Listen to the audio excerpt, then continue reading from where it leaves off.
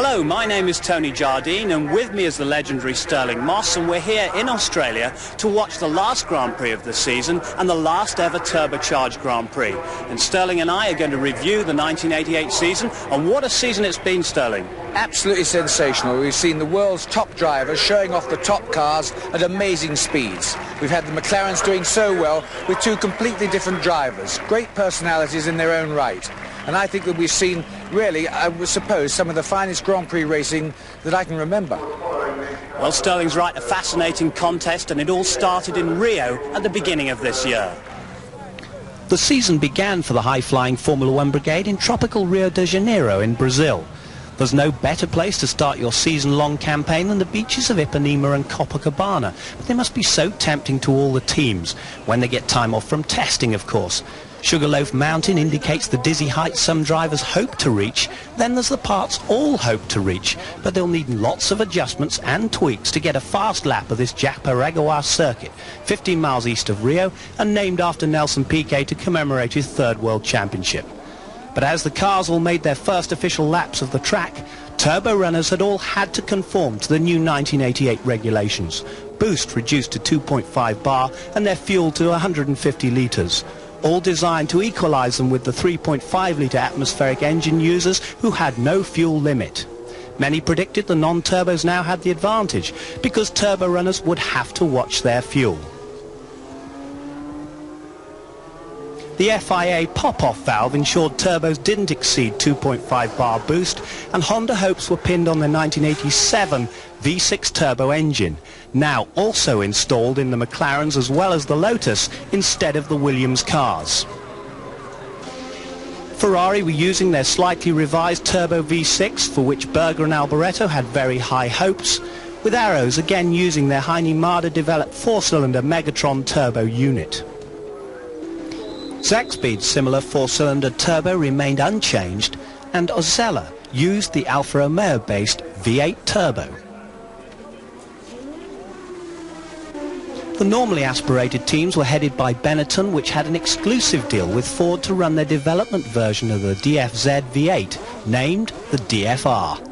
John Judd produced a 3.5 litre version of his Honda Formula 3000 engine, which he supplied to March and Williams, as well as the bold Ligier team, who tried some Art Nouveau design concepts on their 1988 car, which included having a tank between the engine and gearbox.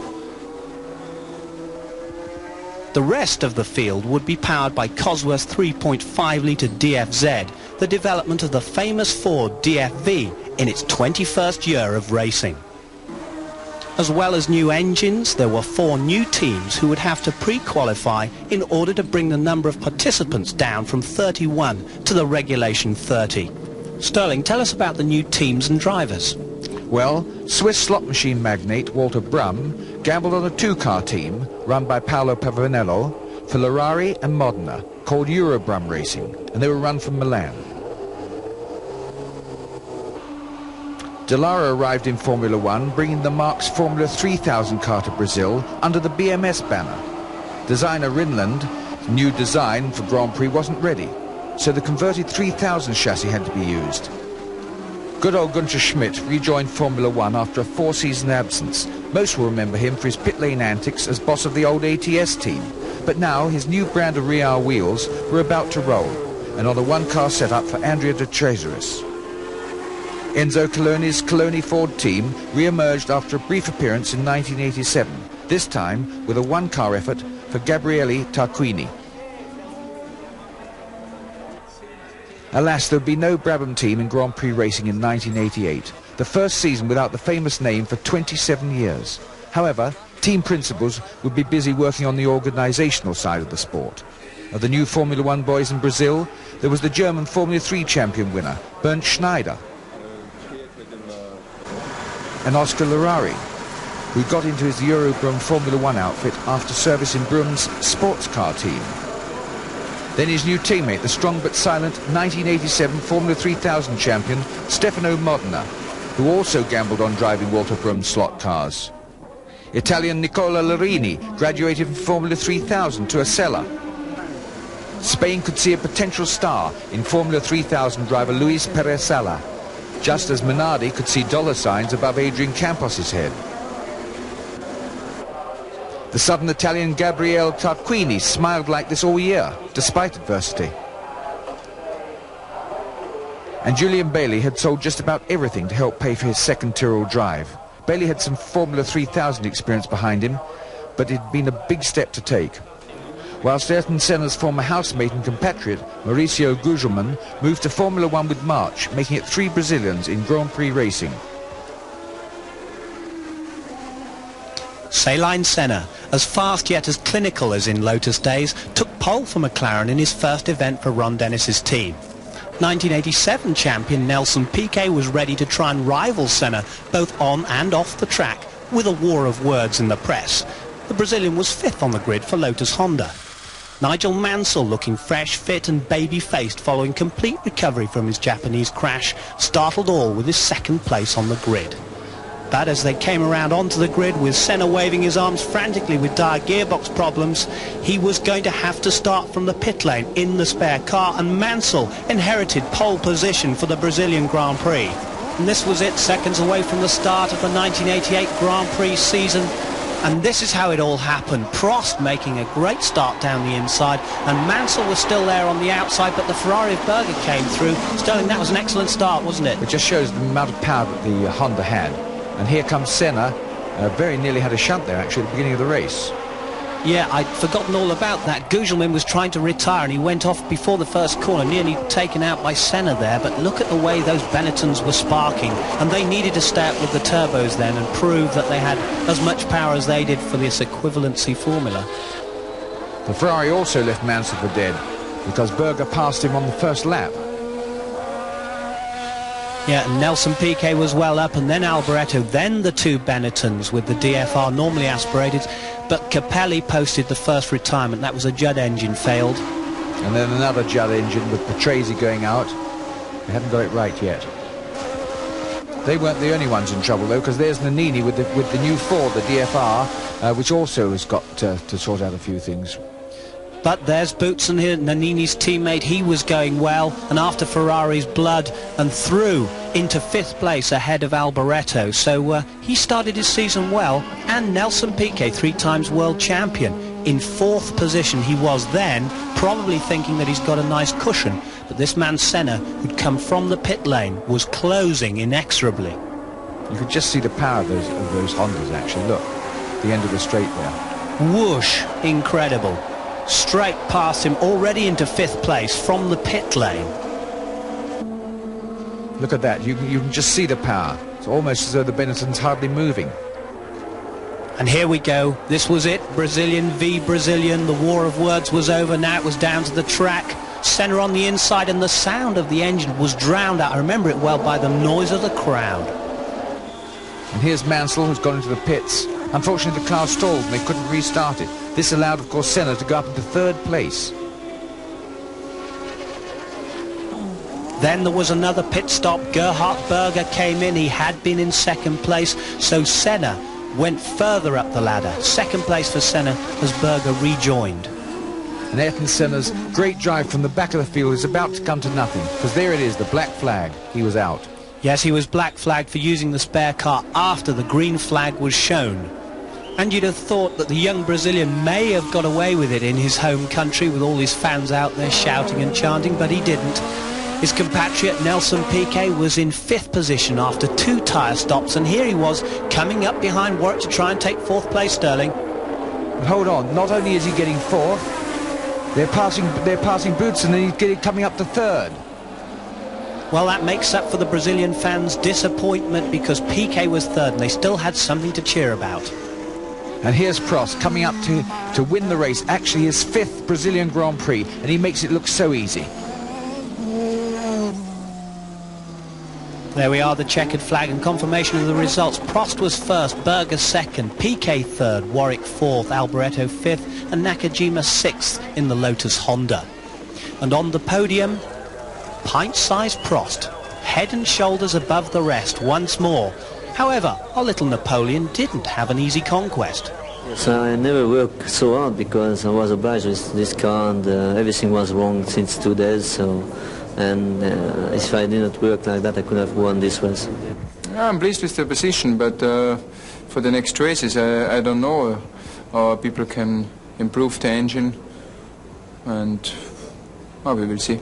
So Cheeseburger was on about his lack of prancing horses yet again, but he would need all the power he could get for the narrow streets of San Marino for the first European event. Not around this original chariot test track, but at the Dino Ferrari circuit in Romagna, where most of the Italian legions had arrived by foot to see Ferrari conquer all. But Senna had different ideas, and he dominated practice with teammate Prost right behind him in the McLaren Honda. They were simply leagues ahead. And where were the enemy? No other chariots in sight. Prost, the conqueror, was not sure why they were so far ahead. It's difficult to explain because it's very easy for us at the moment to be in front of everybody. You know, we don't understand why they are so slow. But with the might of Japanese technology monitoring everything from fuel consumption of the Honda V6 to a speck on the weather chart for the San Marino race, it seems as if even the drivers' brains may have been programmed to win. An army of Honda technicians would look after McLaren and Lotus in 1988. Including this man Piquet, whose war of the words hadn't done him any good in Italy. In a Brazilian Playboy interview, he'd suggested Ferrari had been mismanaged and apparently cast some aspersions on Prost's driving ability. Piquet had some explaining to do. About Alan, I always talk very good about Alan because I think he's in the best of the world. You know, who make interviews to me exaggerate a lot of things, and also didn't put all this through what I said, everything what I said. About Enzo, I have no rights to say anything. I only said is if he's 30 years younger than he is now, for sure Ferrari did not have the problem that they have now. You know, I think a man with 90 years, you have to be very strong also to run a team. But it's people make a lot of fuzzle and a lot of things about what I said. Maybe sometimes also I say exactly what I think and what is the truth, and sometimes I should not say exactly what is the truth, but what I should say what the people want to hear. Watching the San Marino Grand Prix was the last non-turbo champion from 1982, Ketty Rosberg. Did he think the atmospherics would have a chance against the turbos? If we ignore the dominance of McLaren, it's a fairly close call. But obviously the McLarens are superbly competitive now, and it sort of changes the situation quite badly. And if you have a reliable car that you finish races all the time, which wasn't the case for normally aspirated cars in Brazil, I think we're in for a very, very exciting racing this year. Yes, exciting and often breathtaking performances from the non-turbos, like Nannini's Benetton grass cutter in San Marino, where he was quickest atmospheric car. And not to be outdone in this competitive world, the Benetton Formula One team manager Peter Collins won the Alfa Romeo 164 Celebrity Challenge race supporting the San Marino Grand Prix in similarly exciting and thrusting fashion. The pressure was now on Nannini to repeat the performance in the Grand Prix. Dallara appeared at San Marino with a very purposeful-looking Ford engine car driven by Alex Cathy. The squat streamlined car was the result of design work by Sergio Rinland. But a Seller's replacement chassis did not conform to the regulations and was excluded, which upset Italian driver Nicola Larini. Problems for Ferrari and disappointment for their many fans at San Marino because Michele Alboreto stalled on the warm-up lap and had to start from the back of the grid. Meantime, Ayrton Senna at the front on pole position leaves his teammate. Alain Prost sitting there with his wheels spinning. Senna gets away into the lead, but he just leaves his teammate Alain Prost sitting on the grid with his wheels spinning. Nelson Piquet got through into second place and Patrese into third, and they got through that third corner there without incident, remarkably, Sterling. Yeah, it is quite staggering how these cars, this enormous performance and the width of the cars, managed to file through there without hitting each other. But it was Berger and then Prost we were starting to watch, because Prost would surely start to catch the cars in front of him. And that was Nelson Piquet holding second place, just ahead of Patrese, then Nannini, And there, Ayrton Senna holding a great lead from his second pole position, and Berger went down the inside of Nannini to take 4th place, and Prost was about to attack. Down the inside went Prost, inside Nannini taking 5th place. So Prost starting to gather speed and steam. And there's Capelli out. Not an engine this time, but a broken gearbox. Meanwhile, Alain Prost was still charging, looking round the outside of Berger there at Tossa, changing his mind, going down the inside, up the hill, trying to get the 4th place. And he did it. He did it in spectacular fashion, but he's well behind Senna, Sterling. Yes, but there's some very, very tight racing. These guys are changing their line to get the advantage on the next corner. Now look at this one, for instance. That was Nannini retaking Berger and getting 5th place. Berger forced up onto the curbs there, and Prost was closing in on Piquet, who thought he was safe. But Prost had already taken Patrese, and he was in 3rd place, now challenging for that 2nd position. Patrese down there in 4th. Honda v Honda. Brazilian against the Frenchman, down on the inside. Alain Prost, a beautiful manoeuvre on the inside this time going into the corner. And Nelson Piquet snaking a little bit there as he's demoted to 3rd position. This is what Keke Rosberg was talking about, a really good dice amongst the cars without the turbochargers. And look at the ethical way they're driving. I mean, they're doing a really good job here. They're passing and repassing, and the one that nip in the inside, the one who's being passed, just leaves just enough room, not too much. And that was Boutsen taking Patrese for 5th place.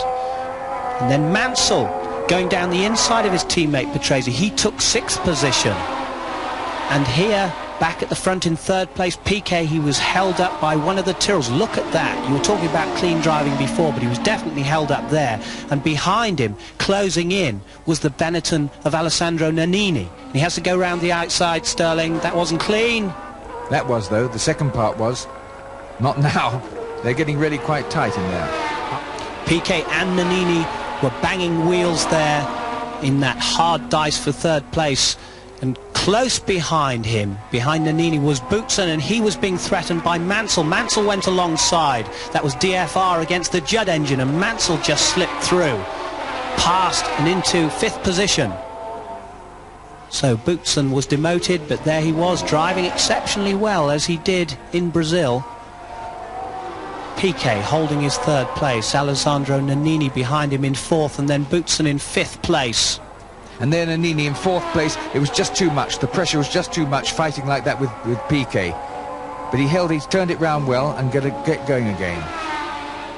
A fine rally-type spin, power spin from Nannini, and there's Mansell. He went into 3rd place from Piquet. That was very cheeky from the normally aspirated car, kicking up a bit of dust in Piquet's face to boot. But Piquet was not having any of this. His turbo car was not going to be beaten by the Judd, and he closed right in. Followed Mansell closely, and he dived alongside, under braking, closely watched by Boutsen now. And Piquet retook 3rd place, Mansell down to 4th place, and then Boutsen was in 5th position, but it was like this, close all the way through. But Mansell suddenly slowed, and the 2 Benettons went through, and Mansell, hand up, engine problems, back to the pits. Another one with problems, Michele Alboreto, retired from the San Marino Grand Prix after fighting from the back of the field. And here's Senna coming up to take the checkered flag, which may make up for his disappointment of losing the race before. And this is his first win, of course, in the McLaren. But not far behind him is Prost, who, if he'd had a slightly better start, you never know, it could have been a much closer race. Yes, indeed, it was the first 1-2 of the year for McLaren. Senna first, and Prost was 2nd. 3rd was Nelson Piquet in the Lotus. 4th, Thierry Boutsen. 5th, Gerhard Berger, and 6th, Alessandro Nannini. But Senna thought Prost could have threatened more. Well, I think if he had a similar start as I, it would have been harder for both of us. It would be a good big fight, and God knows what would happen. So I don't feel that happy that things went the way they went. Monte Carlo, the vista extraordinaire, where anybody who is anybody crawls out of the woodwork for their yearly Grand Prix pose. The place to see and be seen. And Sterling Moss was seen here years ago. In fact, most of the track and its attractions are still there with a few additions, but all the hassles for the racing teams are still there. But it's a street track, and when the race is on, it's very, very hard to work on. One thing you didn't need, I'll tell you, that was put down cement dust on oil, did you? Well, it does have tax-free attractions for the drivers who live here and commute Wayne Gardner style to work. Nelson Piquet being one of them. He also has his yacht and helicopter close by, but I think he earns it. Just look at this fabulous in-car footage of the Camel Lotus in the wet at the Principality. And this is where they really earn their money. Look at the Armco down both sides, not giving you an inch. And the only thing you've got to go by really is the shine on the road. That helps. And they may not watch it on the telly, but many of the Grand Prix jet set drivers are neighbours in Monte Carlo.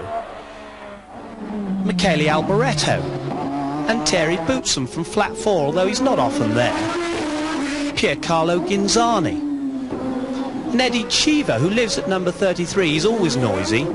Andrea De Cesaris, who's apparently never in, he's always out to lunch. And Patrese, one of the oldest neighbours in Monte Carlo. But Stefan Johansson, who should know better, always taking no entries despite his knowledge of the circuit. Monte Carlo's latest resident is Ayrton Senna. He also moved on to a new team, McLaren, in 1988. But would his new team cause him any problems? It's fine. Of course, everything is new to me, so I have to learn quite a bit technically and personally with everybody, every team member. But I'm finding well inside this environment.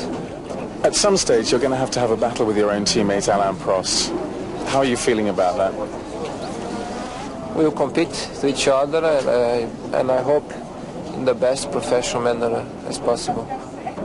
Lotus were the only other Honda users, with 2 third places so far.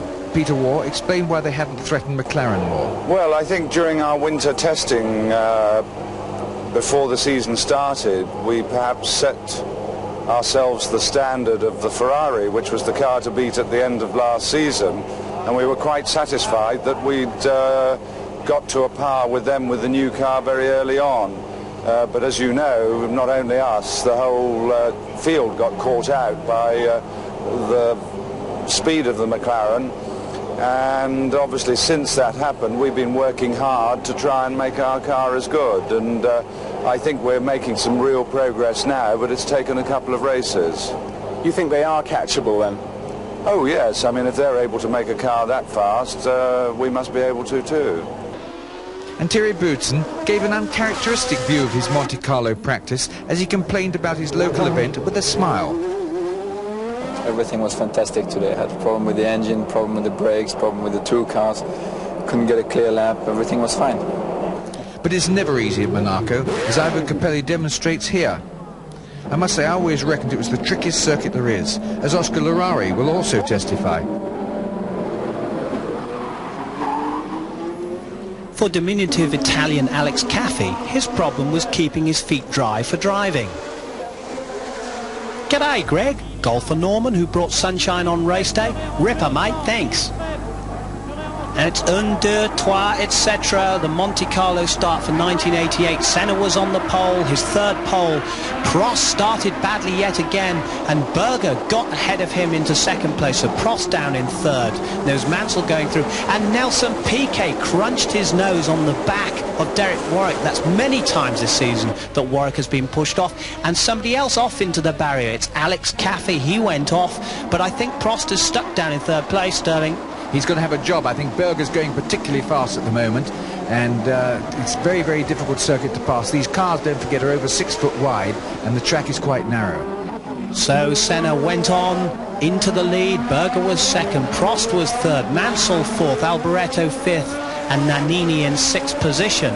But Piquet, in the meantime, was crawling round to the pits and retirement. Look at that, 1st lap drama. Nakajima didn't even qualify here for Lotus. As Senna goes on, he had 9 car lengths over Berger in 2nd place, and then Prost in 3rd. Through the winding, twisting streets, very difficult here. There is the Lotus. They could not replace that nose cone, so Piquet was out. Ferrari of Berger, and there was Prost, Sterling right behind, having a job on his hands. Yeah, well, this is not to be surprised. I mean, this particular circuit is very, very difficult. Both these cars have got turbos and obviously got them turned right up. And although he could draw alongside, he just couldn't quite get the edge to get past him. Prost looking for that second place. In the meantime, that was Oscar Larrari, shedding some skin from his Eurobrun, shedding his nose cone. Gugelmin was following there. Nigel Mansell in 4th position. And behind him, Michele Alboreto, looking threatening as ever in the Ferrari and looking for a way past. So Alboreto went down the inside and nudged the non-resident off into the car park. Get out of the way. Alessandro Nannini with a jammed gearbox at San Devot. That was his race run. A great pity for the young Italian. And Mauricio Gugelmin was also a retirement at Monte Carlo in 1988. Now, the back markers have always proved a problem at Monte Carlo. It's so tight. Alio's in the way of Patrese and Capelli follows him. Alio moves across to get out of the way, but this is what happened. Patrese nudged him, and Alio painfully off into the barrier. Sterling, take us through that one. Well, I'd like to have another look at that in slow motion, because it's very difficult to see whether one pulled across the other or whether, in fact, Patrese did nudge him. Let's have a look. Eric Nalio is trying to get out of the way of Patrese, actually, and Patrese, though, is committed down on the inside line, locked up, as you could see, hit Alio, and now, luckily, didn't hit him again. But I'm afraid Alio's had it straight in the wall. Capelli had a grandstand view of that, but Alio, fortunately, after that very bad crash, was all right. A little bit pale, but nevertheless, okay. Prost in 2nd place, ahead of Gerhard Berger now, and he has to start closing in on Senna, which he tried very hard. The two of them trading fastest laps in the process around this very tricky Monte Carlo track, and they eased off too much. Senna went off. This was the incident of 1988, where Senna thought he'd really blown it straight into the barriers. He was told to ease off by his team, and he lost concentration and into the barriers. The team did not hear from him till the next day. They didn't even know what had happened to the car. Well, they could see what had happened, obviously, but I think they wanted to have an explanation. Was it the car? Was it him? And there was Alain Prost heading for his 4th Monte Carlo win, and you won here 3 times, Sterling. Yes, and I can tell you it was never easy. You need to keep up the concentration 100% for the whole way, and that is not easy on a circuit of this type. You've got a lot of back markers to pass and difficult positions you find yourself in. I think he did a terrific race. But Berger kept Ferrari in business with a superb 2nd place behind Alain Prost. Michele Alboreto 3rd for Ferrari, 4th Derek Warwick, 5th Jonathan Palmer, 6th Riccardo Patrese. Prost 4th Monaco win to put him further into the lead of the World Championship, but Berger was still complaining about losing horses. The car's just not quick enough. From jumping horses to jumping beans and stomachs as the Grand Prix circus moved off to Mexico for the first of 3 faraway matches.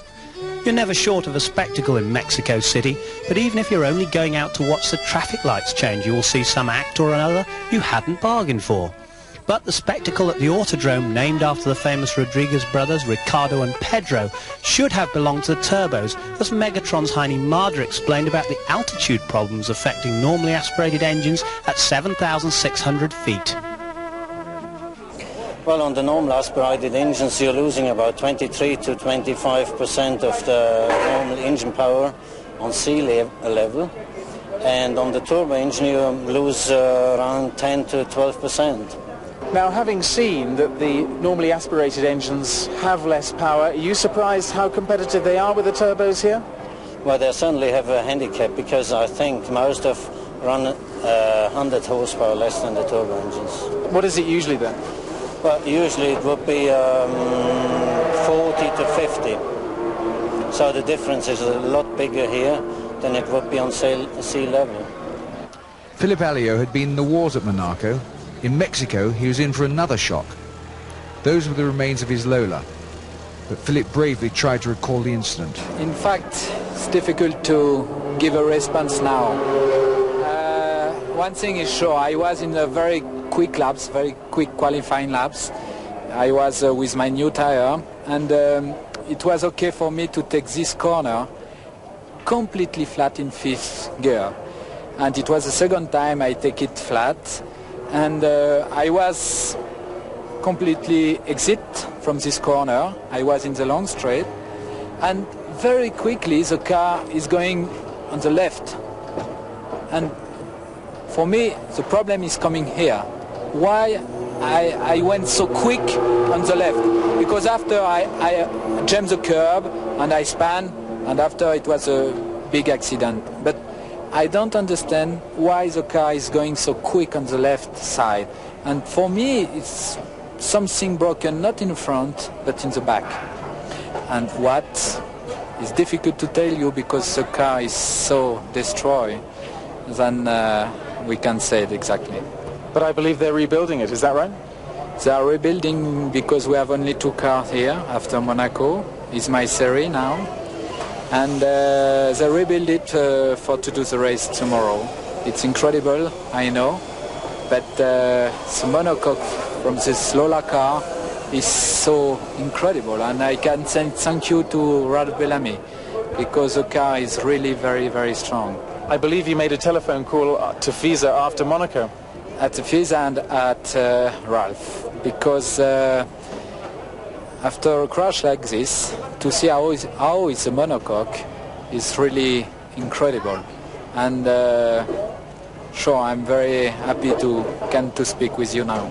We're very happy to talk to you. Thanks. Prost and Mansell want practice stops so they can play golf.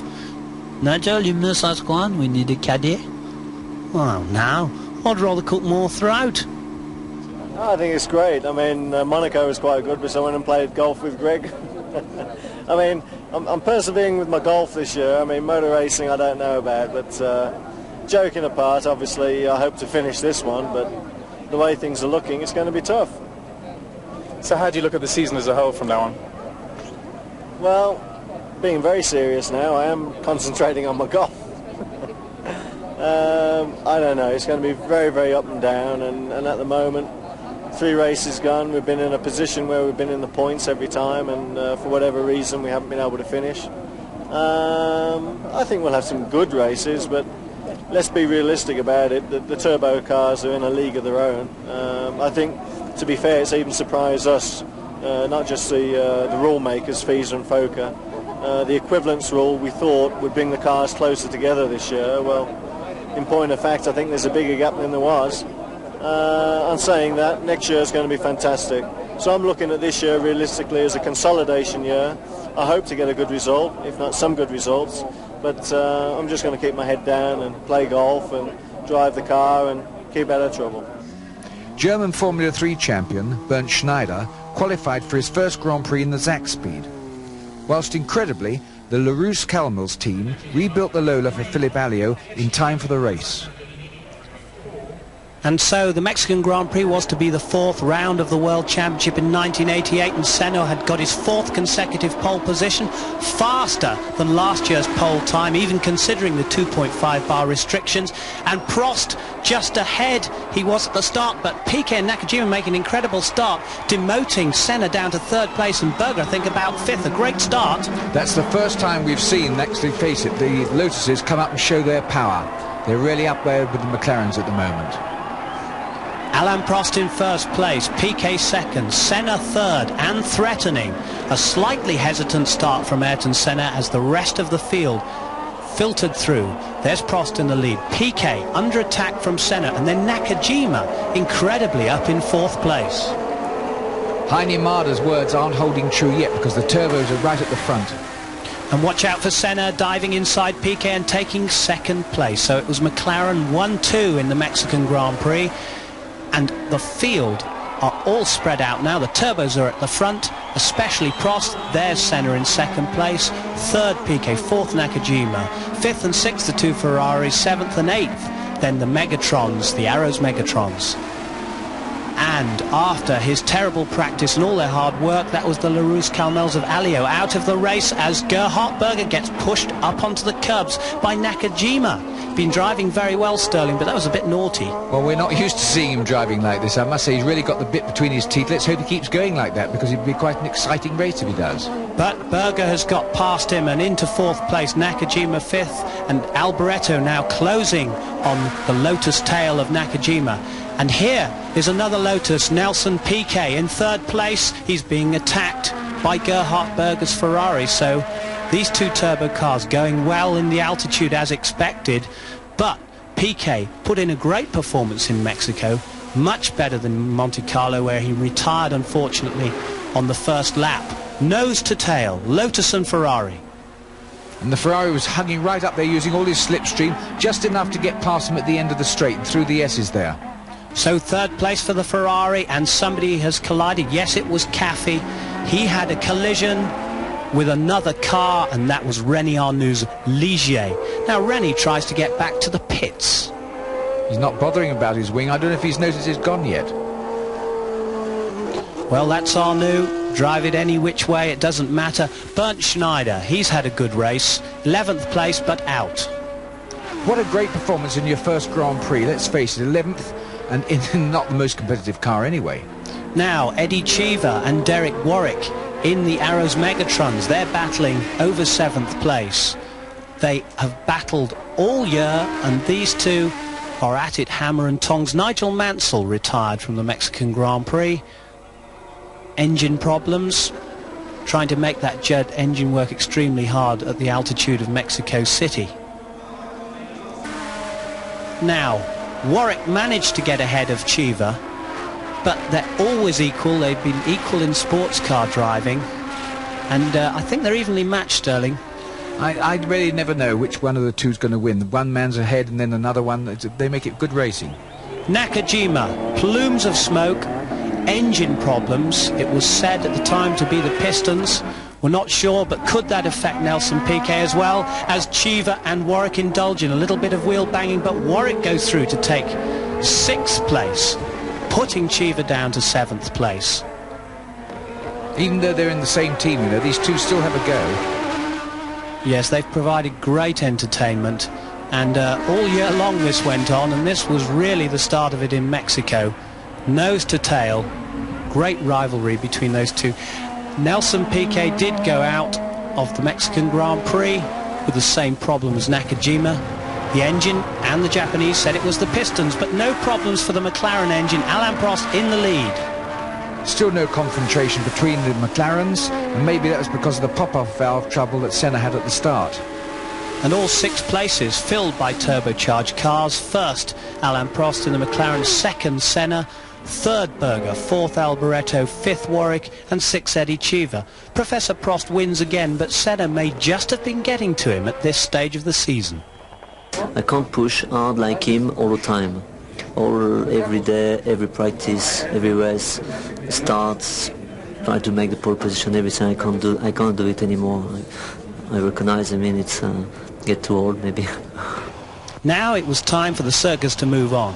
With all equipment packed immediately after the race, 45 race cars and 195 tons of equipment was stowed in massive juggernauts for the 3,000-mile road journey from Mexico to Canada. Hey, Rubber Duck, you reading? Come on. We have got us a convoy.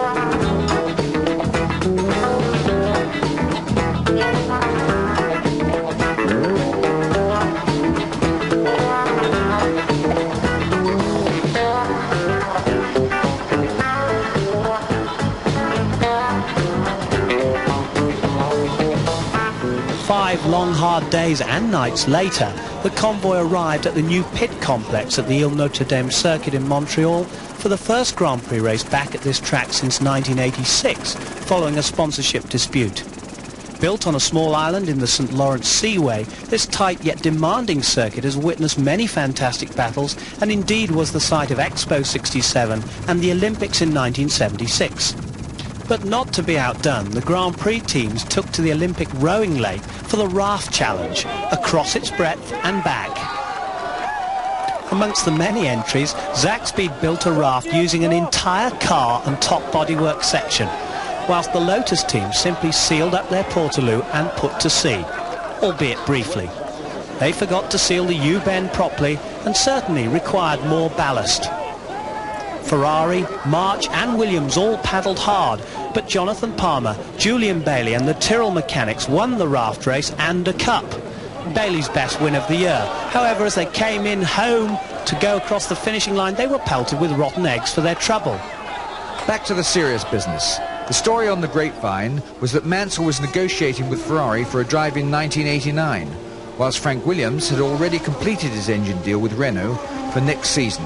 I'm very happy about it because we have worked with a large manufacturer before, and for better or for worse, one has to do that in Formula One to beat or to be with the state of the art. And it's a relief to know that the future for at least 3 years is mapped out and one can plan accordingly. It's always good to see you here at these races. Is it very difficult for you to attend races these days? Not especially. It's a little more difficult than for you to run up and down the aircraft steps. But I have some people who look after me very, very well. They just pick me up and throw me around. So here I am. And you enjoy coming to them? Oh, I love it. Yes, of course, yeah. Derek Warwick suffered a mighty blow in the final qualifying session at the revised Montreal track. Derek was sore, but able to tell us the next day what happened. It seems that Streff had gone off a minute before I arrived on the scene, and he'd gone off and put a load of sand and grass all over the end of the circuit. Boutsen was following him and see it and dived to the inside, so he was okay. And I was the next car onto the seam, and I just went down there, turned in my normal place. I was on a good lap, and as I turned in, everything was fine. Then all of a sudden the back just snapped away, the front went over the curb, and then the car flew, and the rest is history. But you ended up solidly in the wall. It took a while to get out of the car. Well, that wasn't the one that hurt. The one that hurt was when I came down first of all. It just knocked the stuffing right out of me. I couldn't breathe, and I really, really hurt. And then when I backed it against the wall as well, I didn't even feel that. Then when I stopped, I started to get out the car, and then I don't remember nothing. So I think I momentarily blacked out, and the next thing I remember is Mansell, and Nigel was there helping me and told me to stay in the car. There was no fires. And then Nigel took my helmet off, and that was it. So how do you feel today? Stiff. Physically maybe, but Warwick is still a crowd favourite. The crowd were glad he could compete, and they were very glad at having their own Grand Prix back again.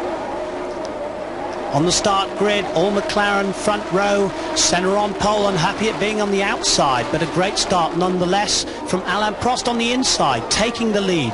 So 2 McLarens, 2 Ferraris, 2 Benettons, and then the Lotus of Piquet as they all scrabble through this tight Montreal track. But the McLarens were out there at the front together. Maybe this will be the first time we can see them really have a head-to-head battle. Well, the Ferrari was challenging as well. That was Berger, then Alboreto in 4th place, and then the 2 Benettons. But it's a difficult circuit, not just for driving, but for fuel consumption as well. So here they had to be careful and watch their fuel gauges, especially those 2 McLarens if they were going to race each other. And they did. Out front, Senna pushing Prost hard. There's Julian Bailey coming back to the pits. He'd had a collision at the start of the event with Sala. There was Sala, his wingless Minardi, making its way back to retire in the Canadian Montreal pits. And Prost in the lead, and there's Sterling. There was Senna pushing him hard at this point. Senna's obviously trying to force him into making a mistake, but that isn't the sort of thing that works with the professor. But he's hounding him all the time, not giving him an inch. There's Thierry Boutsen in the first of the Benettons, past Alboreto and into fourth place. Behind him Alessandro Nannini, and now they're closing in on Gerhard Berger's Ferrari. Look at that, how about that for a manoeuvre? Well, they certainly seem to have a superior brakes here. Whether they're just keeping cooler because they haven't got so much weight. And Nannini now pushing Berger very hard indeed. The agile non-turbo cars, of course, slight advantage here. Good on their brakes. No problem for fuel consumption with big tanks. And there's Riccardo Patrese. He had a little nudge there with Eddie Cheever under braking and pushed him off. Eddie Cheever regaining the track in the Arrows Megatron. Unfortunately, Alessandro Nannini retired from fourth position with an electrical problem caused by a split radiator, which, would you believe, drowned the electrics. Senna closing in again, Sterling. This is something that we've been waiting for during the season. Yeah, look, this looks as though it's going to happen now. Are they going to touch? No, he's made it. He's through quite clean.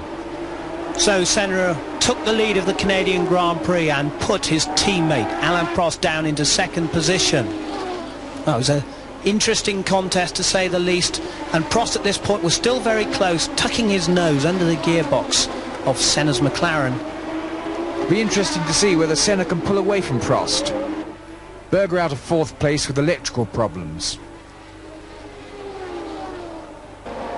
And Nigel Mansell retired from fifth position with a smoking engine. Michele Alboreto retired with a hole in the radiator from fourth position in the second Ferrari. Philippe Streff had been in fifth position when he brushed the wall whilst trying to overtake Nelson Piquet's Lotus. This was the result: deranged rear suspension and a retirement for the Frenchman. Andrea De Cesaris, with the rather small fuel tank on the Real Ford, retired out of fuel. No such fuel problems for Senna because he's hammered his way home. He has beaten Alain Prost, but not by much. He's just behind, but nevertheless he's still in the lead. A fabulous contest for the Canadian Grand Prix between the two McLaren drivers. Senna just in first place from Alain Prost second in the other team, McLaren Honda. And in third place, Thierry Boutsen, the first time a normally aspirated driver had been on the podium this year. But by now, Prost's nose was really out of joint. He desperately wanted to win this one. This championship is a little bit strange, because I would say last year, 2 years ago, 6 points would have been fantastic. But this year, because we only get 11 results, like last year, but we have such a competitive car that one of the driver could win 11 races. So maybe 6 points is not enough at the end of the year. We will see. And so to one of Grand Prix racing's great street circuits, the notorious downtown Detroit track, manhole covers and all. In 1989 it was due to move from downtown over to a small island of Belle Isle. That was halted for environmental reasons, and since the old venue could not conform to FISA pit regulations, it's off the calendar. That's sad for many of the fans, and amongst them a massive and loyal North American following, who will still shout for Mansell and our nukes. They're really neat, man. Although we all suspect the bud and barbecues will still remain #1 priority. Many of the fans flocked in to see the Ferraris. Gerhard Berger and Michele Alboreto seemed to find more speed at Detroit, finishing second and third in the time charts. Yes, they found some more power from the engine, but the Italian press would have us believe the newfound form was spiritual, the Pope having visited the Ferrari factory very recently. Nelson Piquet seemed in slightly better spirits after his fourth place in Canada, but even so, he couldn't summon much confidence for this race. Well, still in one piece. I think it's a fantastic weekend. Well, we had some problem to set up the car, but so far everything's going all right. What about for the race? What's the major factor going to be? To finish. And very good finish here. The circuit's breaking down. Very good for the tires. It'll be a very hard race. Andrea De Cesaris and the Real team were disappointed to run out of fuel in Canada in their neat Gustav Brunner design car, but Andrea thought Detroit should provide better luck. To score the point with this car, with a normal engine, you have be able to finish first all the race, and then when you have the opportunity, you get the points. So now Detroit I thought would be a place where I can get points, but we are not so competitive here. We see this afternoon now. Making a welcome return to Grand Prix racing was Pierluigi Martini, replacing the retired Spaniard Adrian Campos in the Minardi team. However, Pierluigi would still have to drive Formula 3000 when Grand Prix didn't clash. Dr. Jonathan Palmer was still trying to make the good-looking yet ineffective Tyrrell work properly. But Tyrrell, and in particular Palmer, have an enviable street track record. Well, they've certainly been quite kind to me in the past couple of years. 2 fifth places in Monaco and of course the 4th in Adelaide last year. At the moment I just hope we can do well enough here in Detroit, both in qualifying and the race, to justify perhaps that reputation. Do you think there's a possibility of points here as well? I think so, yeah. There are going to be a lot of people out here who all think they're going to finish 4th, 5th and 6th behind, say, a couple of McLarens and the Ferrari. And, you know, people like Streff, Mansell, Boutsen, you know, myself, a lot of us think we can be there. Some of us are going to end up broken down, some of us are going to end up nudging the wall, and some of the others will be. I don't know, it's difficult to say, but that's certainly what we're aiming for. Stefano Modena had a big accident at Detroit during practice, which caused him to be detained in the hospital overnight. The Italian still managed to make the race next day, though. But Ivan Capelli would not make the race following his collision in the March with the tough Detroit walls. He cracked a bone in his foot, but he still hobbled in to watch the race as a spectator.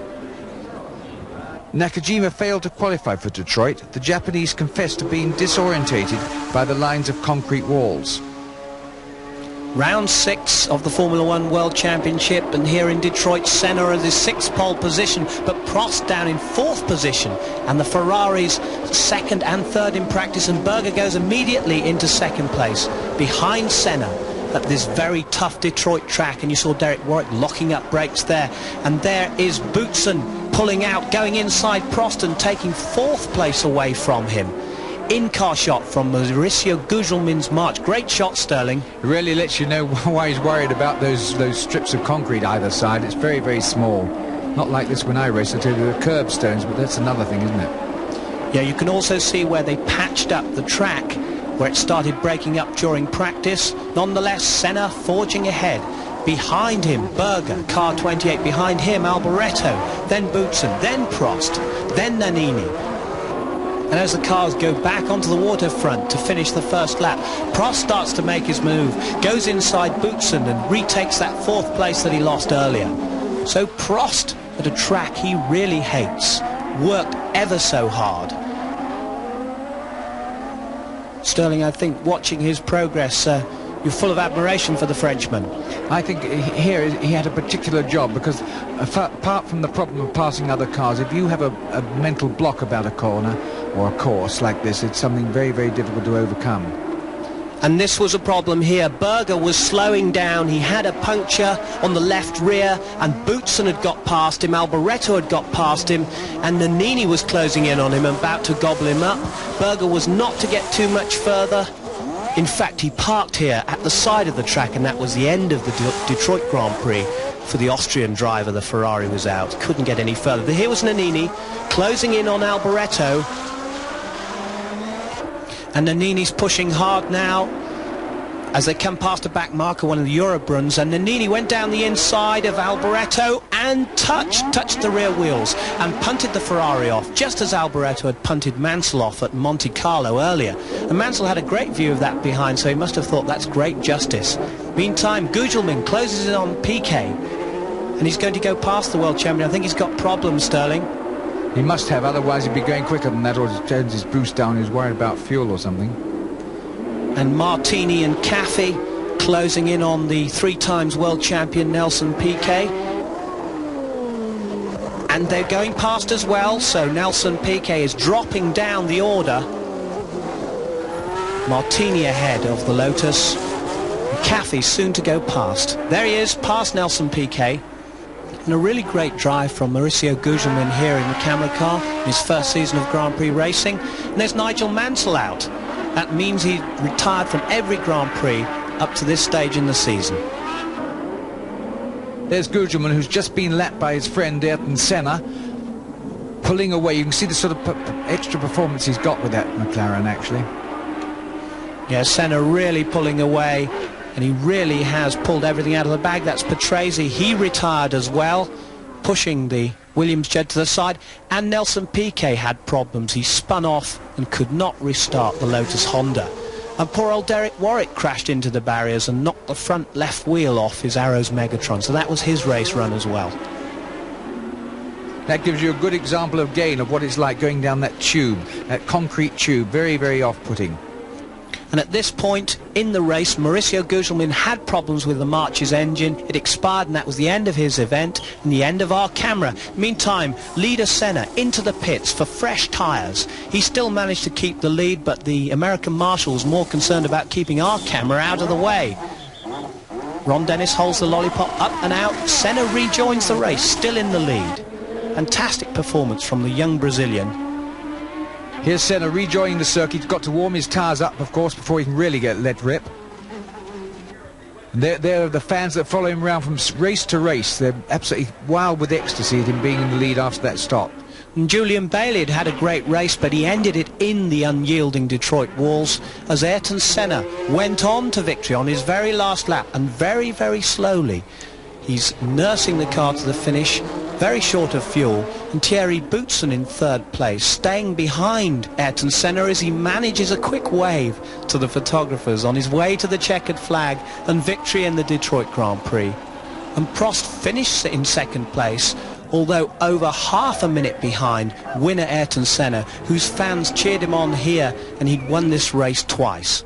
In fourth place, making up for his disappointment in Canada, where he ran out of fuel, was Andrea De Cesaris in the Real Ford, and fifth was Jonathan Palmer in the Tyrrell, and he'd threatened to do well at a street circuit. But the major celebrations were all around the Minardi team, where Pierluigi Martini got his first point for the team on his return to Grand Prix racing. The teams all flew back from the States to compete in round 7 of the World Championship at Paul Ricard. Note the BA Jumbo on its outside roll. As we were back to Europe, the teams were using their big transporter rigs, which could choke up any circuit paddock within minutes, but which are designed to carry literally everything. For the first time this year, Alain Prost took pole position. The sight of the tricolour and the fabulous southern French atmosphere must have spurred little Napoleon on to knock Senna off the top. But in their mammoth battle thus far, neither driver had lost composure. Could they win every race? I think McLaren can do it, but of course it's difficult to predict. Sometimes can go wrong for both of us, you know. But the car, I think the team has the possibility of doing it, yes. Yeah, I agree. I mean, never know what can happen. You know, at the end of the season, one car could catch up a little bit. But I think we have the technical possibilities to win all races. We never know what. And now who decides who's going to win? Which race? We don't decide. I think we have a different position. Ayrton has, for the first time in his career, the car able to be world champion, and he does not want to let his chance, going away. That's normal, and he's going to push on. What about you? It's a little bit different. So you're going to let it go? I have a little bit more pressure than, you put me more pressure. So who can tell him not to push so hard? No, I know, if I tell him that, it's going to be worse, so don't tell him that. Belgium's Thierry Boutsen on yet another quick lap of Ricard, the top non-turbo runner and pushing the turbos hard. But the impeccably spoken Belgian was surprised to be so quick. I didn't expect to be that quick here, because when we tested here we could manage to do 11.2, 1 minute 11 seconds, 2/10. And I must say we have improved the car quite a lot since we came here in May. The car is lighter, it's got more powerful engines, and it's a little bit better, setup is better, and we worked really hard here to get it competitive, to get everything under control, and I'm quite happy with the time that I could do. And nice to be quicker than that young Italian. Well, my car is going well now. You know, I've lost the competition, the qualifying competition, for 2 or 3 races before, because I had a very bad chassis. But since we changed the chassis, everything is back into a normal situation now, and I'm quite happy with that, the way everything is going. Nigel Mansell was the focus of attention at Paul Ricard. Many pressmen were convinced the Englishman had already signed a Ferrari contract for 1989. So what did Nigel reckon? It's a very difficult question. I mean, as far as I'm concerned, I'm a professional. I've got to see this year out first. I mean, we've got another 10 races, including this one this weekend, and we're not even halfway through the season yet. I don't want to even think about next year. I mean, there's a lot to do this year yet. And these next few races, I know I'm joking, I'm smiling, I'm keeping my sense of humour, but it's very, very difficult for me, these next 2 races, because over the last 3 years, I've won 5 of them. I've won here twice in 87, 86, I won in 85, 86, 87 in England. So this year to come back here and to go to England in another week's time and know that really we haven't got a chance of even coming sort of in the first 3, it's very daunting, it's very hard, and that's why, you know, I sort of got this outlook on life at present whereby you can't fight it, you can just do the best job you can yourself and try and enjoy yourself. And if you like, bide your time and hopefully plan for the future that you're in a better position next year. Leighton House March driver Ivan Capelli was back to drive in France after his Detroit crash. Still limping, the Italian was also wearing odd boots to cope with the swelling. And it's team formation for the start of the French Grand Prix. 2 McLarens, 2 Ferraris, 2 Benettons and 2 Lotuses, all teammates side by side, but Prost makes the best start from pole position. Ayrton Senna going on the outside as the rest of the 26-car field stream down towards the first corner. And it's Senna going inside Berger, getting second place. And in 4th place there it was Alboreto. Quite a traffic jam here at Paul Ricard. Sterling.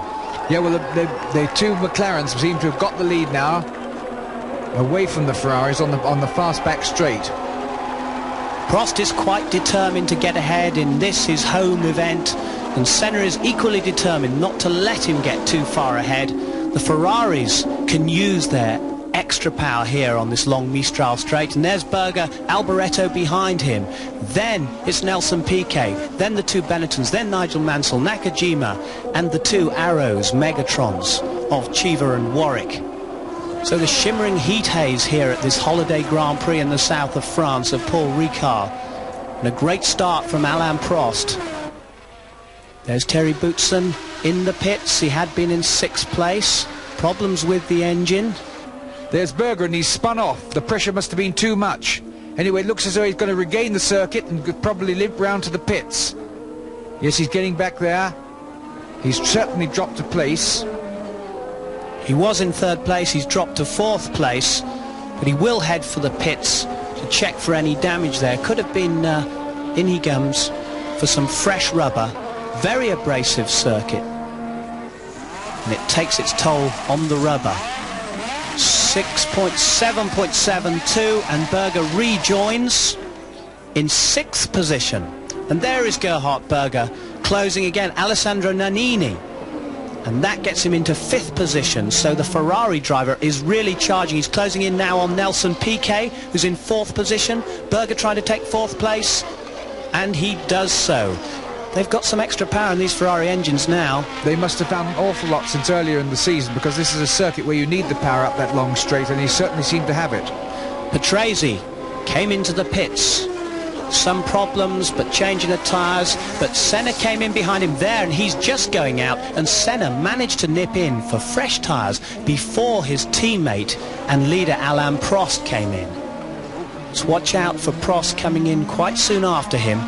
But this, we suspect, at this point of the race, gave Senna a slight edge. Here comes Prost. And his pit stop took a little bit longer than Ayrton Senna's, so psychologically that was a battle he had to win as well. Well, I think this puts enormous pressure on the pit crew, you know, because they're so good, they are so fast, and yet only needs the slightest fumble on one of their parts, and of course the whole thing could be ruined. 10.68 seconds that stop took the McLaren team, and Prost came out and rejoined the race in 2nd place, just about 3 seconds behind his teammate Ayrton Senna, who was now leading the French Grand Prix. And there, poor Terry Boutsen finally gave up the unequal struggle against his DFR Ford engine. So, Senna under pressure now. Sterling is locked up. He's obviously feeling it, because he's locked up on quite a few laps, I think. And if you start flattening a tyre, of course, it'll make the thing unbalanced and not so nice to handle. Well, Senna had to decide whether he went for it or not behind Dalmas, as Nigel Mansell retires. That's 7 out of 7 retirements for the Englishman.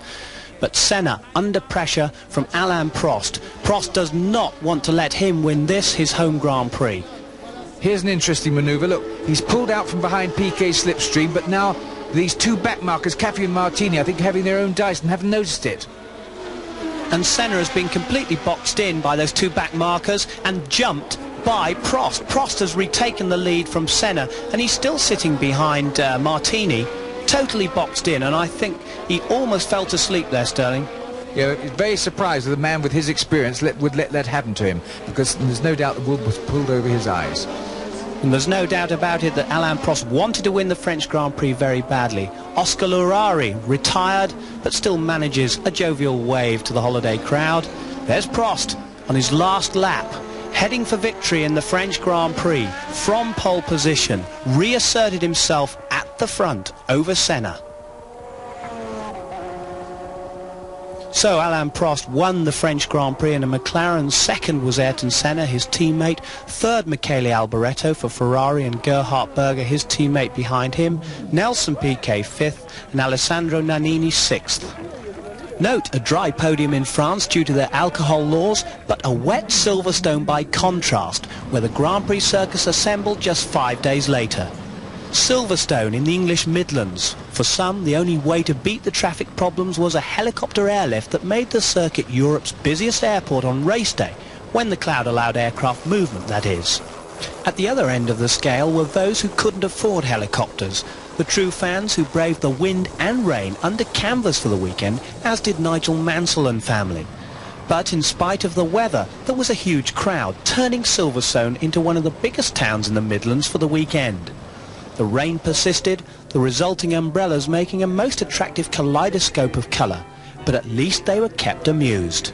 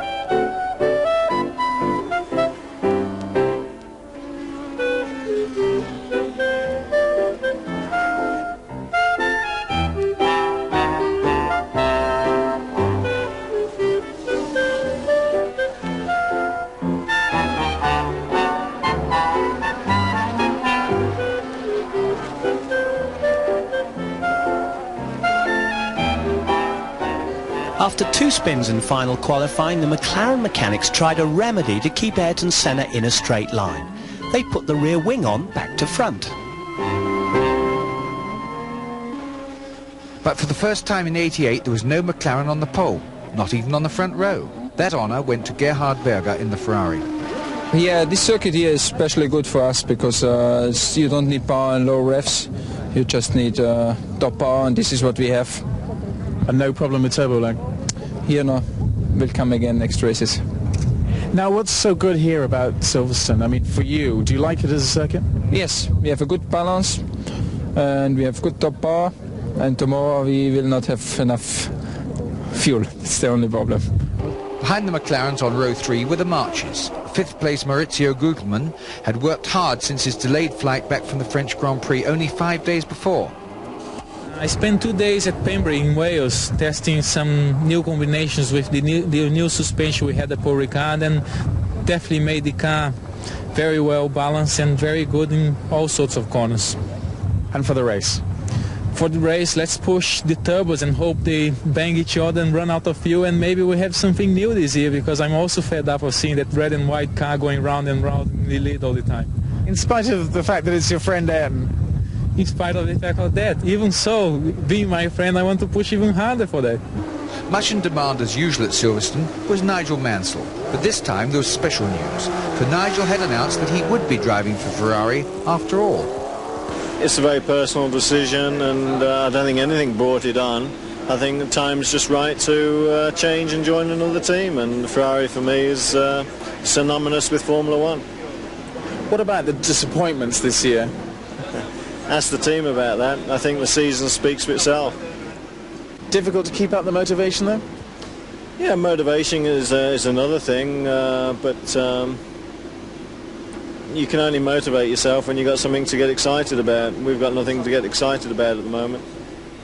Well, the Williams mechanics became excited overnight because they modified their whole suspension system from reactive to conventional, which made the cars slightly more competitive. The rain persisted in coming down. The Ferrari front row, for the first time no McLarens on the front row, as the British Grand Prix got underway.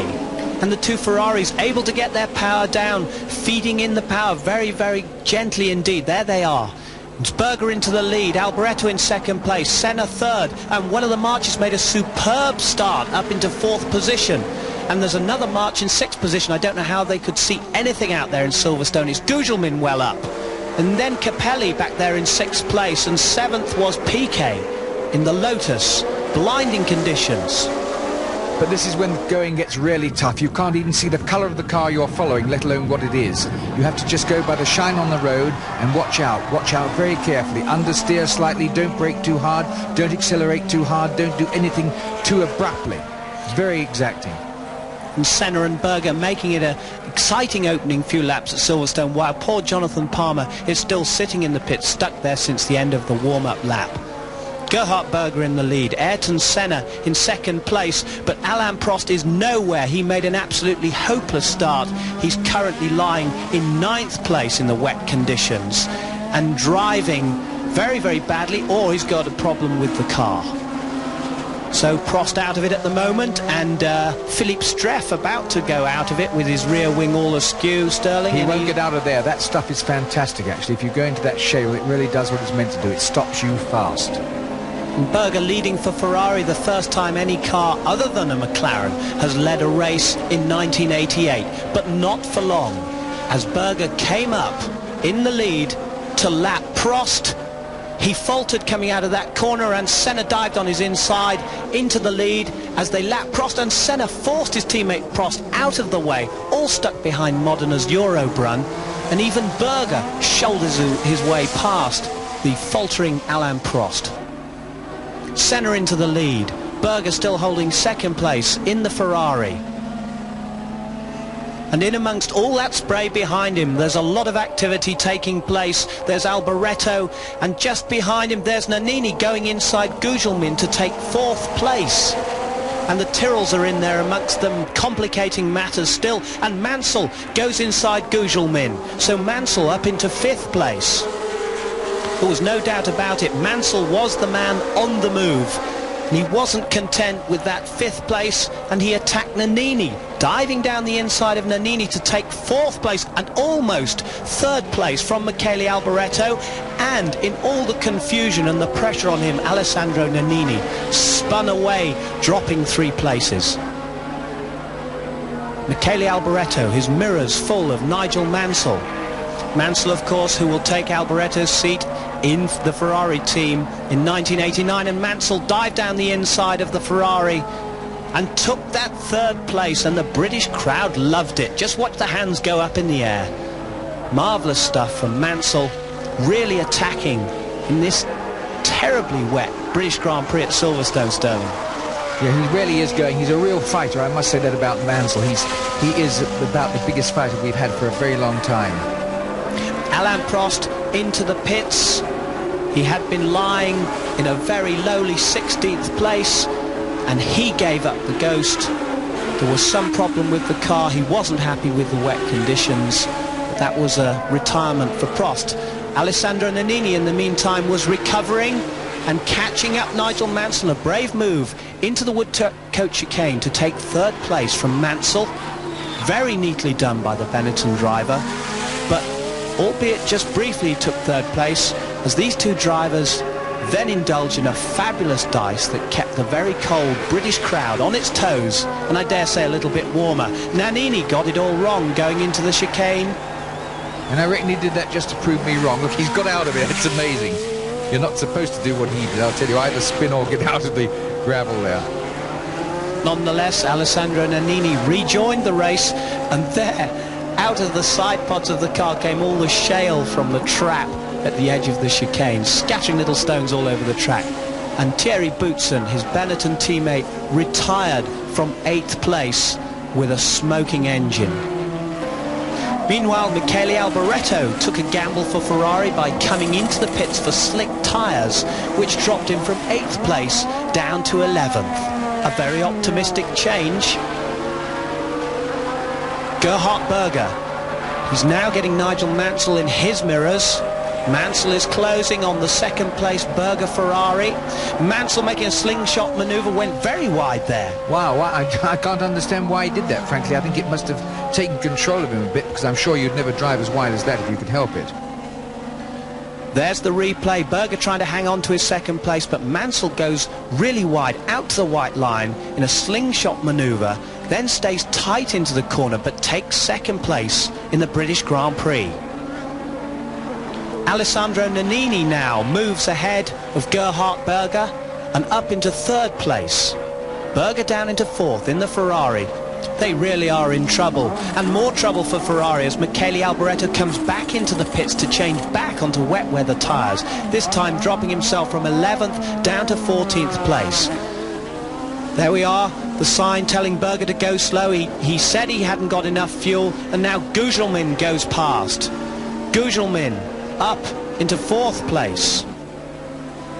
Ayrton Senna in the meantime in the lead of the British Grand Prix, but Gerhard Berger still in trouble with fuel and trying to hang on to that 6th place, and behind him Warwick, Cheever and Patrese about to gobble him up as the Ferrari driver faltered just before the line on the last corner, the last lap, and they've all got past, and Berger dropped down to 9th place.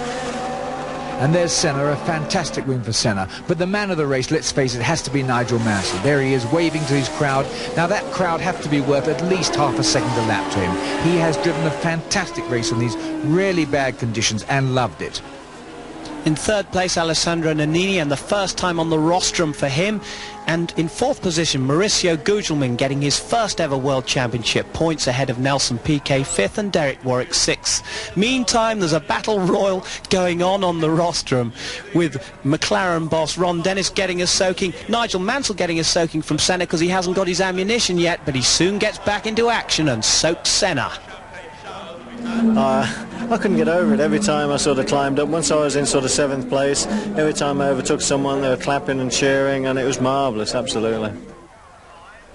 So at this halfway point in the season in 1988, it was 4-4 between Prost and Senna, and it looked likely to be the man who was going to win the most races who would be champion at the end of the season. They could only count their 11 best scores, and Prost had already said 2nd place was not good enough.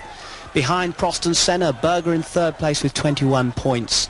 And in the Constructors' World Championship, McLaren Honda had a healthy 102 points as opposed to Ferrari with 34 and Benetton Ford on 17.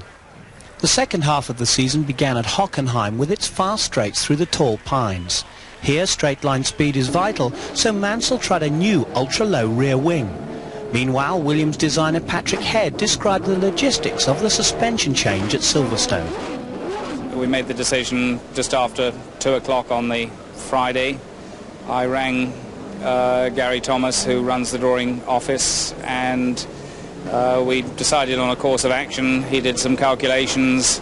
I got down to the factory about 3:30. We verified what course we were taking and got the buying office to look for a particular type of spring, which is the only type of spring that we could actually fit into the very small space we had.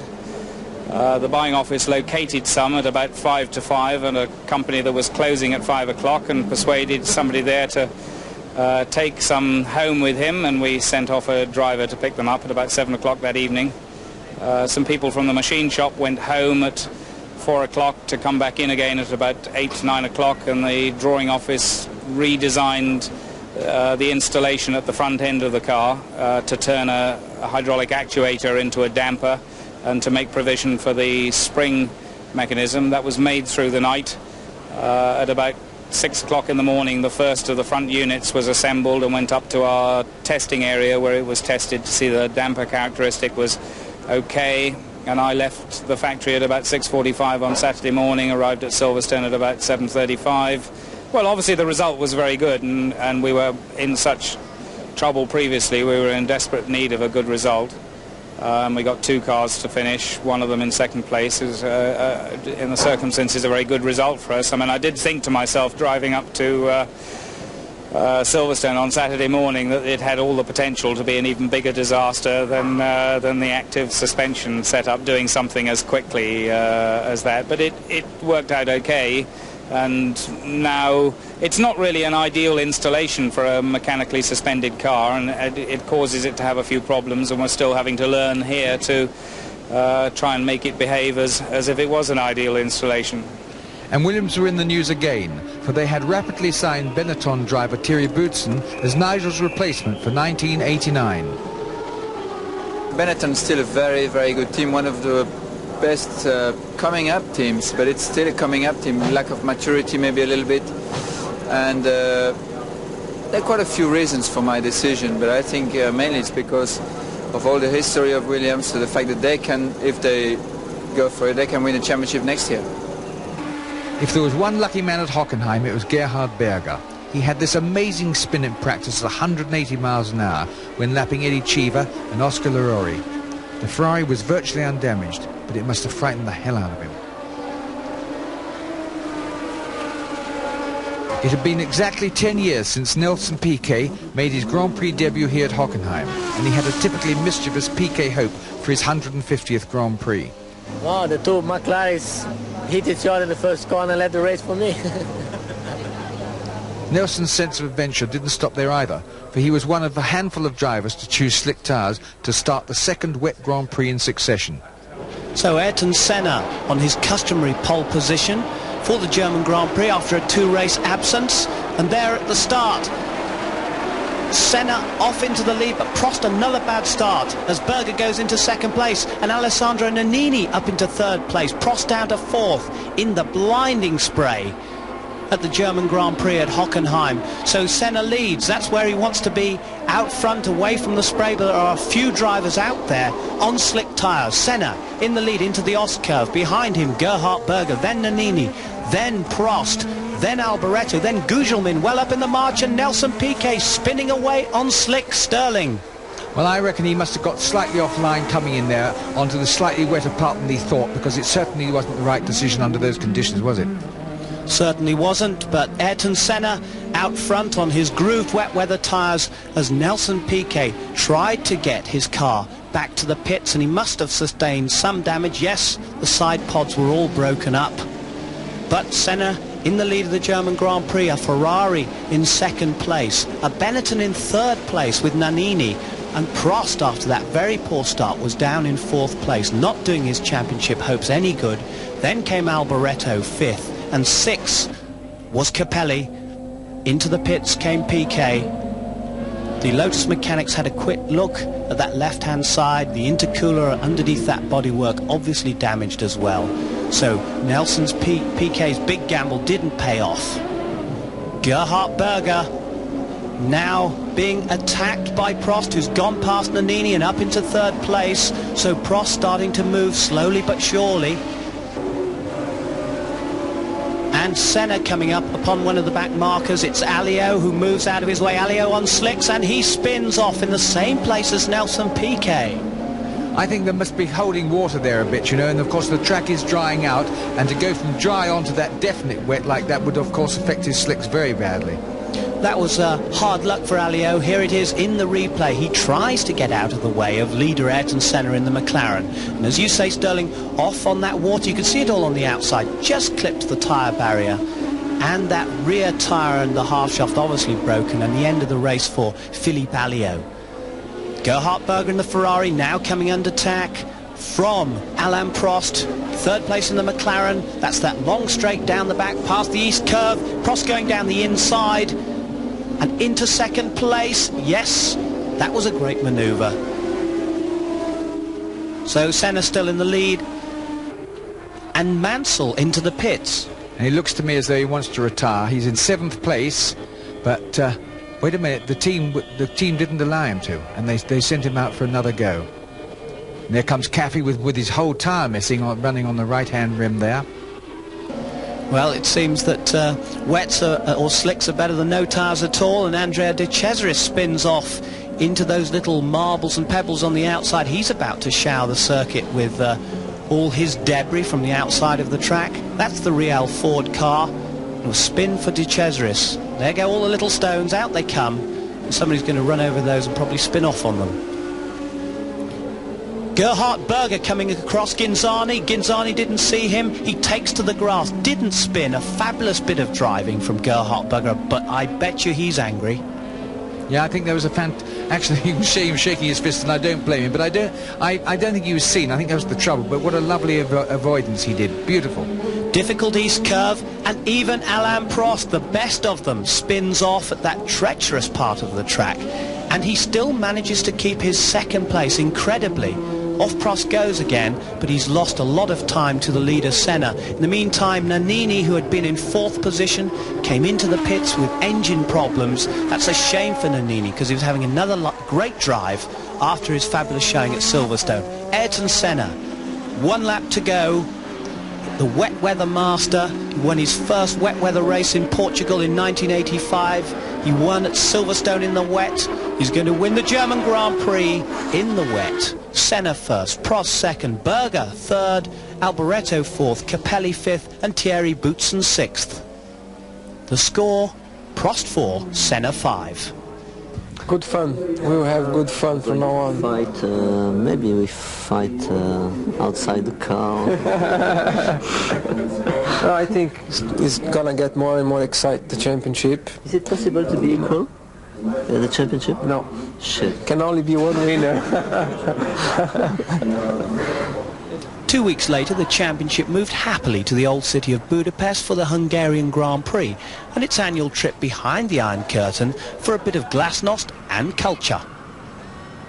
There's a relaxed atmosphere at the sunny Hungaroring, plenty of space for Formula One's mini-town of motorhomes in which the politicking for the upcoming year is in full swing. But the main challenge here is the tight and twisty circuit, sometimes called the street circuit if there are a few houses here. But the team coaches have to make do as a substitute. The main source of pleasure for the teams is the nightly race back to the city in identical Avis Ladas. Here it was thought the normally aspirated cars could be in with a chance. Ayrton Senna was on pole again, of course, his 8th of the year, and he certainly tried hard to claim it. But Nigel Mansell, with just one 1988 finish to his credit, was fighting back, just a 10th slower than the Brazilian, and with a handicap. Well, I was obviously suffering from chicken pox last week, and it was at its height about 4 or 5 days ago. I'm very tired. I mean, I must admit it did knock me for 6 for about 5-6 days. Are you still running a fever? No, I was a little hot when I came out of the car, but you're just depleted of energy. It's very difficult, hence why I haven't shaved for a little while, because I still have a few marks on the neck and everything. And we thought we were going to see the Nigel Mansell moustache returning, accompanied by a Nigel Mansell beard. No, just a very tired, knackered Nigel Mansell. Well, now that was qualifying. What about the race? Because the race is going to run a full 2 hours round here, and it's a very, very twisty circuit. It's certainly a circuit that the turbos can't sort of wind their boost up and get away from us down the straight, because, as you've seen, there's not much of a straight here. But on saying that, McLarens are going to be very dominant again. I think the Benetton will be quick, but I think also that the Williams can be, in the dry or wet, very, very quick and very competitive, and I'm hopefully looking for a good result. I'm going out for a win on Sunday. On top form again and claiming a best ever 4th on the grid was March driver Ivan Capelli, pleased to have re-signed for one of the happiest teams in Formula One. I signed for the 89 plus an option for the 90, because I found that March team is very nice, plenty of nice people, plenty of friends. That is the most important thing. Our sponsor Ayrton Senna is fantastic, so we can say that everything is good. Before the Hungarian Grand Prix comes the mandatory drivers' briefing, where the 26 starters and their team managers are lectured on the do's and don'ts of the forthcoming race. There is time for wrist slapping and condemnations of bad behaviour during practice, but it is perhaps one of the funniest sights in Grand Prix racing as sheepish drivers face the rule makers and their fellow competitors in a schoolroom atmosphere. They all study their parts carefully, as this is probably where the script for the race is written. The huge communist crowd was there on block from all over the Eastern Iron Curtain countries, gathered in the warm sunshine to drink Hungarian beer. So Ayrton Senna in his pole position, his usual position, but behind him 3 atmospheric cars. Nigel Mansell pulling alongside at the start, but Alain Prost, an awful start from his 7th grid position, and he struggled 10th position through the first corner there as Senna takes the lead. Mansell behind him, Patrese 3rd, and then the 2 Benettons and the Ferrari behind them there of Berger. Mansell up into 2nd place. The normally aspirated cars well up at this very tight Hungaro ring, and look at the cars trying to stack through these turns. Senna's where he wants to be, out in the lead, Boutsen, then Nannini, then Berger, and Capelli well up ahead of his teammate Gugelmin in the other march. So Capelli was flying here. He was in 6th position on the grid. Mansell pushing Senna hard, but I wonder if the turbos are going to have enough fuel to last this very, very long Hungarian Grand Prix. And there's Prost taking a place from Gugelmin, and he's taking 8th place. So Prost, another slow start, but now he's moving up the field as Capelli comes into the pits. Capelli had been in 7th position, but Prost will now take that place. But in the lead is Senna still, but only just from Mansell, Patrese right behind him. Then we've got Boutsen, Nannini, Berger, and right behind him is Prost coming through. And there's Philipp Streff in the pits. He's come in for a new nose cone, and they're changing his front tyres as well. So Senna still in the lead, and behind him Mansell, but Prost has moved ahead of Berger now and up into 6th position. And here's Streff, his wheels come off. Now that's really bad news. He was just in the pits and had a new wheel and nose cone put on, and it's off already. Thank God nobody hit it. Rather nasty having a wheel bouncing across your path when you're in the middle of a motor race. There's Senna, Mansell behind him, then Patrese in 3rd place, and Prost making a move, taking 5th place from Nannini. So Prost is the one that's doing all the overtaking. He was pushing. He gave himself all the work to do because he was so far down the grid. But Mansell now pushing very, very hard indeed, getting right behind Senna, but he gets his wheel up onto the curbs and he spins. Yeah, some people say, well held, but quite honestly, you shouldn't lose it, I must say, unless there's something wrong. But he did gather it up well, I must say. Let's look at it closely. He just seems to get over the edge, just like he did at Silverstone, but a little bit worse. And there he's lost it. But as you say, Sterling, he shouldn't have got into that situation, but he did rescue it extremely well and still get going in 4th place. A great recovery, but lucky nobody hit him, I must say. Well, there's Prost now moving in on Mansell, and he's taken that 4th place off him, so Mansell won't have done his tyres any good whatsoever. And Boutsen is ahead of Patrese and up into 2nd place. There's Mansell down in 5th position, just ahead of Berger, who's in 6th place. But Senna still in the lead. Prost now past Patrese and up into 3rd position, so he's really charging. But Mansell into the pits, Sterling. He's gone in obviously for a tyre change. I can only presume he flattened them when he did that spin. So it was a little worse than we'd thought. And Alain Prost showed that he'd really got the bit between the teeth as he dived inside Boutsen at the end of the pit straight to take 2nd place, and really caught Ayrton Senna up as Senna struggled behind a couple of back markers. So it was all down to the McLaren drivers at the front. The contest was wide open yet again. Prost closing in on Senna, right up back behind his gearbox and onto the pit straight. Prost having a look, Senna going past the back markers, and this is what Prost did. He nearly got closed out down by the pit wall, but he got into the lead, albeit briefly. He ran wide and Senna went back inside. Sterling, what about that move? Well, that was terrific. It really was. Obviously, Alain made a little bit too quickly, couldn't hold it on the narrow line and hold his teammate back, and he had to go wide, just left enough, just the width of a car there. And there they were at this point on the last lap, and Prost did all he could but could not get past Senna. But at the checkered flag there was a scant half a second between the McLaren drivers. Senna first, Prost second, Boutsen third, and the score in the football match: Prost 4 but Senna 6.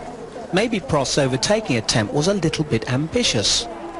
I just went a little bit too quick at the entry of the corner, and Ayrton was very fair, as he said, and that's all. I mean, nothing to say. It's a shame, but I did not lose the race at this point. I lost it more yesterday in qualifying, and also when I had a problem at the end of the race, wheel bearing problem, I think. I'm really disappointed for this race because it's not normally a good circuit for me, and I was very good. After a very close race, the two McLaren drivers were all level at 66 points apiece, and joining them regularly on the rostrum, Belgian Thierry Boutsen. And that's where we go next, to his home track at Spa for the Belgian Grand Prix.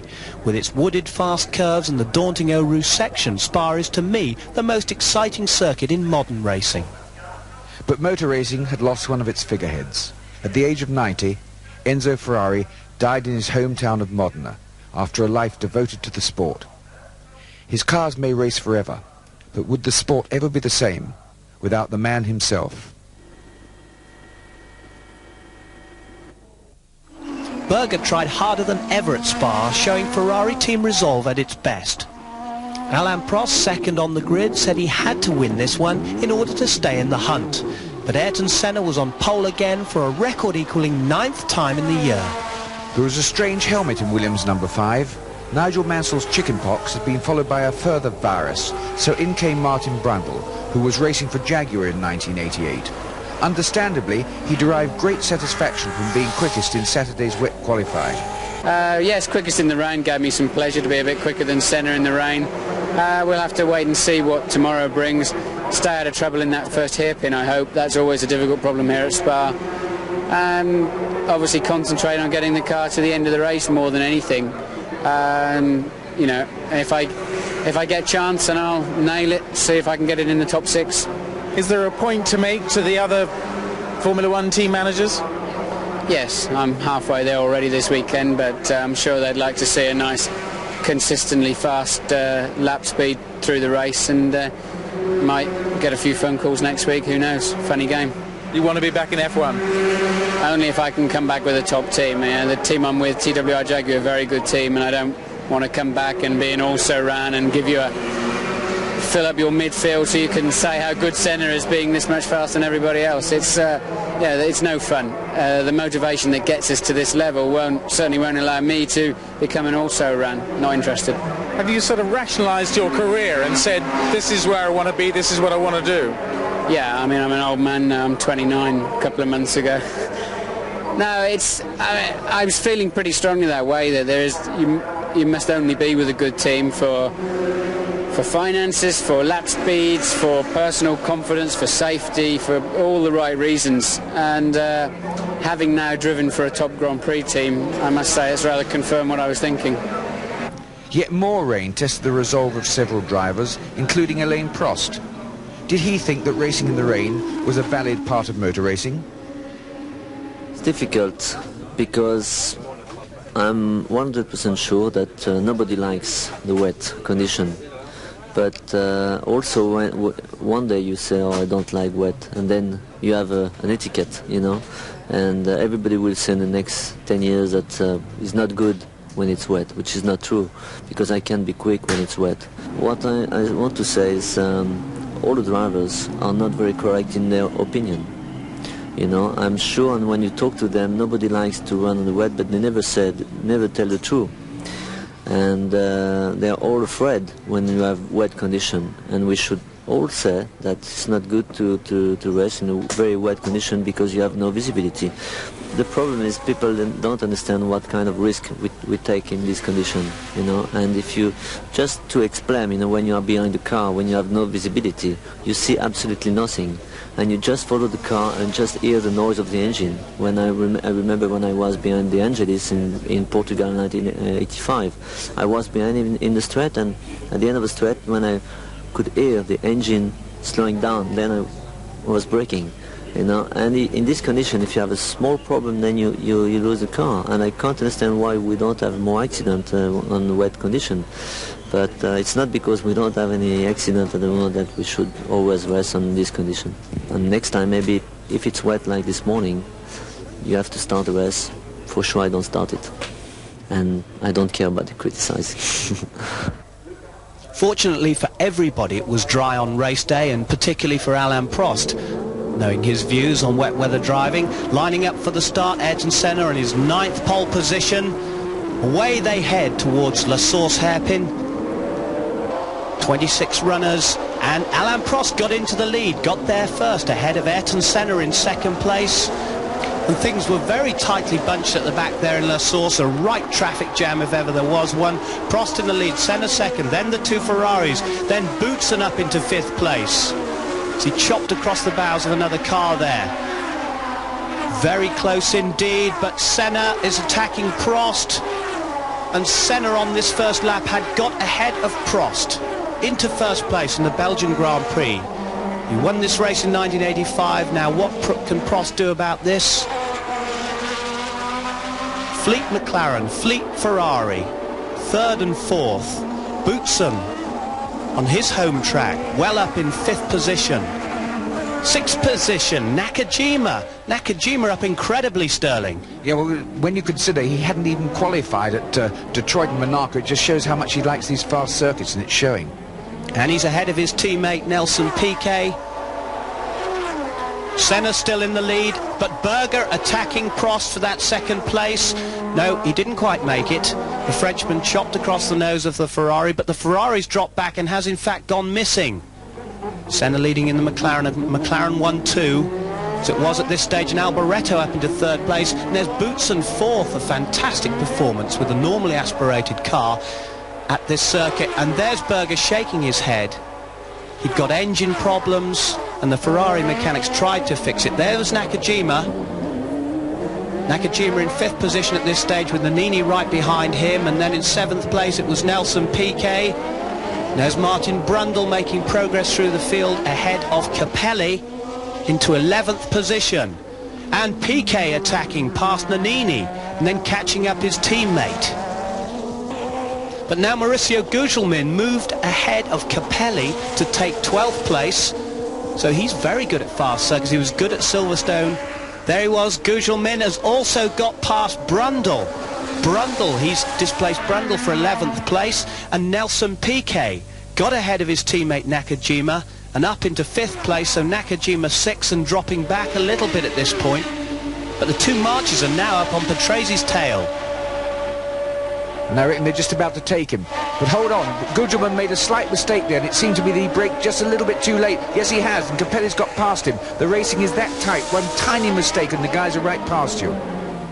So Capelli up into 11th place there, and Nakajima just waved Nannini past, so Nannini into 6th place, Nakajima slowing down, dropping back into 7th place at the moment. There's Nakajima. He went into the pits, he had engine problems and they couldn't cure that, so Capelli now moves to 10th position. Capelli the man on the move, the man to watch at the moment, as first of all he gets past Patrese into 9th place, round the outside, then the inside. What a manoeuvre. Absolutely staggering. To try and do that in this sort of company is amazing, but he's done it. He's managed to get through. And disposed of Chiva to take 8th position. Capelli driving beautifully in the March Judd. And Alboreto in 3rd place and about to go out of the event. His engine had given up. You could hear how rough it was. Smoke pouring out of the back. Disastrous season for him up to this point. So he was out, and that means Capelli takes up another place. And Nannini attacking Piquet for 4th place. And look, he's going one side, then the other. He really means to pass him. And he's saying, get out of the way. In fact, they nudged it, if you noticed that there. Tremendous piece of driving, right through on the inside, and he's got him down the hill. Nannini up into 4th position, Piquet down to 5th place, and Capelli in 6th position in the March, ever improving. Through Eau Rouge, 180 miles an hour, and there's Senna in the lead on his last lap of the Belgian Grand Prix. The man who won here in '85, he takes the checkered flag. But this is where we would really have expected Prost to come in and win. It was a dry race, just his sort of circuit, but no, Senna's done it. Fantastic drive. And that 11th McLaren win gave them the Constructors' Championship with 5 events still to go. And the McLaren scoreline 7 to Senna, 4 to Prost. A demoralised Prost talked of defeat at this point. Yes, I think it's over. I mean, there's no point to believe that I can win all the races. Ayrton is very quick, even more motivated than it was at the beginning of the year. So there's no reason to. I'm not stupid. I've been twice world champion, and if I was 3 times world champion this year, being lucky by winning some races like Monaco, for example, I think it won't be good. I mean, proof like this is correct logic. There were many rumours that this would be Formula One's last visit to Monza, but that was not the case. The marauding Monza fans were out in force, poking heads through every spare advertising hoarding, demanding uno stick, uno capellino per favore, causing most visitors to clutch their wallets as requests were made. But when the 2 Ferraris led the field out at the start of practice, it was an emotional moment for the faithful Tifosi, for whom Monza is the Mecca. The spirit of Enzo Ferrari is embodied in those red cars, the spirit shared by a nation for whom Ferrari is as much of an institution as their favourite soccer team. A record-breaking 10th pole for Ayrton Senna at Monza, but he had a dusty off-track moment in qualifying, but still got away unscathed. While Alain Prost, his teammate, had a rare and equally dusty spin on Saturday.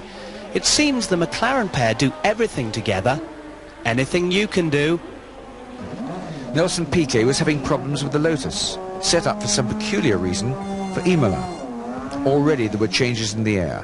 Designer Gérard Ducarouge would soon be seen in the Larousse Calmel's Lola pit, and Judd engines, to be developed by Tickford, were announced for 1989. Arrow's drivers, Eddie Cheever and Derek Warwick, had a pleasant surprise, qualifying 5th and 6th with a modified turbo on their Megatron engines. Warwick was hopeful of a good result. Overall, the whole weekend looks good.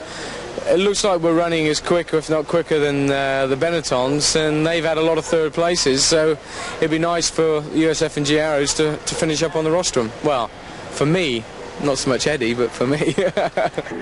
Meanwhile, Zaxbyt announced exciting plans to run Yamaha engines in '89. However, new designer Gustav Brunner doubted they would follow Honda's lead. No, we don't expect to do the same, because the Honda is on a very big scale, and Yamaha tries to be more small but still with high tech, or still good, but they don't want to be compared with Honda. Well, certainly your chassis, your Real chassis, has been behaving very, very well. Do you think you can do even better for next year? I think I have to do better, because Formula One is getting more competitive each year, and we are not the only one with a good engine. Mansell was again indisposed, and Brundle was refused permission by Jaguar to replace him. Instead, sports car rival Jean-Louis Schlesser deputized, although not without problems. Well, on my race car, the car was quite good, and I do in the first lap reasonable time, and then the engine get a problem with the oil in the water. Then I have to take the spare car, and on the second chicane I have a spin, because maybe too much brake in the front, and also because maybe my fault. So then I was stopped there, and that was the end of the test. Before the Grand Prix, race fans were treated to a glimpse of what the Brabham team had been up to in 1988, the production of the exciting Alfa Romeo 164 Pro car. Driven by Riccardo Patrese, the brutishly fast V10 engine machine ended up looking exactly like a standard Alfa Romeo 164, yet capable of 200 miles per hour. Afterwards, Riccardo stormed the supermarket to pick up fresh supplies of pasta. They blinked and missed him at the checkout till. Ferrari drivers said the banner would be looked after this afternoon. And so to the Italian Grand Prix itself, the 2 Ferraris filling the second row, the McLarens filling the front row, as Prost got the jump on Senna at the start of the Monza event. But Senna tried to go back, down the inside, and into lead goes Ayrton Senna. Into the first corner, Prost in second place. then Berger, then Alboreto, so Ferrari's third and fourth. As the rest of the field struggles through the first chicane, Senna in the Monza Great Park, ahead of his rival Prost, and the two Ferraris threatening as they did right the way through this event. And bouncing over the curbs there, the normally aspirated cars, as Senna really piles on the power, the Honda engine, and the Ferraris attempted to keep up. Boutsen was again well up at Monza in the atmospheric engine DFR, Benetton Ford, and Senna coming up towards the end of the first lap, already pulling out a big gap on Alain Prost in second place, and then Gerhard Berger not losing touch in the Ferrari, and nor was Michele Alboreto. It's really important that the Ferrari should do well here in front of their home crowd, because the Italians are so passionately fond of motor racing. If you're driving an Italian car, you are automatically a hero. Alboreto bouncing over the curbs there, and someone else bounced straight into the sand trap. It was Nelson Piquet, number one, the world champion, was out of the Italian Grand Prix, stuck in the sand trap. And another driver went off in exactly the same way but didn't get caught out. That was Luis Perez Sala in the Minardi, and he managed to regain the track. But Prost was already in engine problems with a weak mixture on the Honda engine. Berger was closing in at this point, about to snatch second place from him. In the meantime, Prost had been radioing back to his pit that he was going to come in. Probably it was terminal. Berger snatched second place, and the Italian fans, the Tifosi, went absolutely berserk. Fantastic sight for them, the blood-red Ferrari in second place after all their problems. But the McLaren of Prost was heading towards the pits.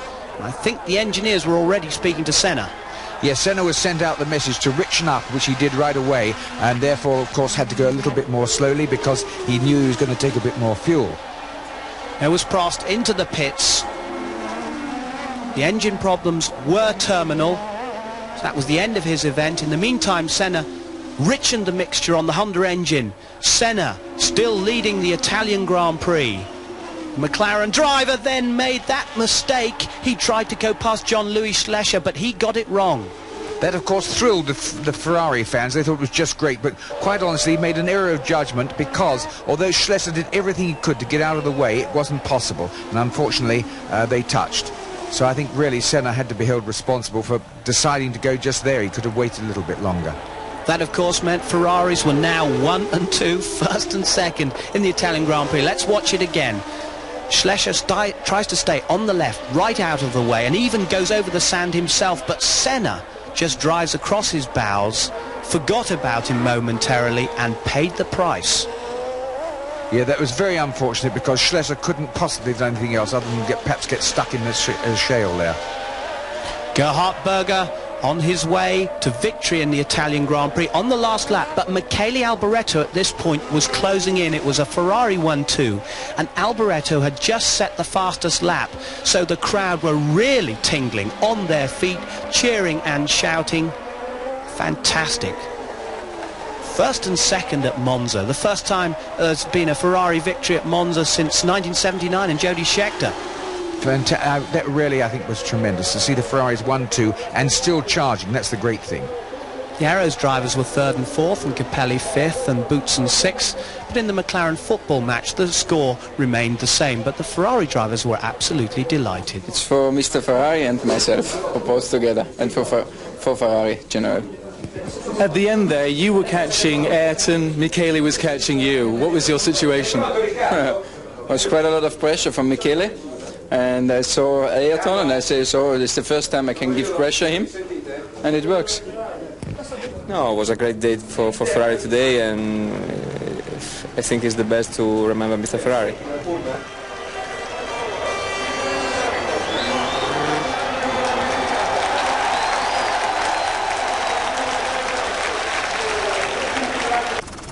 Lisbon's statue of Christ faces the similar statue of Corcovado in Rio, symbolising the ancient contacts between Portugal and Brazil. Late in the season, the Brazilian championship contender, therefore, felt more at home with his fans than his French rival and teammate Prost did at the Portuguese Grand Prix at Estoril. Built in the foothills of Sintra, just east of Lisbon, this track has a great variety of corners plus a good safety record. Senna fans poured into Estoril, waving their flags and chanting rhythmically, reminding Senna of the samba. They may have been the cause of Prost spinning, but he was trying very hard indeed, and finally secured the pole for the second time in the season.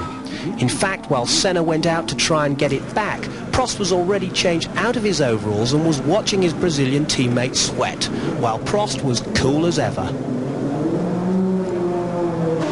Once again, March were on top form, with Ivo Capelli moving up to third on the grid, the fruit of many hours of hard work.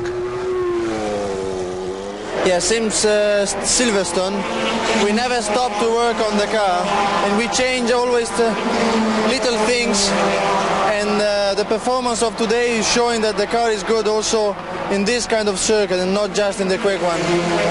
So what are your hopes for the race? One hand is already there on the podium. We have just to jump on it. Gerhard Berger was bumped to fourth place. His Ferrari left beached on the curb for the final minutes of qualifying. Watch Gerhard explain what happened with his hands. Backing up Capelli's third spot was his delighted teammate Maurizio Gugelmin, right behind him on the grid, in fifth position, his best ever starting place in Formula One. Nigel Mansell was back in the Williams and in sixth place on the grid. What exactly had been wrong with the Williams driver to put him out of Grand Prix racing for 6 whole weeks? It's quite simple, really. I had chicken pox and I had a severe case of it. My mistake was going against doctor's orders and going to Hungary when the chicken pox was still very toxic. And if you have chicken pox as a child, it's nothing. If you have chicken pox in your teens, it's not too pleasant. If you have it when you're over 20, it can be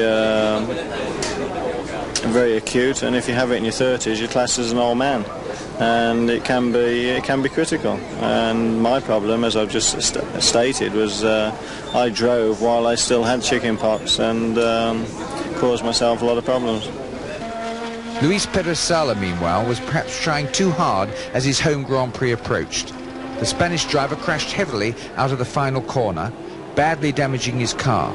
And after 2 more spins in practice, he was involved in an accident which caused the race to be stopped after the first start.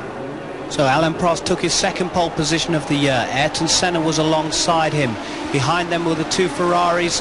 And watch this battle at the start between the 2 McLaren drivers and the crash behind them as Luis Sala hits Warwick and Nakajima, and De Cesaris gets involved, and he was left on the outside of the track with a bent wheel, so De Cesaris was out.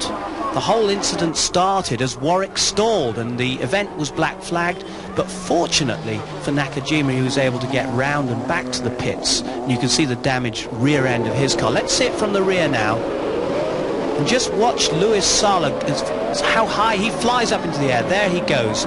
Warwick had stalled and he was hit by De Cesaris from behind, and then Sala hit both Warwick and Nakajima. And on the restart, the McLaren drivers had a real battle as Prost tried to force Senna off onto the outside and squeeze him out, but Senna was having none of it. He stuck to his line on the outside of the corner, got through into the lead incredibly, and Prost had to take second place as Alessandro Nannini clouted the barriers. He received a nudge and went round to the pits to check for damage there. In the meantime, Senna was leading the Portuguese race. Prost was in second place and Piquet was attacking. It was pretty good going, actually, when you reckon we've got 3 Brazilians in the first 7. Because Piquet, 3 times world champion, was attacking his fellow countryman there, Maurizio Gugelmin, for 6th place. And Alain Prost, driving in a brand new chassis here, goes back on the attack. On lap 2, he forced his way inside Senna, and Senna tried to squeeze him out and towards the pit wall this time after their incident at the restart of this race. So it was a fantastic battle between the 2 McLaren drivers, but Senna at this point started to fall back into the clutches of Capelli, Berger and Mansell, who was dropping back with obvious problems. But Capelli was showing the form of the March and just how much advancement the March team had made. And this was the moment when Capelli dived inside Ayrton Senna and took second place for the March Judd team. Great jubilation in the March pit as he took second place, and just showing how fast that Adrian Newey car had become, especially on the faster circuits. And there was Berger now closing in on poor Senna as Prost went away at the head of the field. Berger, slow on the exit of that corner as Senna almost collected him.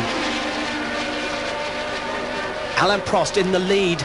Now the march, the ever-closing march of Capelli, closely followed by Berger, started hauling in the leader in the McLaren.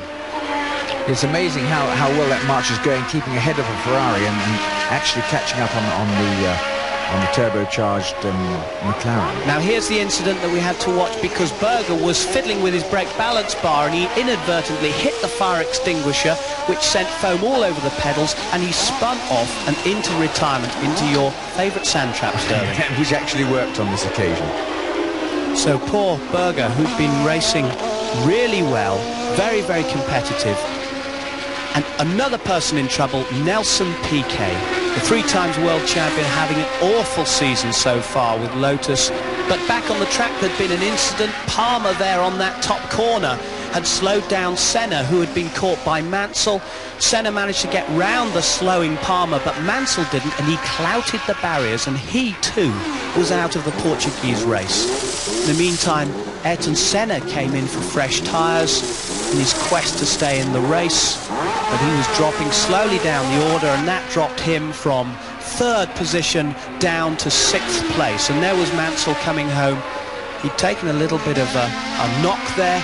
Mauricio Gugelmin, the Judd engine had overheated and he was out, but that served warning to Capelli, who was in 2nd place in the March Judd, to cool it and keep his temperatures down on that march if he was to get to the end. But Prost had lucked in rather here at Portugal, cruising to a fantastic victory, and he was on his last lap, and the Honda flags were about to come out along with the checkered flag as Alain Prost took victory and a 5-point lead in the World Championship at this stage in the season.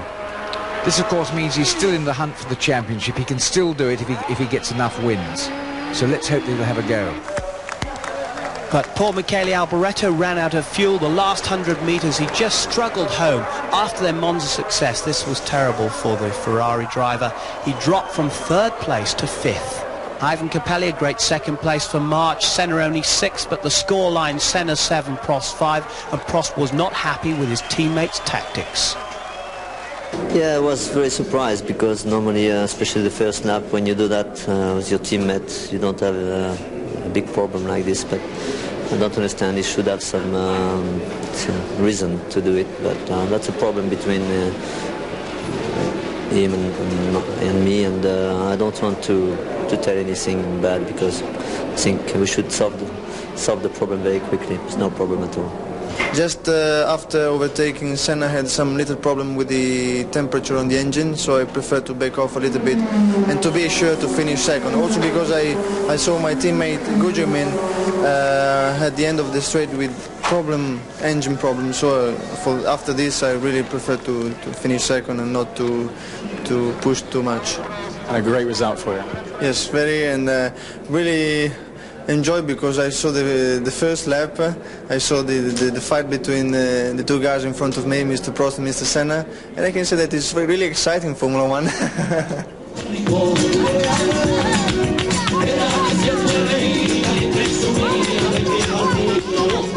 Jerez is synonymous with the flamenco and sherry. All the great bodegas are centred in the area, with every famous name of the product nearby, including race sponsor Tio Pepe. Nigel Mansell, meanwhile, was trying the Isle of Man version of another famous Spanish product, the bullfight, although the Englishman preferred to keep the bull at legs rather than arm's length. Fortunately for Nigel, the bull clearly didn't wish to risk getting chickenpox anyway. Play fair, Nigel, this isn't a china shop job. Come on, bully, I think I'll call him PK. The Jerez circuit is mainly tight and twisty and generally rather dusty, but with a variety of awkward corners. Pole position would be vital, as overtaking would be difficult. That had been plainly obvious in years past.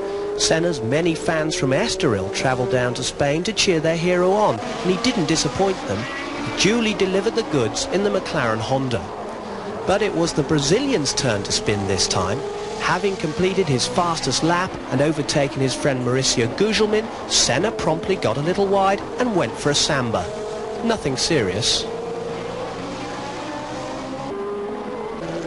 Alain Prost, however, joined his teammate on the front row yet again, although he hadn't got there without a few problems of his own. Yesterday was terrible. Today it's much better. I hope tomorrow will be even better for us. That will help the turbo cars to stay on front. But I can't believe we are going to lead the race quite easy. I think it's going to be a big fight. And the pressure off a little bit now? Pressure, you know, I like the pressure.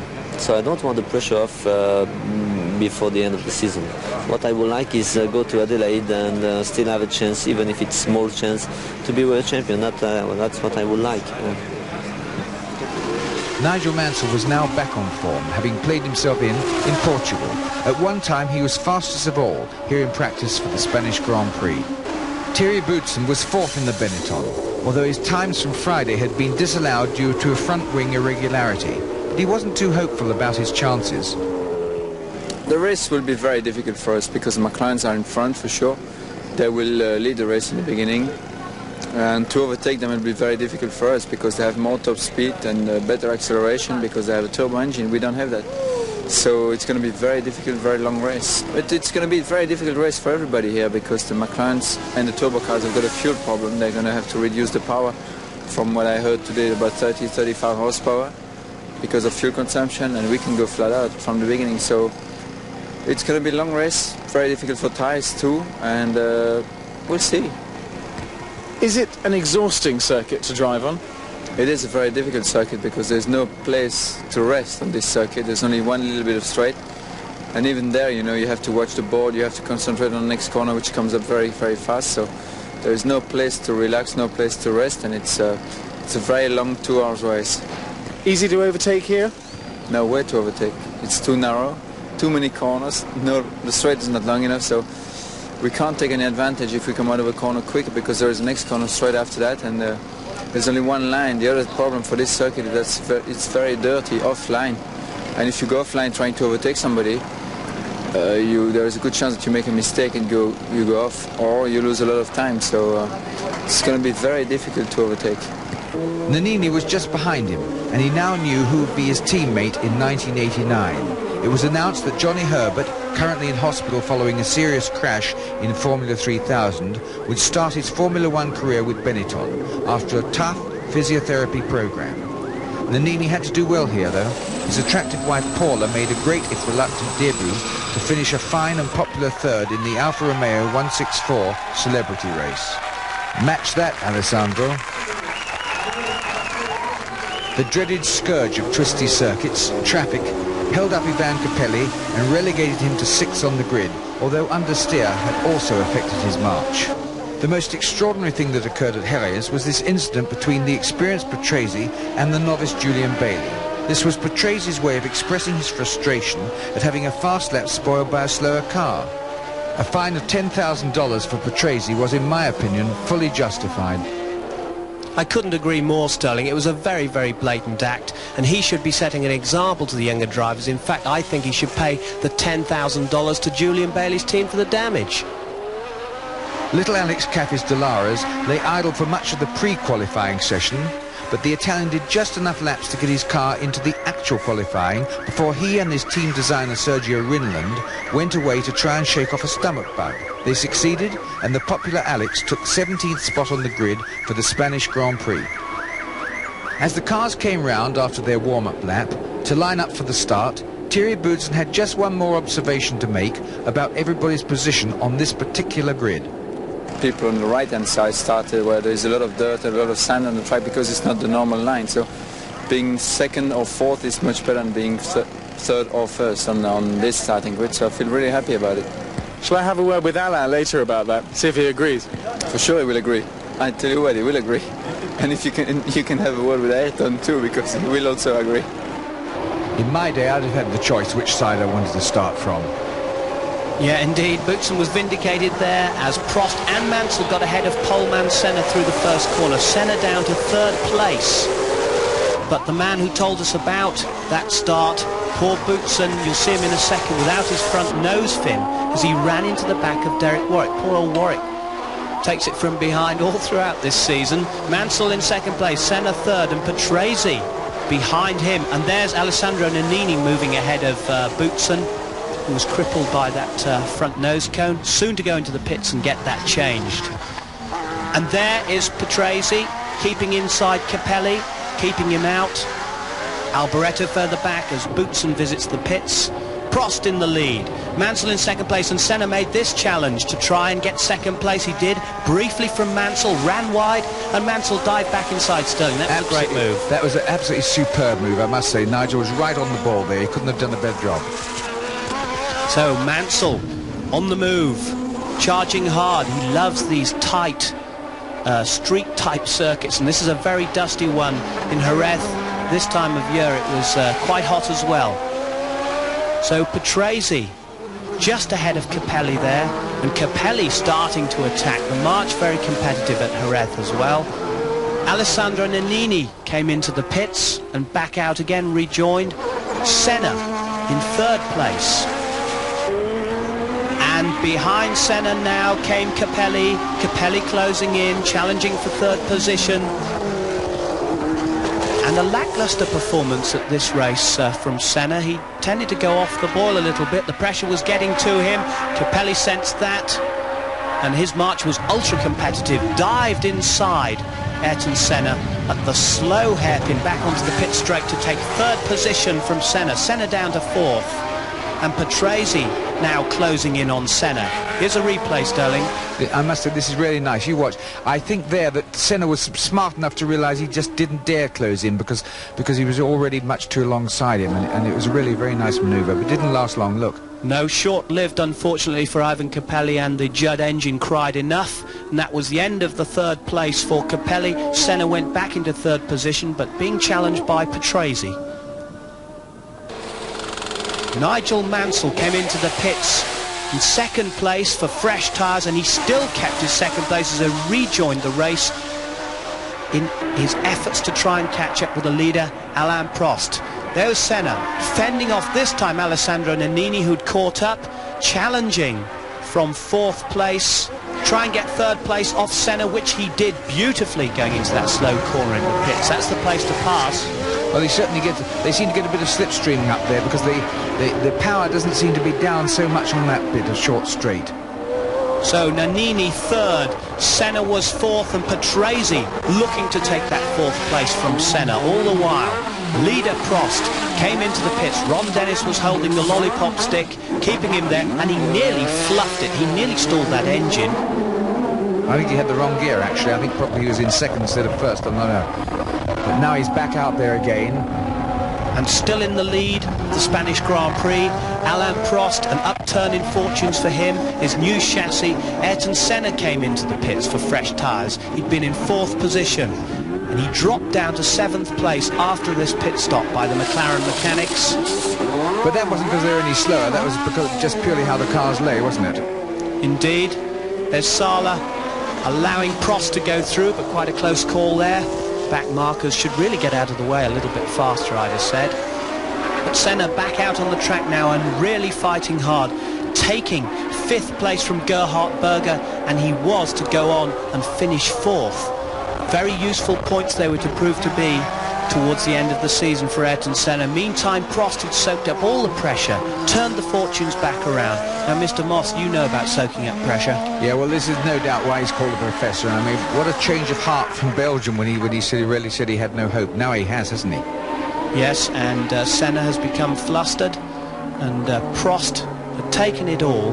He really thrives on that sort of pressure, and look at the results there. Nannini was third behind Mansell, Senna fourth, Patrese fifth, Berger sixth. In 2 wins in a row has had a rejuvenating effect on Prost. You could be surprised, but I thought shit, you know, because Nigel was the main competitor today, I think. As long as I started well, I knew that Ayrton should not be a bigger problem than Nigel, but Nigel with atmospheric engine, no problem with fuel consumption, maybe no problem with the tires. I was a little bit worried, you know, because he was almost as quick than me. I could be much quicker, but I had to use fuel and I had to use tires, so I did not know what to do. But I did, I think, one of the best rides I've never did. I was very happy because I was behind the master. He drove a fantastic race from the start. he knew he had to win, and Alain did an unbelievable job. I got close a few times, but then you get understeer, and then there was no way past unless he makes a mistake, because down the straights you can see on the television is much quicker. So therefore there's no way for me to pass unless he makes a mistake. He's too good to make a mistake today. In late October, the Formula One Roadshow became airborne again for its finale out east. 180 tons of equipment, cars and engines were loaded onto 2 jumbo jets for the round trip London-Nagoya, Adelaide-London. Special cargo carrying jumbo jets swallowed up the entire Grand Prix grid and all their components for a flight lasting 14 hours. The cars have to be totally immobilised and packaged so that little damage can be done. On arrival in Japan, the contents had to be unloaded from the jumbos and transported by road to the Suzuka circuit, where it was all finally reunited with the mechanics who knew how to put all the pieces back together again to make competitive racing cars.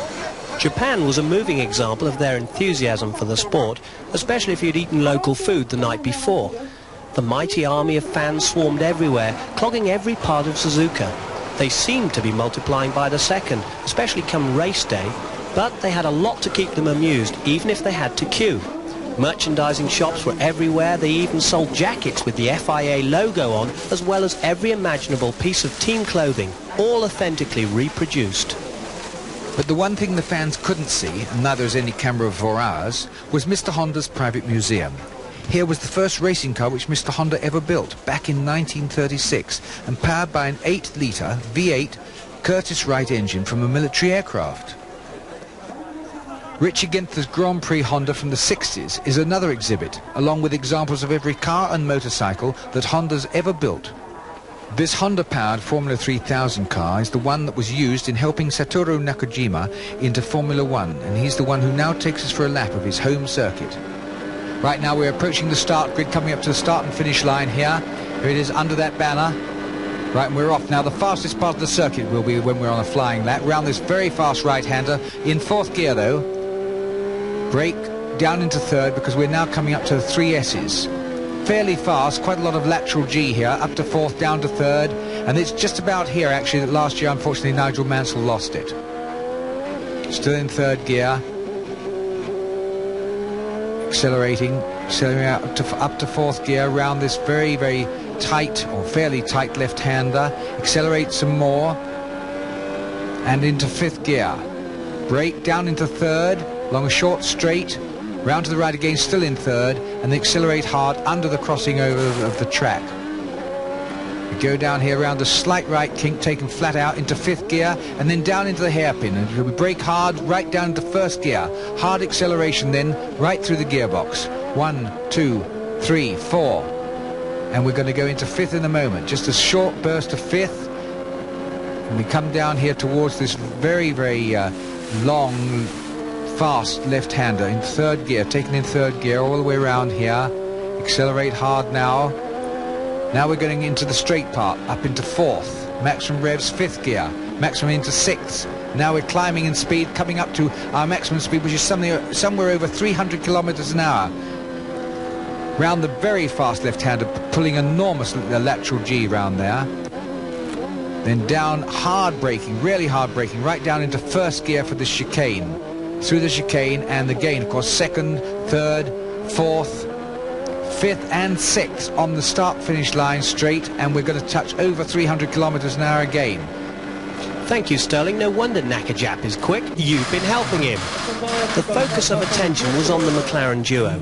Alain Prost was still in with a chance of the World Championship, but if Ayrton Senna should win here in Japan, then he would take the World Championship crown. And of course, through all this tension, they still had to work together in the same team, pooling their information. Once again, however, Ayrton Senna was fastest in qualifying to claim pole position. Alain Prost joined him as usual, alongside on the front row. Bergerbar was 3rd on the grid in the Ferrari. He had a win here last year against all predictions, but could he repeat it and beat the Honda-engine teams on their home soil? I think compared to the Hondas, we have not enough power, torque. And in the race it's a different problem, because we have to reduce the downforce because for the fuel consumption. And so I don't think we are very quick in the race. How do you think the normally aspirated cars will go in comparison to you? Will be strong. This will be a difficult thing tomorrow. Capelli was a threat to everyone, even the local witch's cauldron. His fourth place on the grid meant March were now emerging as a consistent front runner. There was great interest in the team, partly thanks to their creative Japanese sponsors, Leighton House. Fifth was Nelson Piquet in the Lotus Honda. Was he very disappointed with that place after being hailed world champion here at Suzuka a year earlier? No, I'm looking good. After so bad performance I done all these years, 50 is looking good for me. What's been the problem here? You've had problems in yourself, haven't you? Yeah, I think it's too much left and right, left and right, left and right, and all those raw fish and make me bad. You've been fairly hard pushed by Nakajima as well. Oh, it's at the same time, yeah. Absolutely identical. Absolutely identical, yeah. So what about for the race? He's going to be looking good as well, isn't he?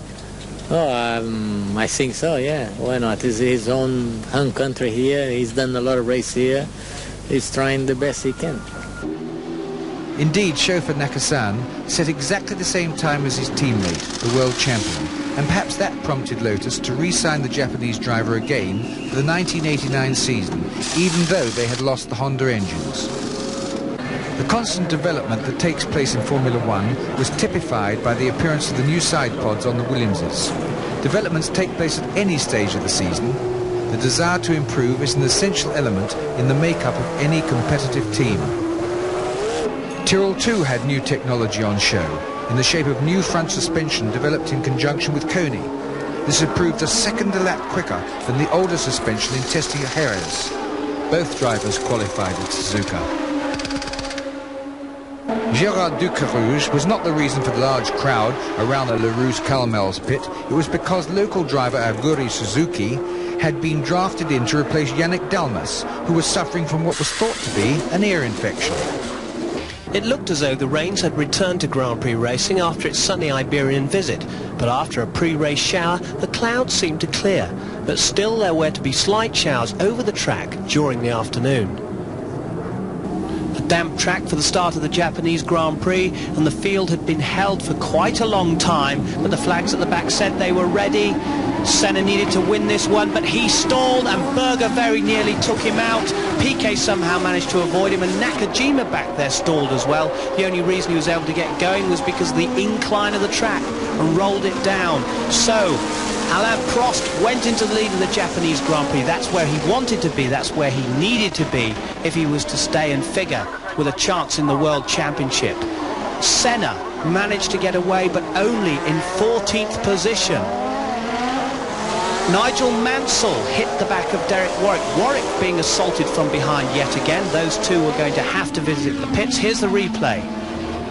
Now there's Senna stalling, and an amazing avoidance there by Berger. And how lucky we were. Look, the other Lotus is stalled down the back. Amazing that there wasn't a terrific shunt there. Yeah, as you say, it was real tyre scraping stuff.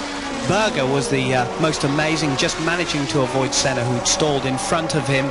And there are the Ferraris, the two Benettons well up, and already Ayrton Senna moved up to 8th place. His meteoric progress through the field was something to behold in the Japanese Grand Prix.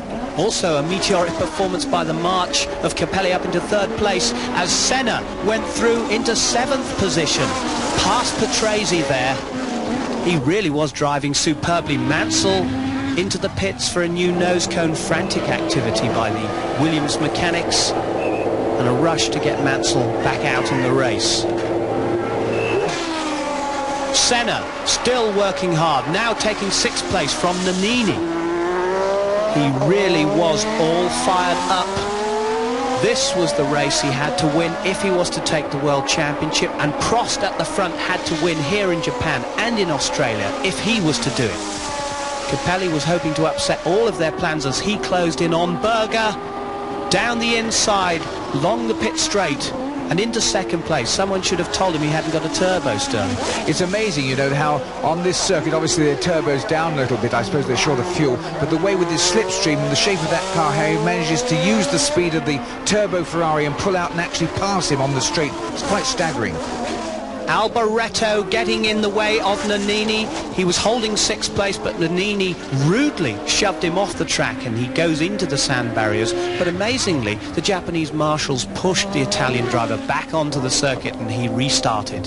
Senna in 4th place, and he was closing at this point on Gerhard Berger. A tigering drive by Ayrton Senna through the field from 14th place on lap 1. And Nelson Piquet went off on that treacherous first corner after the pits. A lot of people started to spin here, but again, the friendly and helpful Japanese pushed Piquet back onto the track. Ayrton Senna in 3rd place and driving as hard as ever. Berger now behind him, and Berger about to get attacked by Boutsen, who's coming back through the field.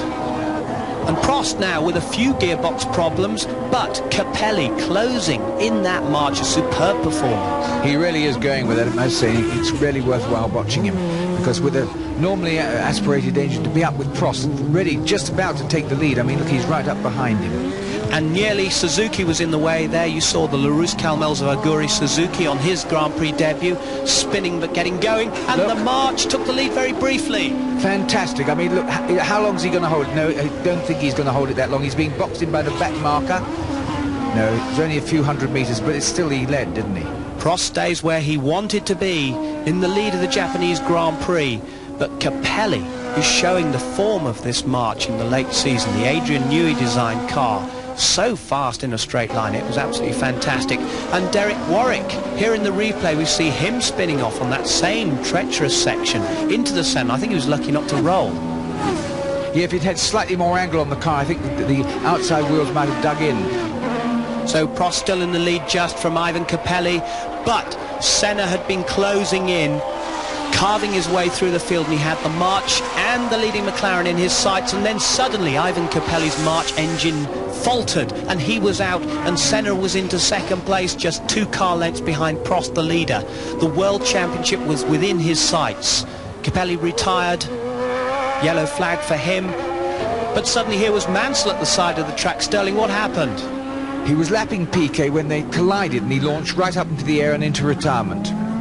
So that was Mansell out, and Piquet continued in his 20th position, but Mansell a little bit disgruntled about that, and Piquet actually said afterwards he was suffering from double vision. Prost was still in the lead just as the drizzle came down. Senna was reveling in the conditions, but closing in as Prost got boxed in behind the back markers. Now this is the point where Senna had the World Championships within his grasp and took it with both hands. Senna down the inside, past Prost, and clinching the World Championship in superb fashion. So Senna, jubilant behind that helmet. He came from nowhere after almost failing to even start the Japanese Grand Prix with a stall on the grid and making it into 14th place. That was magic. Absolutely terrific. I think this must have been when Alain Prost realised that there was nothing he could do. He couldn't pull out because of the back marker. There'd have been a shunt, and he was past. Let's face it, out-trumped. But Prost hesitated. He got boxed in behind the traffic. Senna didn't, and he was through to become the new world champion. Let's go with him now in his final lap. So I got going there on the last lap, and I was talking then to my engineer, Steve Nichols, how many laps to go, as I knew was 1 lap, but I wasn't sure, so I asked him. He confirmed me back on the radio at this point as we are looking now. And I asked again, you know, is it really 1 lap? And he confirmed back, and I wasn't so sure if... I couldn't believe it was the last lap, in fact. And so after then from there on, I just kept driving as careful as I could, and looking at everything that I could see, but quite cool. In a way, I was really cool, not relaxed, very tense, but very cool. And I had the car all working well, everything was in perfect conditions. So I was just trying to keep within myself all the feelings that I always had, really low profile, and not allow it to go out and maybe make me go mistake. There I look on the hairpin, where were the cars behind me, just to be safe, be away from them.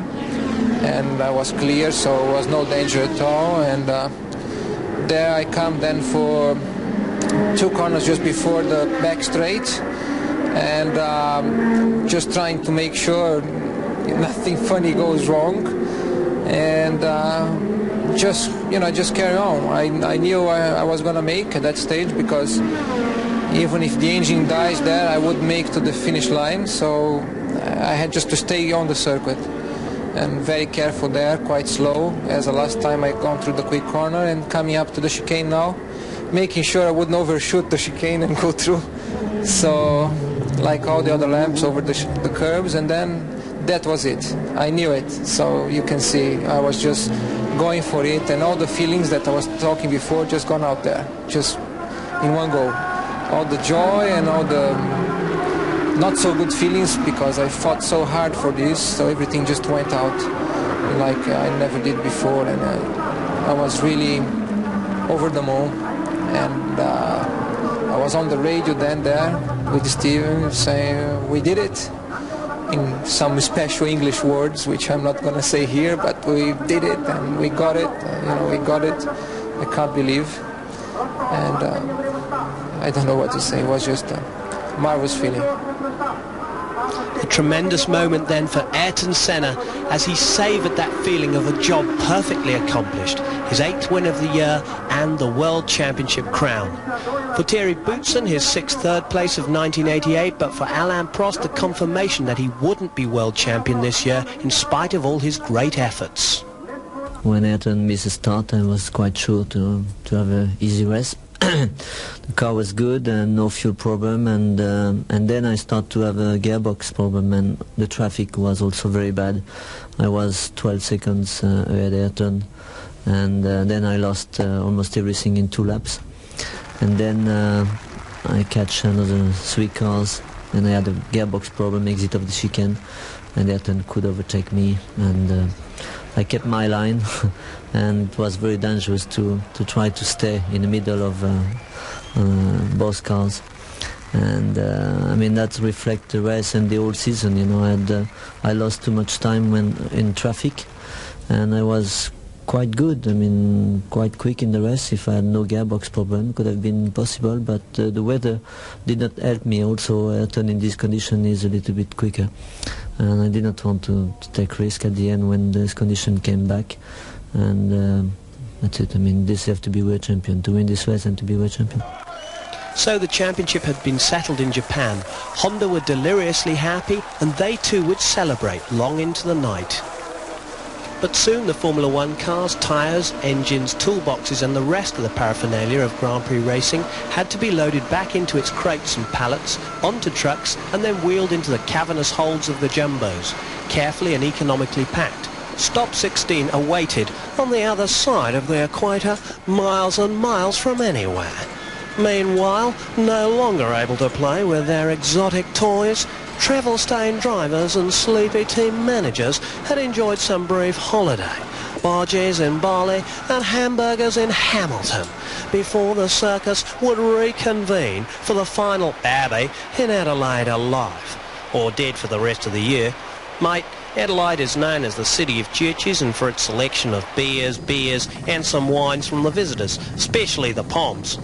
This is the race the Formula One teams look forward to the most. It's the best event of the year as far as they're concerned, well organised and very social, and there's definitely an end-of-term feeling. But the circuit itself can often provide a sting in the tail. The outgoing 1987 world champion Nelson Piquet's second love is flying. He has his own Learjet and a small Hughes helicopter, and he recently flew in an RAF Jaguar on a mission sortie over the British Isles. The comparison between this and the Swiss-built Pilatus Stoll aircraft he was invited to try in Australia might have provided him with a preview of 1989, when he would have to swap his Honda turbo power for Judd's normally aspirated power plant in the back of his Camel Lotus. For this race marked the end of an era. It had been 11 years since Gérard Larousse first rolled out the turbo Renault at Silverstone, and the Formula One world said it would never work. But now it was goodbye to the 1.5-litre engines which had in the past produced over 1,000 brake horsepower. However, as one era ends, another begins. The news in the pit lane was that Dalmas's complaint had been diagnosed as Legionnaire's disease. Happily, he was now on the road to recovery. but his place had been taken by Pierre-Henri Raffanel, who had failed to qualify on a circuit that was totally new to him, having never ever driven the Formula One car before. In the paddock, though, the hot gossip centred on Brabham, as Bernie Eccleston explains. I've sold the team. The whole team? And nothing but the team. To whom? Well, the team's been acquired by Mr. Brune, that is the owner of the Euro-Brune team. And I'm happy to see that Brabham's back where it should be in Formula One. Are you still going to have some control over it? I never had any control in the past, so I suppose I'll have the same as I had then. Well, now, if we can come to this season, it's been a season dominated by McLaren. Do you think it has been boring for that reason? No, I mean, I said very early on in the season that if people understood what was going on, it's exactly what we want. It's a World Drivers' Championship, and here we had two drivers getting exactly the same equipment and being fairly looked after the whole season, and you had two drivers fighting for a World Championship. Did you feel it was a shame, though, that there weren't more involved, that the normally aspirated cars weren't more on hand with the turbos? Well, it's a shame, but I wasn't surprised, because there's never been such a thing as an equivalence formula, and we knew that the turbos were... what the shame was that the other turbo cars didn't get their act together. I mean, Ferrari have had a dismal season, and if they'd have been doing the job properly, there would have been much more competition for McLaren. I don't think it's McLaren have done an outstandingly good job. I think they've had certainly probably the two best drivers in the world, and they've got a very, very, very good team headed up by Ron Dennis, and it is a good team. And with Gordon looking after the engineering side of things, it's probably as good as you can get. But the others have been doing an equally bad job, so the gap's been a lot wider than it should have been. So they've had a slap wrist, and it should be a bit more competitive next year? They've been able to sort of cruise the whole year. So next year? Next year they'll have to get their act together. Brabham's back. On the track there was a superb battle between Senna and Prost, with the Brazilian claiming his record-shattering 13th pole of the year, on his very last lap of qualifying too. There was no let-up in the battle between the McLaren men. If anything, they were more relaxed. With the World Championship decided, only their pride was at stake. Both wanted to win the very last race with turbocharged cars. Fastest of the normally aspirated cars, Nigel Mansell was third quickest in his last drive for Williams.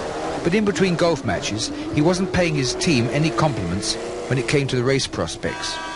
We look like we've shot ourselves in the foot again, or shall I say the team has shot themselves in the foot, because we've got brake problems. It looks like our brakes are going to wear out before the end of the race.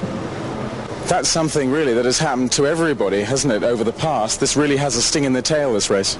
Yes, but I mean, historically, when it's happened to you before, you should sort of make amends and put it right, and it looks like we've got quite a significant problem. I mean, they forecasted, I won't say exactly how many laps, but it's well before the end of the race that we won't have any brakes.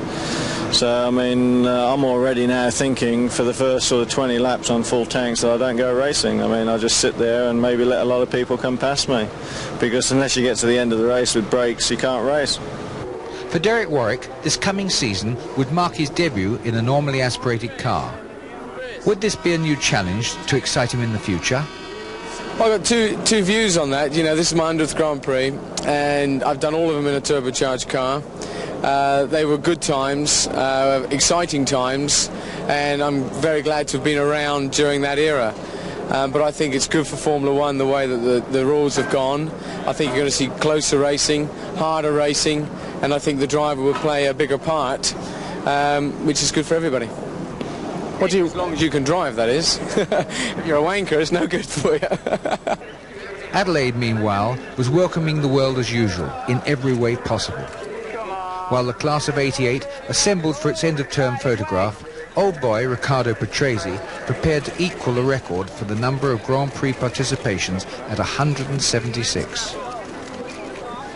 And so it was to the final race of the season, the Australian Grand Prix. The curtain was about to come down on the 1988 season, but Senna hadn't given up trying. He started from pole position, and nor did his teammate Alain Prost, who shot into an early lead. Senna managed to get second place, and that man Berger was there, hopping over the curbs in his Ferrari to take third place. And the two Williamses were very well up at the start of the Australian Grand Prix. Cooler than it had been during practice, still a little bit dusty, especially offline, This track was known to be treacherous, hard on brakes, hard on tyres, an extremely abrasive surface, but Prost was determined that he was going to go ahead of his teammate, the man who'd won the World Championship in Japan the race before. And out they went, and Senna was up on the curbs there, trying hard. He wanted to win this last race of the season, so did Berger. Then Mansell, then Piquet, Patrese, and Michele Alboreto was out, his last drive for Ferrari, and he was out on the first lap. A great shame for him. And Piquet was being attacked by Mansell and Patrese as the normally aspirated cars made their way down the Brabham Straight on this fabulous street circuit. Fast and furious stuff. Most of the drivers who'd secured their contracts for 1989 were putting on a good show, but those who hadn't were determined to put on an even better show, and Riccardo Patrese was determined to show Mansell in his last race as his teammate, who was bossed by taking 5th place from him there. And Nelson Piquet was using the power of the Honda engine for the last time to good effect. But Gerhard Berger was on a charge in the Ferrari and took 2nd place from Ayrton Senna like this. Over the curbs on the inside, Senna had no alternative but to let him through. Off you go, Gerhard. Prost hammering out in the front, and Gerhard Berger just threw away his rip-off visor there, but started closing on Alain Prost in the lead. But there was nothing Ayrton Senna could do about it. Try as he might, the Ferrari driver was really flying and starting to haul in the leader Prost. In 4th place there, Nelson Piquet. Here's Prost in the lead, and closing on him was Gerhard Berger. The last turbocharged race for his V6 Ferrari engine, and he wanted to show all the engineers back in the pits that he meant business. And just watch this, as Berger went inside Prost, Prost didn't do anything about it. He let him go, left a little bit of room for him. He didn't fight like Senna did to hold off the Ferrari driver. Maybe Prost knew something that Senna didn't. However, further back down the field, Thierry Boutsen had a big spin which dropped him from 11th place to 13th, an uncharacteristically low position in a Grand Prix for him and for Benetton. In fact, they were having problems getting the power down at this circuit, and atmospheric cars are normally good here.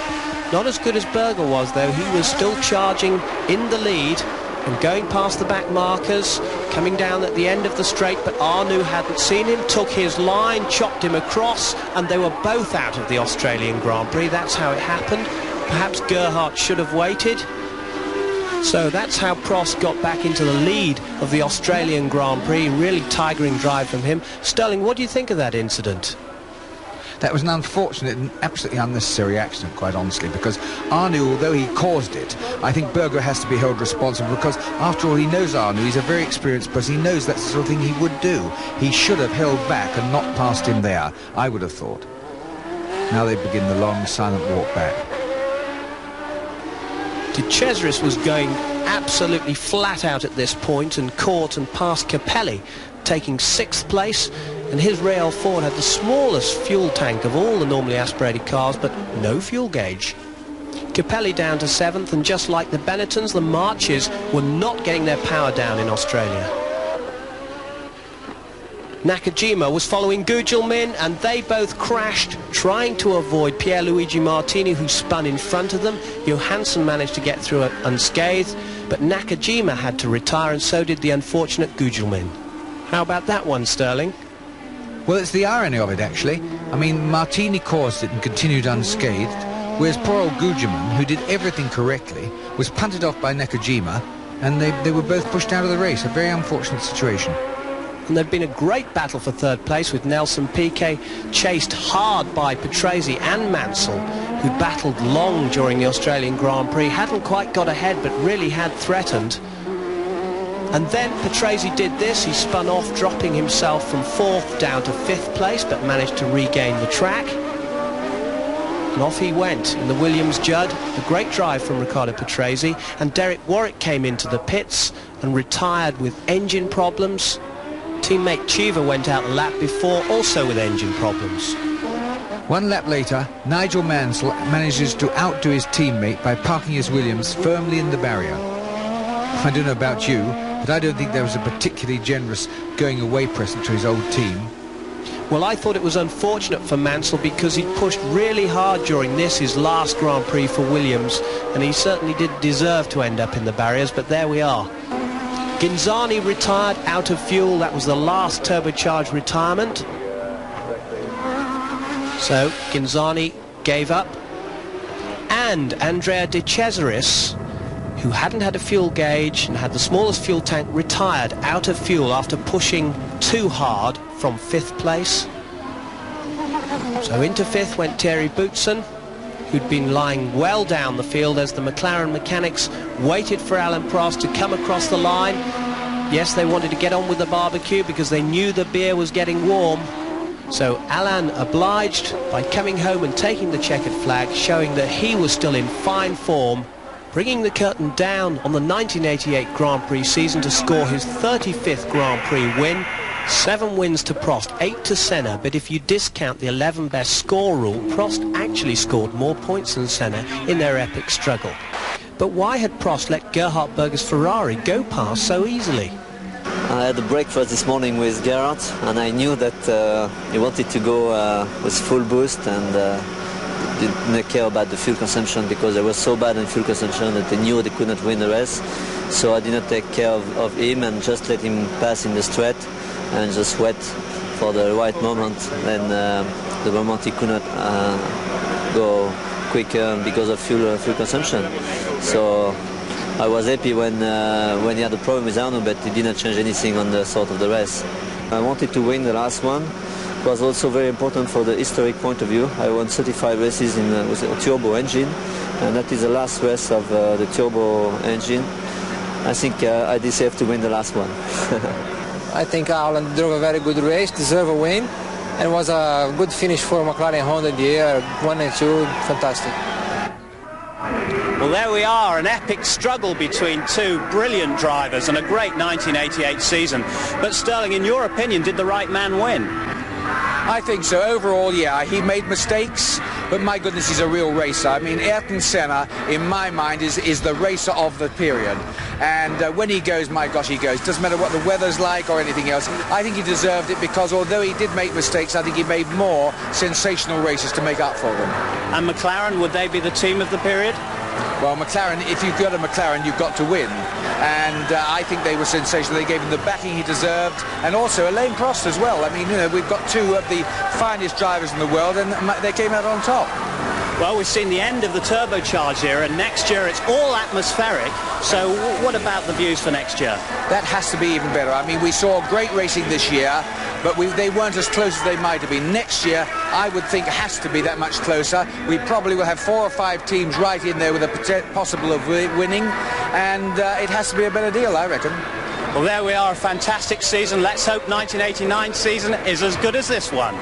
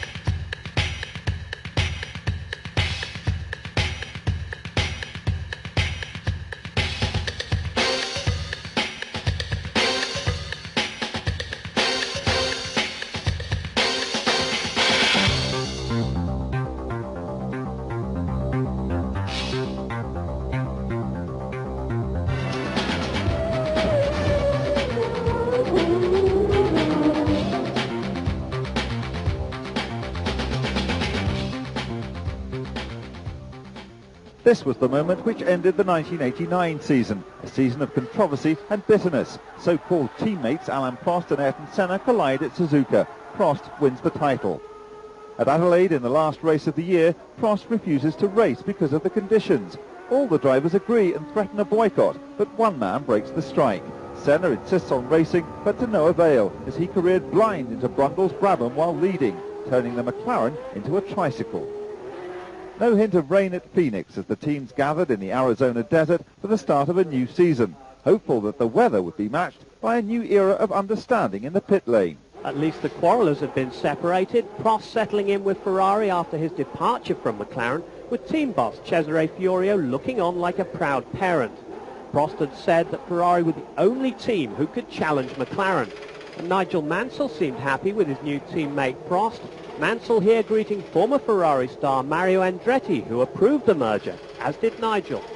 Yeah, it's a fantastic start of the new year. We've done a lot of homework over the winter and, you know, put an extraordinary amount of time and effort into it. So we look for the new year with great expectations. Of course, you've done some sensational times in testing, haven't you?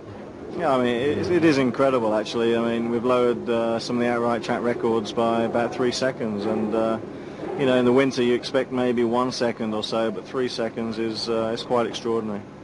For Ayrton Senna, the repercussions of his angry end to the previous season had lasted long after the final race. Even his license had been in doubt weeks before Phoenix, but the Brazilian seemed anxious to put the bad times behind him. 1990 is 1990, and we are here Phoenix, and we are here for racing, and that's what should take place. We have a long season, very competitive, more than before, and I think it's going to be exciting for everybody and difficult for everybody that is looking for winning.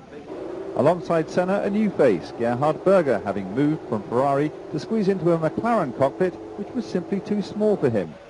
Frank Williams had kept the same faces for 1990. Italian Riccardo Patrese was heading for his 200th Grand Prix, and Belgian Thierry Boutsen had had the whole of the close season to savour his victory in the rain at Adelaide. There were some new faces too. Gary Brabham, son of 3-time world champion Sir Jack, was at the wheel of the new life, the fragile and under-financed Italian car powered by a strange W12 engine. And portly Formula 3000 exponent Claudio Lange would also be a pre-qualifier this year, alongside Roberto Moreno in the Eurobrun. Two drivers were playing the role of substitute. Official Ferrari test driver Gianni Morbidelli in for hepatitis-stricken Emanuele Pirro in the Dallara. And Bernd Schneider took charge of the second footwork arrows in place of Alex Caffey, injured in a motorcycle accident. But Schneider's inexperience showed when the practice rain caught out the young German, sending him skating into the unforgiving walls. Afterwards, looking for a cure for a headache and a bent footwork arrows. Gerhard Berger was out to impress his new bosses, and he did it by taking provisional pole position on Friday, using every inch of the desert track. But the story of the day was Pierluigi Martini's performance in the unfancied Minardi, defying the pundits' predictions to take second place.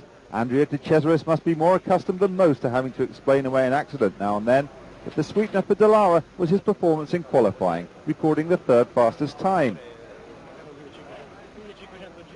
Yet another unusual face completed the second row. Young John Alesi produced another electrifying display in the Tyrrell, despite its considerable power deficiency, to record the fourth fastest time of the day. Ayrton Senna is the unquestioned master of the flying lap, and everyone expected the McLaren driver to claim the pole in Phoenix. But it wasn't to be. The Brazilian had suffered electrical troubles, and then complained of strange engine noises. He could do no better than fifth place. Another Brazilian took a provisional share of the third row. Nelson Piquet had trouble with traffic for most of the day and wasn't happy with his flying laps, but he made sixth place. It wasn't a good day for Ferrari. All their winter success came to naught as Alain Prost could manage no better than the 7th fastest time, and teammate Nigel Mansell was way back in 17th. Rain on Saturday meant that Friday's times determined the grid, and this was the view Riccardo Patrese had of proceedings from the 6th row. Ahead of him, Berger made a good start despite a violent swerve into the path of Martini, but the best getaway belonged to Alesi, who screamed from 4th to 1st before the opening bend, forcing Berger into second place, with Senna and De Cesaris behind. And back in car with Patrese, and Olivier Goyard passes too close in the Acela, and off flies the Williams nose cone. Alessandro Nannini was also forced to make an early pit stop in his Benetton after an altercation with Schneider's Arrows. 5 laps into the race, and Alesi maintains his surprising lead in the Tyrrell, ahead of the 2 McLarens of Berger and Senna, with De Cesaris holding on to 4th place in the Dallara. Then came an embarrassing end to Berger's first drive for McLaren. Apparently in no danger, he lost the car at the apex of the bend and slammed into the tyres. Later, the Austrian admitted he'd hit brake and accelerator at the same time. Life in the Ferrari became a little too hot for Prost. He retired with an oil leak from 4th place and skipped out gingerly as the car began to smoke vigorously.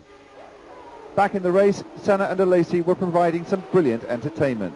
The Brazilian made his long-awaited move in textbook fashion, only to watch the apprentice ignore convention and steal it back with a move as daring as it was cheeky.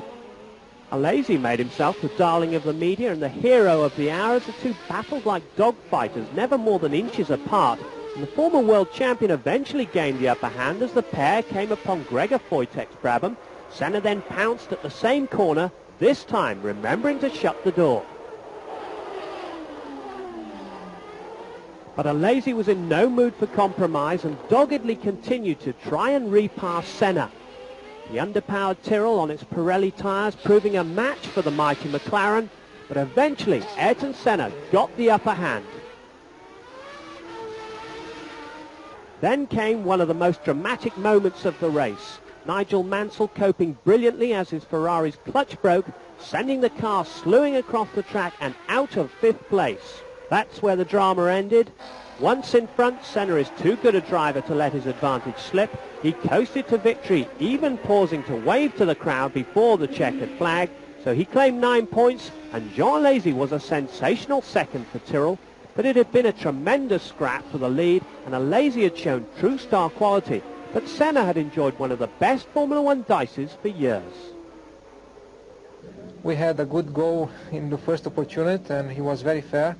But then I wasn't expecting him going through the outside on the dirty, because it would make very dangerous for him the next corner with the dirty on the tires. And when I saw him there, I had just to open and let him go, because I expect him with trouble with grip with the tires being dirty. And I think just as well I did that, and we still fight again. It was very exciting. It was enjoyable because I think it was a clean fight and exciting one, right on the limit. And in those situations is where I get my enjoyment from my profession. From Phoenix to Brazil and the skyscrapers of Sao Paulo's commercial district, which belie the poverty which infests this city. Inflation runs at 1,000%. In the days before the race, mobs had looted supermarkets. Nevertheless, the Interlagos circuit had been completed in record time, and the grandstands would be full of fans willing to spend a month's salary on admission. Almost all of them had one hero in mind when they passed through the turnstiles. Only a Senna victory would take their minds off the problems outside. On the first day of practice, he set out to reward their faith. He unleashed one of his familiar flying laps to take provisional pole position. Although earlier in the day, the local hero proved that he too is human by spinning off into the Sao Paulo mud. Gerhard Berger, still smarting from his embarrassing exit in Phoenix, was the first to take the lap times into the 1:17s. He had high hopes of 2 poles in a row. Terry Boutsen had been third in America, and although no one could beat the McLaren pair's Friday times, he took third on the grid, but decided the track was tough. It's a very difficult track because it's got some slow corners which are followed by fast corners. And these fast corners are all very bumpy, so it means you are in the middle of this faster corner with lots of bumps, and you have to change gear in the middle of it, so you can't hold the steering only with one hand, change gear with the other hand, and you're shaking left and right in the car with the head going left and right, so it's very tiring for the drivers. An advantage for the Ferrari gearbox, perhaps? I would think so, yeah, a big advantage for them here, yeah. But they've got still the reliability problem, so one of the two. I think the driver is still more reliable than the mechanical part of their car, so if we can make our car to finish the race, I think we'll be in good position. Boutsen's teammate Riccardo Patrese claimed the other place on the second row, and Nigel Mansell recovered from this spin to head up an all-Ferrari third row. The automatic gearbox was proving a boon on this tight and twisting track, but Mansell was already being diplomatic about his new teammate. No, I don't think it's bad. I still got utmost respect for him as a driver. What I will say is that perhaps some of the information doesn't come flowing out, because basically we're teammates, and he's got to try and beat me as I've got to try and beat him. So from that point of view alone, it's probably disappointing. He always wants to know what I'm doing, but very reluctant to tell me what he's doing. The Frenchman had been little more than a tenth of a second slower than his teammate. And another Frenchman eager to follow in his footsteps was right behind him in 7th place, John Alesi, heading up the 4th row in the Tyrrell. He was in humble mood when asked about his driving style. I try to be the best, but I think I need to learn a lot, because it's just my my full first year in Formula 1. Last year I did 8 races, so it's not enough to be a world champion. FISA President Jean-Marie Balestre's role in judging the dispute between Prost and Senna at the end of last season was lampooned by the cartoonists in the crowd, and security around the man himself was formidable as he defied the boos and whistles to walk the pit lane as if there'd been nothing controversial about the conclusion of the 1989 championship. The crowd was in better mood as the cars lined up for the start of the race, hardly surprising as their favourite was at the head of the queue. And he stayed there as the cars raced for the first bend, teammate Berger riding shotgun as he kept Boutsen at bay. Behind him, De Cesaris must have surprised himself with the speed with which he managed to have a collision, ploughing out of the race as Senna raced into a comfortable lead ahead of Berger and Boutsen. The replay shows a lazy sandwich between Patrese, Williams and the Dallara of De Cesaris, but it was the Italian who found himself launched into the runoff area at high speed. In fact, this was De Cesaris' fastest accident to date, so he was pleased with the record. So Senna led the way, ahead of his teammate, with Boutsen 3rd. Prost 4th for Ferrari, ahead of teammate Mansell, Patrese 5th in the other Williams, and Alesi 6th for Tyrrell. But Sandro Nannini had his second first-lap altercation in a row. Involved in the De Cesaris incident, he was forced to pit for a new front wing. The onboard cameras gave an impressive view of Boutsen outbraking Berger to take 2nd place. Boutsen had been impressive in practice at this challenging yet bumpy track, but Berger was clearly still uncomfortable. Then Groyard attempted to cut a corner just as he had 2 weeks earlier, but this time it was he who came off worse, bouncing off Michele Alboretto's footwork arrows and into the sand trap. Up ahead, Gerhard Berger was about to lose another place. This time the challenger was world champion Alain Prost, and he passed him with as much ease as Boutsen, beating the Austrian into the bend. Prost was now in 3rd position. His car was behaving itself, and for the first time since leaving McLaren, the Frenchman must have felt him with a chance of winning a race. Then a dramatic demonstration of how not to make a pit stop. Boutsen getting it all wrong to the alarm of at least one of his mechanics. At least he had the presence of mind not to emulate Mansell and engage reverse gear. But it was to be a day for schoolboy mistakes. Senna had time aplenty to overtake backmarker Satoru Nakajima, but he chose the wrong moment, and the Tyrrell removed the McLaren's wing. Frantic activity in the pit saw Senna receive a new nose cone, but the replay showed he'd only himself to blame. He lost time and rejoined 27 seconds behind Berger. So arch-rival Alain Prost was in the lead, and it was a stroke of luck he wasn't about to waste. Behind him, Patrese had experienced the other sort of luck. Things had been going well in 5th position when his Williams caught fire, and the Italian had no option but to retire. Prost went on to claim his 40th Grand Prix victory and his 6th in Brazil, in itself a record. The crowd may have not been too happy, but the Frenchman had recorded his first win for Ferrari. Maybe now he was starting to believe his title could be retained. He won from Berger in 2nd and Senna in 3rd. Teammate Nigel Mansell was 4th, with Thierry Boutsen 5th and Nelson Piquet 6th. There were emotional scenes in the Ferrari pit after the race as team manager Fiorio congratulated his new driver, who couldn't hold back the tears. Honestly, I didn't care about Ayrton today because it was a Brazilian Grand Prix. I just wanted to do well and wanted to win this race because we expected to be very competitive at the beginning of the year because we've done very good tests in the winter, and the first race was very bad for us. And I just wanted to push hard from the beginning, and I'm very, very happy. And for me, for sure, it's maybe my best win in my career. I mean, it was the first with Ferrari, after only 2 races, and also for the team it's fantastic because we have a new car, new engine coming in Imola, and I think it's a good start of the season. On the podium, consolation for Senna from no less than the Brazilian president. Imola Castle, symbol of the old world and of the power vested in the local heroes here, Ferrari. San Marino is the first of the European races, and for many the start of the season proper. San Marino attracts some of the biggest crowds in Grand Prix motor racing, most of them Ferrari fanatics, the famed Tifosi. Imola saw the baptism of the new John Barnard-influenced Benetton, the team's main hope of joining the Formula One vanguard. The cameras were on board to witness the Benetton's debut, and they caught a less than auspicious first time out for Alessandro Nannini. He emerged unscathed from what was really a large shunt, but he blamed De Cesaris for sending him reeling at Villeneuve corner. Pierluigi Martini was less fortunate in the Minardi. He had a huge accident on Saturday when exiting Acqua Minerale, accelerating out of the chicane and ploughing straight into the tyre wall. The Italian braked heavily before impact, but even so he struck the barrier at speed, and it wasn't clear what had caused the accident. The car was badly damaged in the collision, the chassis absorbing most of the momentum, coming to rest only a few feet from the point of impact. Martini suffered cuts, bruises and a cracked heel, but his car was broken in two. A day earlier, his teammate Paolo Barilla had suffered a massive spin.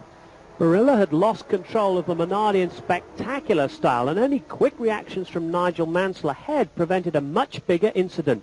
The Englishman hit the brakes and headed for the gravel as Barilla careered past him out of control. His car had simply accelerated over the grass. Qualifying proved to be an exciting time for Mansell. First he made a couple of unrehearsed excursions onto the rough, trying as hard as ever for the fans. Then he decided to miss out Acqua Minerale altogether, making his Ferrari grass cutter La Macchina Agricoltura. But as usual, he was totally committed. But later he fell foul of Olivier Grouillard's Acela, which ruined his flying lap, so the Englishman went wheel-to-wheel with Grouillard to underline his displeasure. Teammate Prost didn't fare much better, spinning right in front of the Tifosi. He finished 6th behind Mansell on the 3rd row. San Marino saw the debut of the Tyrrell's new revolutionary flying front wing. Designer Harvey Postlethwaite said it would make up for the car's shortfall in engine power. There was a new Brabham at Imola too, but the BT59 was still awaiting its new rear end and gearbox, so it used the old car's back end instead. It looked good enough for David Brabham, signed to the team that carries his father's name, for his first race in Formula One. His brother Gary had been replaced in the limping life by Italian veteran Bruno Giacomelli. The change didn't make any difference to the car's pathetic performance, and it didn't come close to pre-qualifying.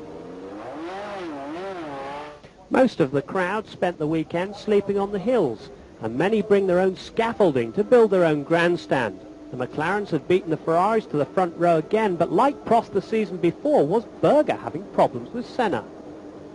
Not yet, if I say we are good friends, we have no problems at all. A lot of people will laugh and will say, wait a little bit, it's too early to say this. It's true, we have still a long season in front of us, we will work together all the season. But until now, I just can say he's a nice guy, he's a good friend. 200,000 Italians watched the exciting start to the race and were rewarded with a dramatic San Marino Grand Prix, full of incident and not a little controversy. The drama came quickly as the cars hurtled into the Tamburello curve, scene of Gerhard Berger's horrifying crash the previous year. Mansell ran wide, which led Ivan Capelli's Leightonhouse to take to the grass, losing control immediately as Nakajima flew off at alarming speed into the guardrail. Martin Donnelly performed a touch-free 360-degree spin, avoiding his rivals who were jockeying for position. Capelli's car was too badly damaged to continue, and the young Italian had no choice but to begin the long walk back to the pit. The onboard camera showed what happened in graphic detail as Capelli fought through the dust cloud created when Nigel Mansell ran out of track. Satoru Nakajima may have been blinded by the dust. In any case, he collided with Capelli, who'd been forced off the track on the other side. Both cars out of the race for good. Up ahead, the race continued, and the rejuvenated Nelson Piquet showed all his old verve as he swept past Prost to take 7th position on lap 3.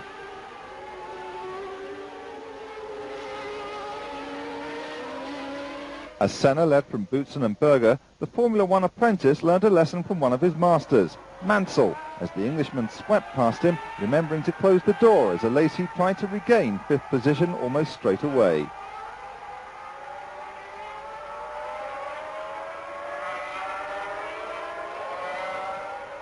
But then a moment which the crowd treated with absolute glee as Ayrton Senna, whose McLaren had cracked a rear wheel, went sliding out of the race.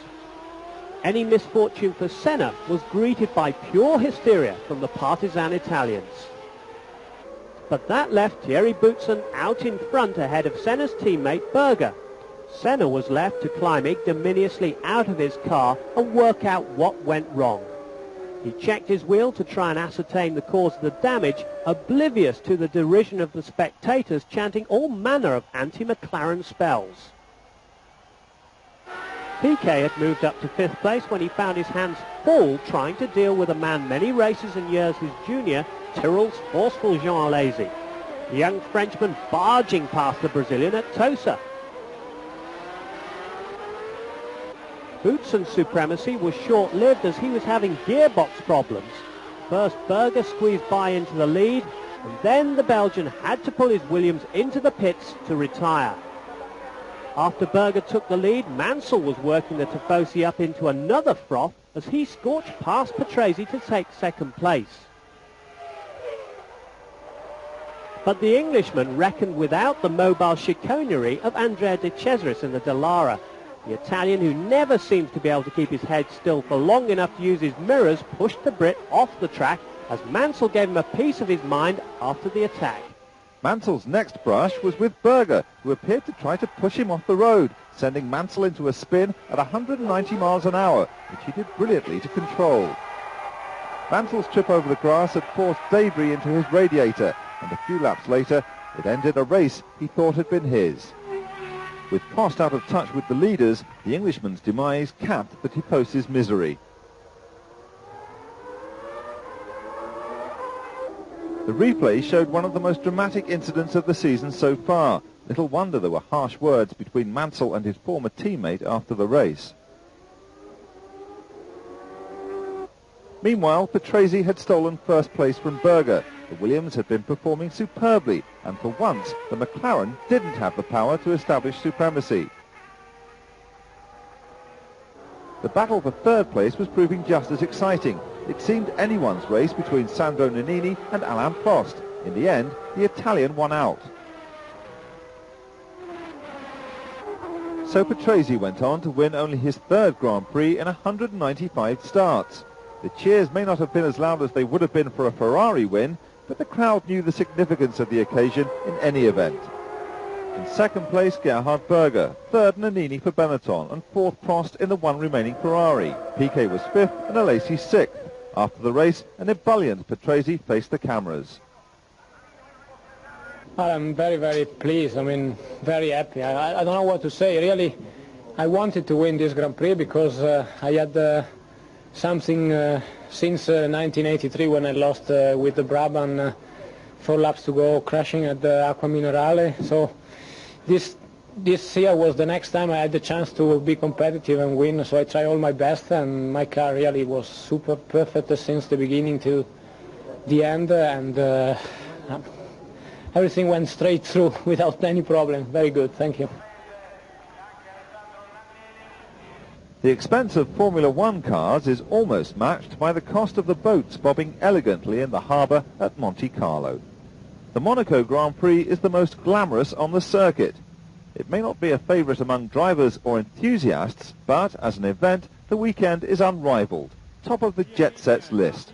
The crowd reflects true fans and a more glamorous following in almost equal numbers. It's not far for the president of FISA to come either. Riccardo Patrese is in more of a hurry, but his boss is happy to talk about the magic of Monaco. For me, it's a great pleasure to come here. For the mechanics of the race team, it's very hard work. But I know they enjoy it too. And you must remember that we're part of show business in a way. It's sport and it's business. And we are here to perform on the track and off it. And the fact that so many people turn up to watch us, I think is truly glorious. I wouldn't have it different. And I'm very happy to race here. Back on the track, Patrese used a selection of Williams to go fast enough to take 4th position on the grid. Amazingly, this was Jean Alesi's Formula One debut at Monaco. He'd never raced here before, but simply scorched round to take 3rd place. But was Ken Tyrrell's team at a disadvantage here?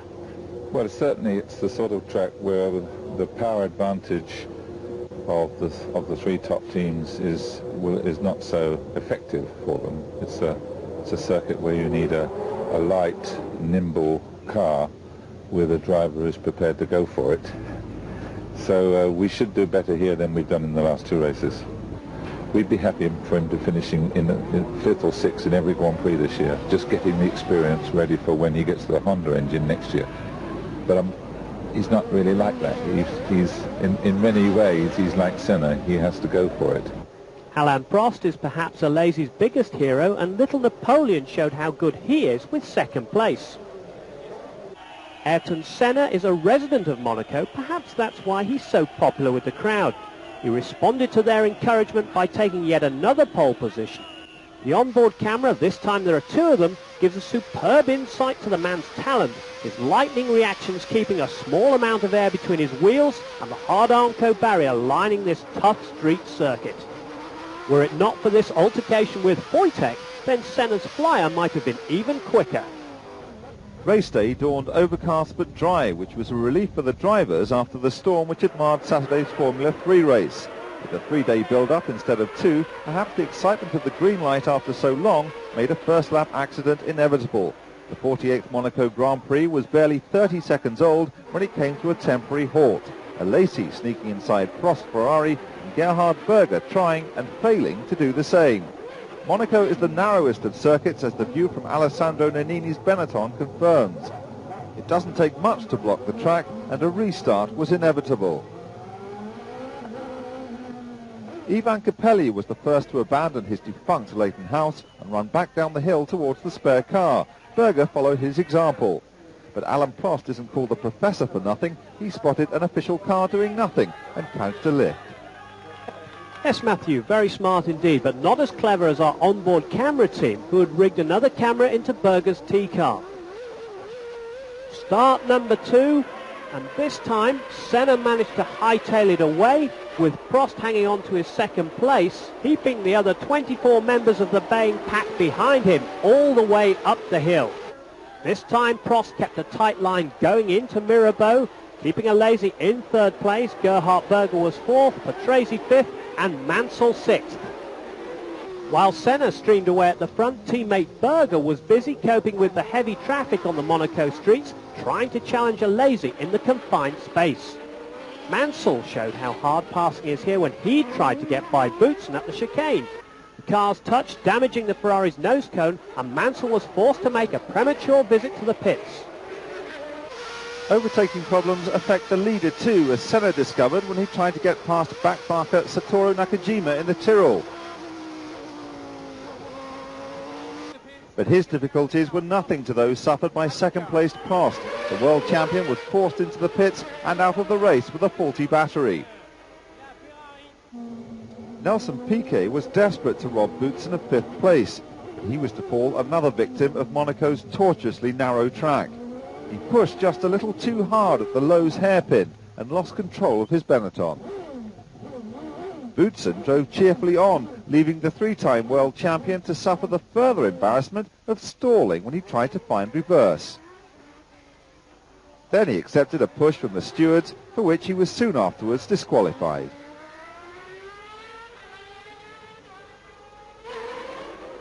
Mansell squeezed past Derek Warwick's Lotus as the pair exited the chicane to take 5th place.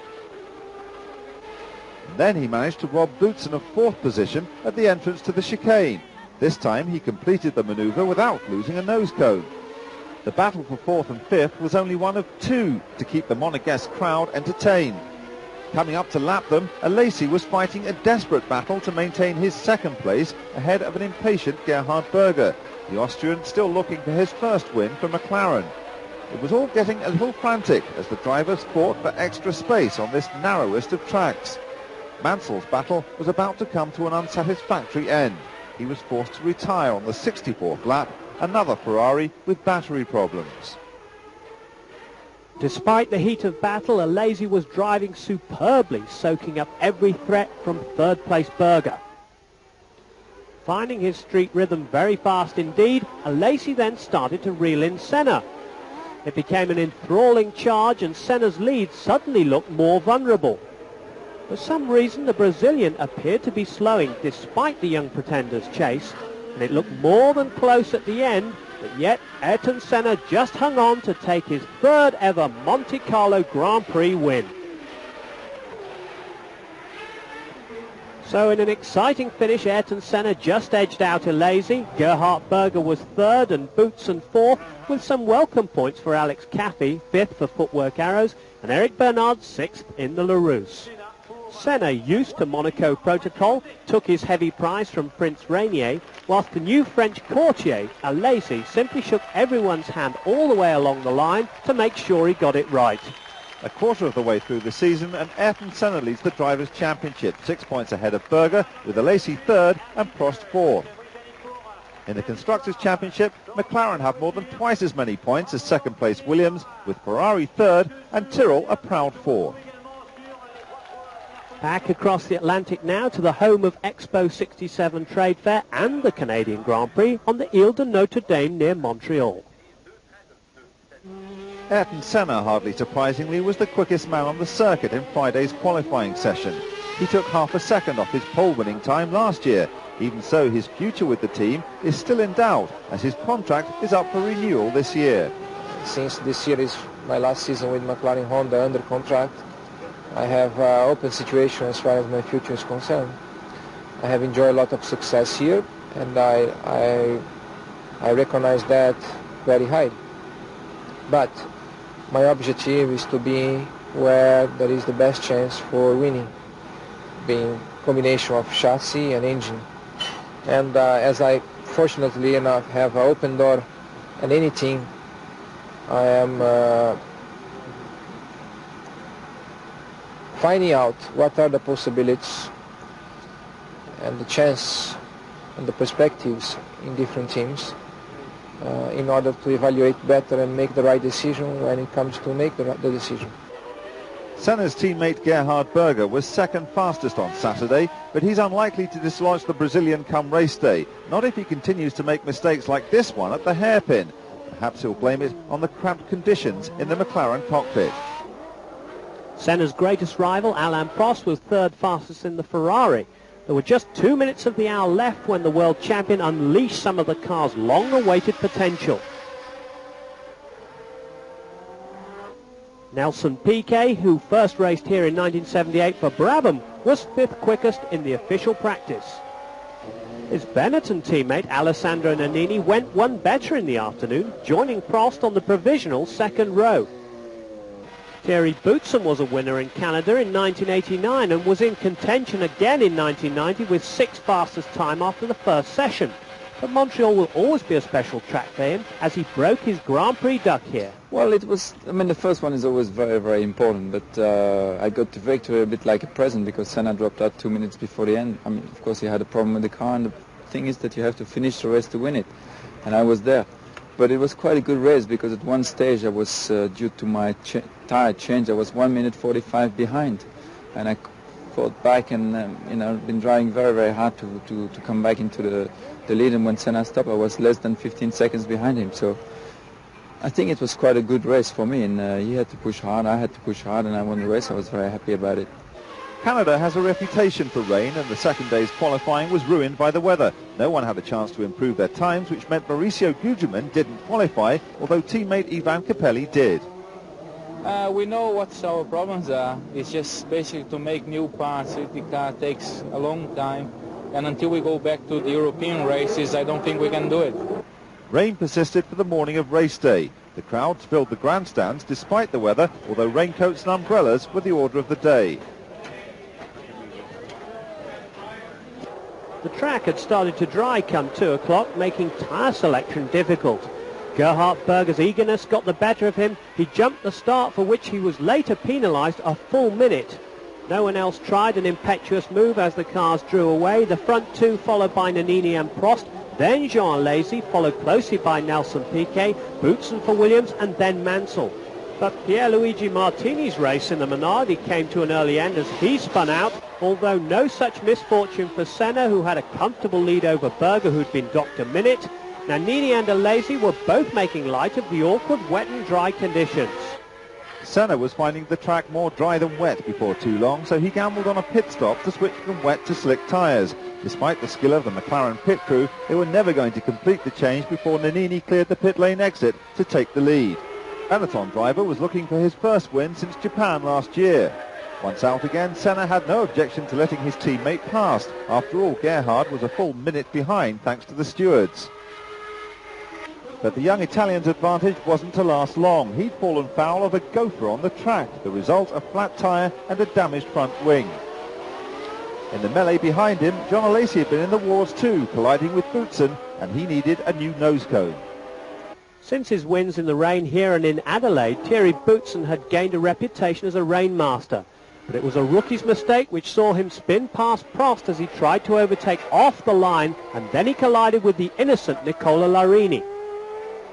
Nannini then fell foul of a wet spot on the track. The result, one very mangled Benetton in the tyre wall.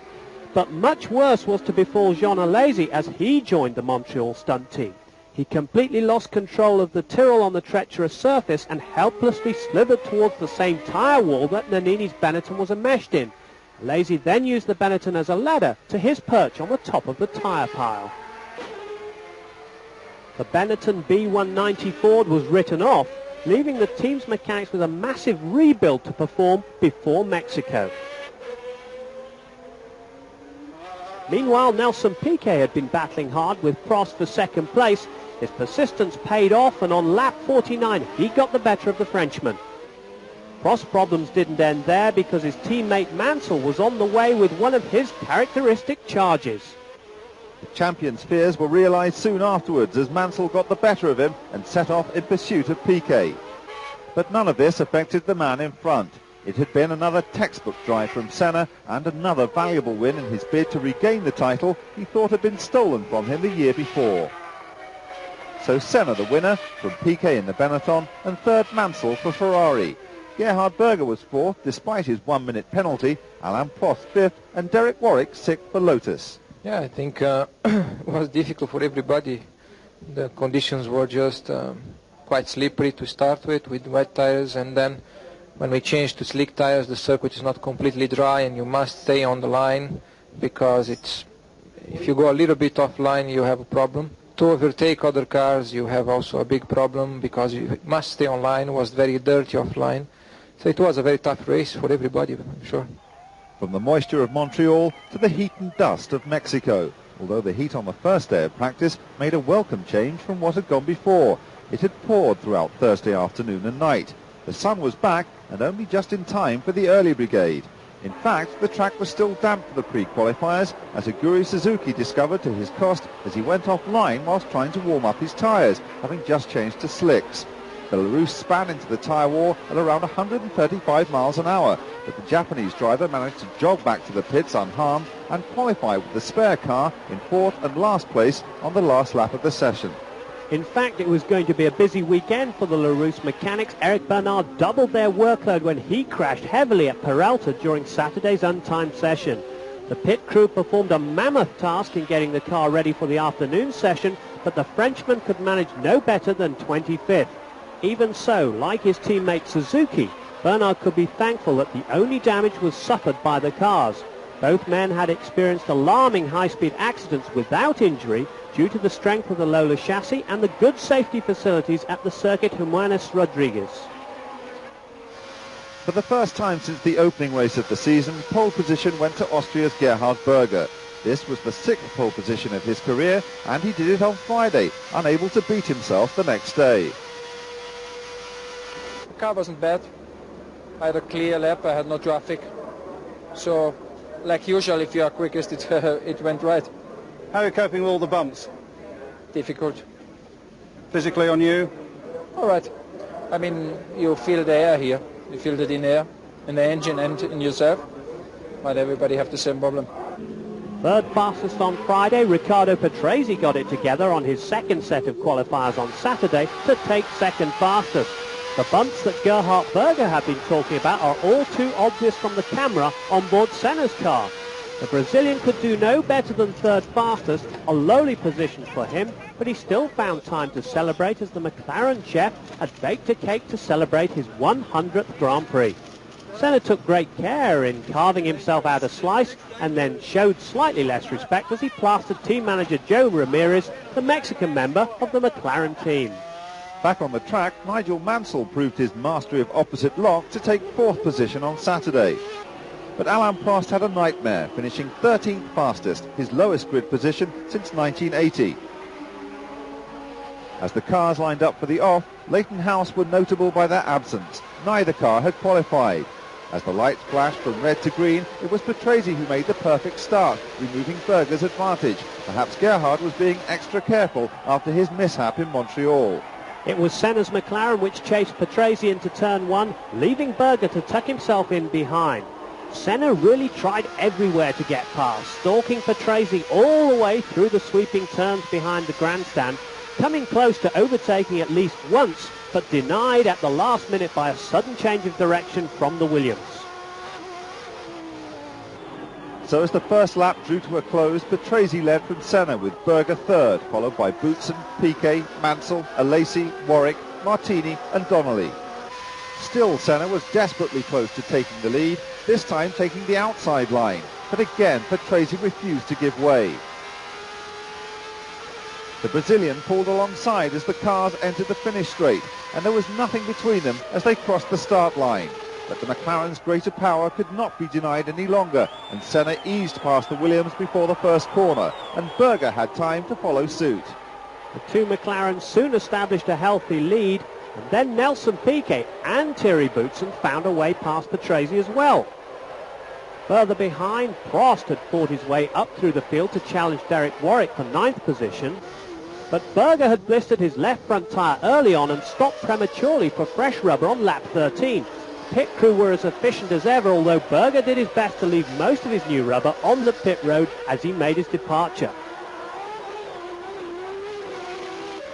Piquet had inherited second place after Berger's stop, but he wasn't to hold it for long. He fell victim to another of Mansell's cavalry charges.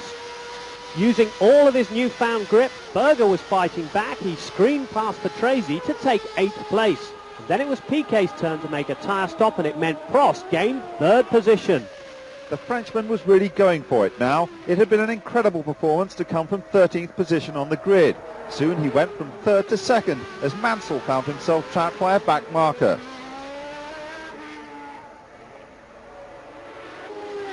Meantime, Senna had been slowing down with a tyre problem, a slow puncture. He had gambled on not returning to the pits, but he couldn't hold off the oncoming Frenchman. Prost took the lead in a classic manoeuvre, and his bitterest rival could only sit and watch. Then came the moment Senna had gambled against. His tyre disintegrated and he had to coast back to the pits. But his teammate was still alive and kicking, Berger bursting past Mansell on the inside to claim 2nd place. But Mansell was in fighting mood and made one of the bravest outside overtaking manoeuvres I've ever seen at a very dangerous corner to regain his 2nd place. Berger's camera showing just how fast Mansell really went. So Prost recorded his 2nd victory of the season and his 2nd for Ferrari. It had come at the right time, just as the pundits were predicting another season of McLaren dominance. 2nd was Mansell, making it a Ferrari 1-2. Afterwards, Prost was tired but happy. After this morning warm-up, I expected to do a good race because I felt that the car was quite good, but I couldn't expect to win the race, and it was really fantastic for me. The podium celebrations were as vigorous as we've seen all year. For Berger and Mansell, a safer fight than we'd witnessed out on the track. Yeah, I mean, basically, I think we were side by side, and I'd made my mind up that I was just going to go in there flat, and that's exactly what I did, and fortunately Gerhard lifted. I had to lift off because it was too dangerous if we would go both flat out in the corner. And then was again close in the last lap because there was another car slow in front of Nigel. And I saw, okay, now I will try again. but the car moved a little bit inside, and I wasn't sure he saw me or not, so it was too dangerous to stay flat out. So I lifted a little bit too, and it was not enough. The boats bobbing gently in the harbour at Bandol, a few miles below Le Castellet, offer the perfect contrast to the noise and aggression that surrounds qualifying for the French Grand Prix. Still, there are plenty of punters, millionaires or otherwise, willing to forsake the seaside to see the Formula One circus in action. On board with Riccardo Patrese on the new surface at Paul Ricard for the last time before the event moves to Magny-Cours, but Patrese could only manage 6th place, and his Williams teammate Thierry Boutsen punctured and spun, the Belgian qualifying no better than 8th. This was bitterly disappointing, not just for Williams, but of course for the might of Renault, who were here on home ground. In the Ferrari pit, Jean-Marie Balestre gives Nigel Mansell the benefit of his opinions. Obviously the discussion was a private, if one-sided one, but it must have had some effect on Mansell. He went on to take pole for Ferrari, their 108th, a Formula One record. Despite claiming that he hates this circuit, Gerhard Berger was second fastest. Overnight work on his McLaren saw his speed improve significantly from Friday to Saturday. Teammate Ayrton Senna was third. He would still be dangerous from the second row. And the man looking for his third win of the year would be alongside Senna come race day. Alain was feeling confident about another home win. I think so. I have a very good chance. The car is quite good. We are also very good in qualifying. And about the same than Mexico, than the previous races. I'm much stronger with the rest tires. But it doesn't matter if I start in first row or second row, it will be okay. The car now is quite reliable, so I'm very optimistic. Ivan Capelli was 7th quickest, Leighton House using new aerodynamics designed by Adrian Newey before his departure. Teammate Mauricio Gugelmin was 10th on the grid.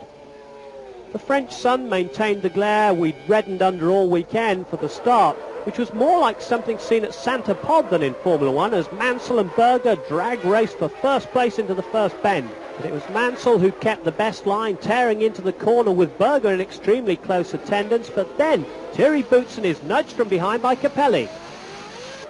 Another new angle from the boys in the onboard camera department. This time we see how the pack are faring behind Bernard's Larousse. But Berger had found a way past Mansell in the curves at the back of the circuit. The Austrian swept on to improve his lead, while his teammate began to harry the Englishman.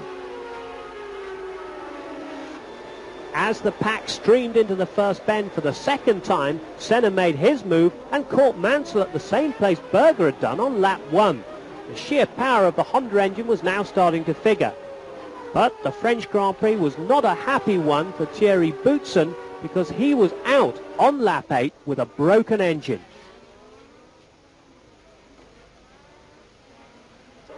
John Alesi didn't enjoy the day either, out with a broken differential.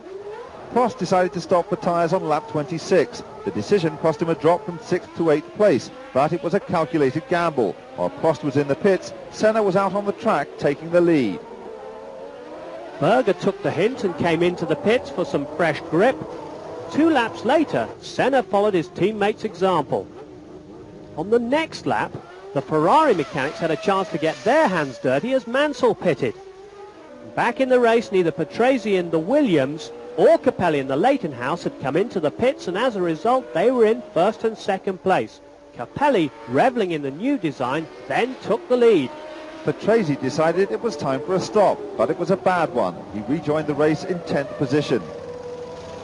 The Leighton House team could hardly believe their eyes. Non-qualifiers in the last race, now they were 1st and 2nd, with Prost 3rd and Nannini 4th. For Capelli, it was a brilliant day. He held the lead for a total of 45 laps, longer than anyone in the race.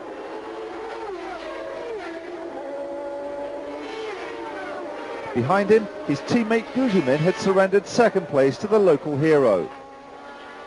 While Capelli carried on strongly out front, his Brazilian teammate Gugelmin's luck deserted him just 4 laps later when he was forced out of the race with engine failure. Same problems put paid to Mansell's hopes of making it another Ferrari 1-2. The Englishman dropped out 7 laps from the finish. Now it was a desperate chase to the flag for Capelli. Could he hold off the Frenchman? The Italian performed miracles until just 3 laps from the finish, when a stuttering engine gave the world champion the break he needed. So Prost was on his way to the 9 points and Ferrari's 100th win in Grand Prix motor racing. It was a day worth celebrating. Even the man himself couldn't have predicted this success before the start of the season. The French crowd made themselves heard above the roar of the Ferrari, but perhaps the biggest party was held in the Leighton House pit. In a dramatic reversal of fortunes, Capelli had come from the doldrums to equal his highest ever finish, having finished second in Japan 2 years previously. But could he have held on for the win? Then at the end, unfortunately, when I was in front of Prost, I had some problem with the oil lights of the engine, and so in the last 2 laps the engine started to have problems, and I'm lucky to finish second. Without that, do you think you could have stayed ahead? Actually, when Prost was behind me and he attacked me, I was actually make a good reaction because we were together, but he couldn't overtake me. So it's just a matter of power that didn't stay until the end. Is this a turnaround we can expect to see for the rest of the season? I would like, yes. I mean, after Mexico, not qualified here in second place, yes, I would like to come here again next week in Silverstone. Maybe Leighton House rewarded Ivan with a trip in the company jet. In any event, there was precious little time to waste between Le Castellet and Silverstone, the French and the British races just a week apart. This the last time the drivers would race around the old circuit before changes are made to the track. As always at the British race, there's only one hero.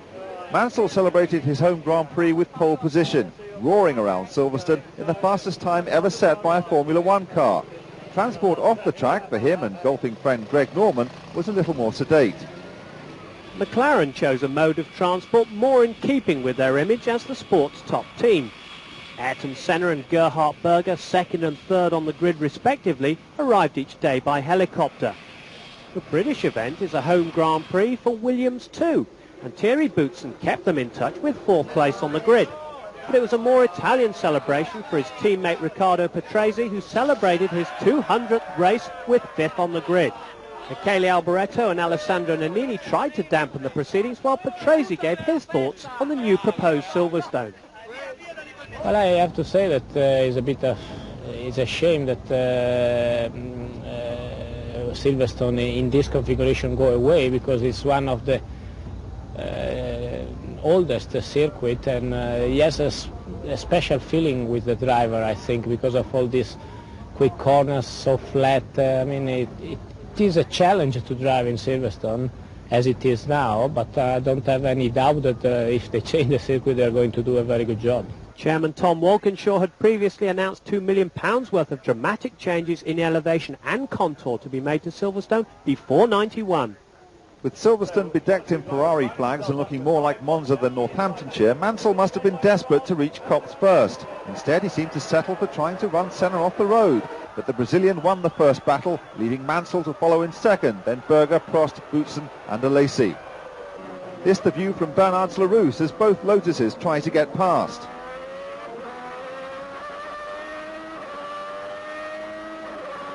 But Senna was never able to establish a commanding lead, with Mansell always looming large in his mirrors. The cheers of the crowd outdid the roar of the engines as the Englishman overtook the former world champion on lap 9, but the applause subsided as Senna reversed the move in an instant.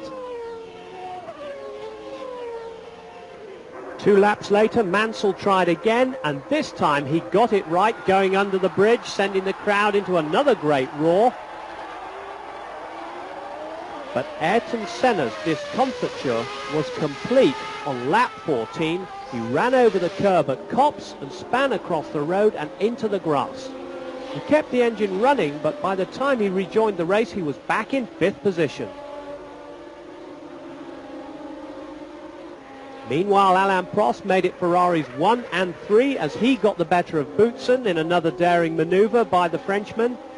And on lap 15, Alessandro Nannini nudged countryman Riccardo Patrese from behind. Nannini retired, and then Patrese retired after a trip to the pits revealed that his under tray was smashed. Senna decided to take on fresh rubber. The new set of Bs cost him a drop to 10th place. Up ahead, Mansell was having trouble with his automatic gearbox, which had decided to start changing gears of its own accord. The malfunction gave Berger the chance to grab the lead. but the errant gearbox appeared to mend itself. 6 laps later, Mansell outbraked the Austrian at the chicane and was back in front. Perhaps inspired by his teammates' example, Prost took the chance to pick off Berger too. But British fans could have done without the Professor's next manoeuvre. Team orders stated the Ferrari should maintain their positions, but with Mansell's gearbox still misbehaving, Prost reckoned he had no option but to take the lead. It was a sad moment for the crowd's favourite, but nothing like as miserable as what came next. Mansell slowed suddenly at the end of the pit straight as he began lap 56, all gears gone, and with them his hopes of a win in the race he relishes most. Back with the action, Nelson Piquet demonstrated that even the most experienced driver can get things wrong. At least he kept the engine alive and got back in the swing, but Senna was too close to resist, taking 4th spot. Worse luck for his teammate Berger, who retired 4 laps from home with a broken throttle mechanism. But Eric Bernard was enjoying one of his best ever races for Larousse. He unlapped himself despite blistered tyres and slipped past Piquet to take 4th place. Confirmation, if any were needed, that the team wouldn't need to pre-qualify in future. The closing laps had been uneventful for Prost.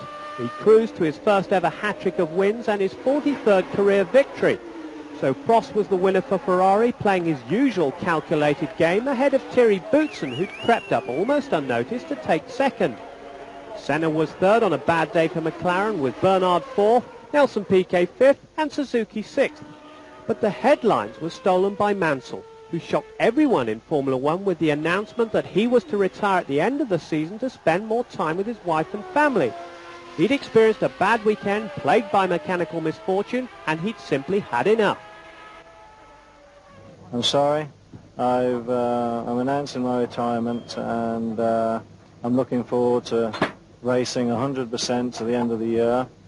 I'm very thrilled for Ferrari that they've managed to do what they've done, and if I can help Alan win the championship, and if I can win some races before the end of the year myself, great.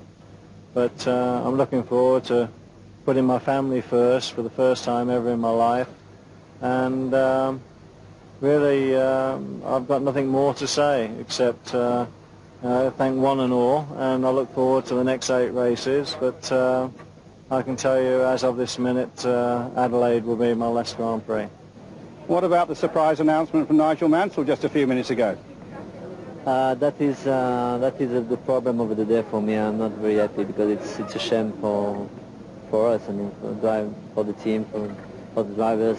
A guy like Nigel is always very competitive, and I must say that in this kind of situation you must accept and respect the decision, because it must be very difficult for him to take this decision. It will be difficult to finish the season with us, and I know that Nigel is a good man, and he will help the team and myself, I'm sure, until the end. It's a shame. We will regret him next year for sure. At the halfway mark in the season, Prost was ahead of Senna by 2 points, whereas most had expected his Ferrari to be chasing Ayrton Senna's McLaren from second. Third-place Berger surprised the experts by not winning in a McLaren thus far, whereas Piquet's progress in 4th was pleasing. In the Constructors' Championship, however, McLaren were at a 10-point advantage over Ferrari, and no one else was really getting a look in.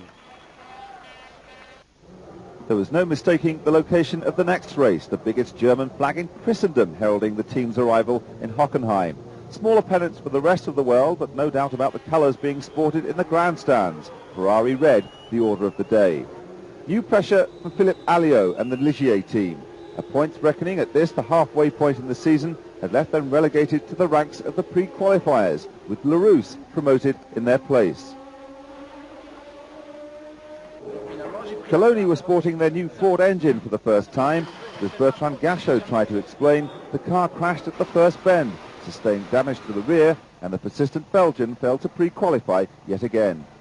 Alessandro Nannini was using the new Series 4 Ford HB engine in his Benetton, but he crashed at the third chicane during Friday's session, and the car was completely destroyed after a dramatic flash fire.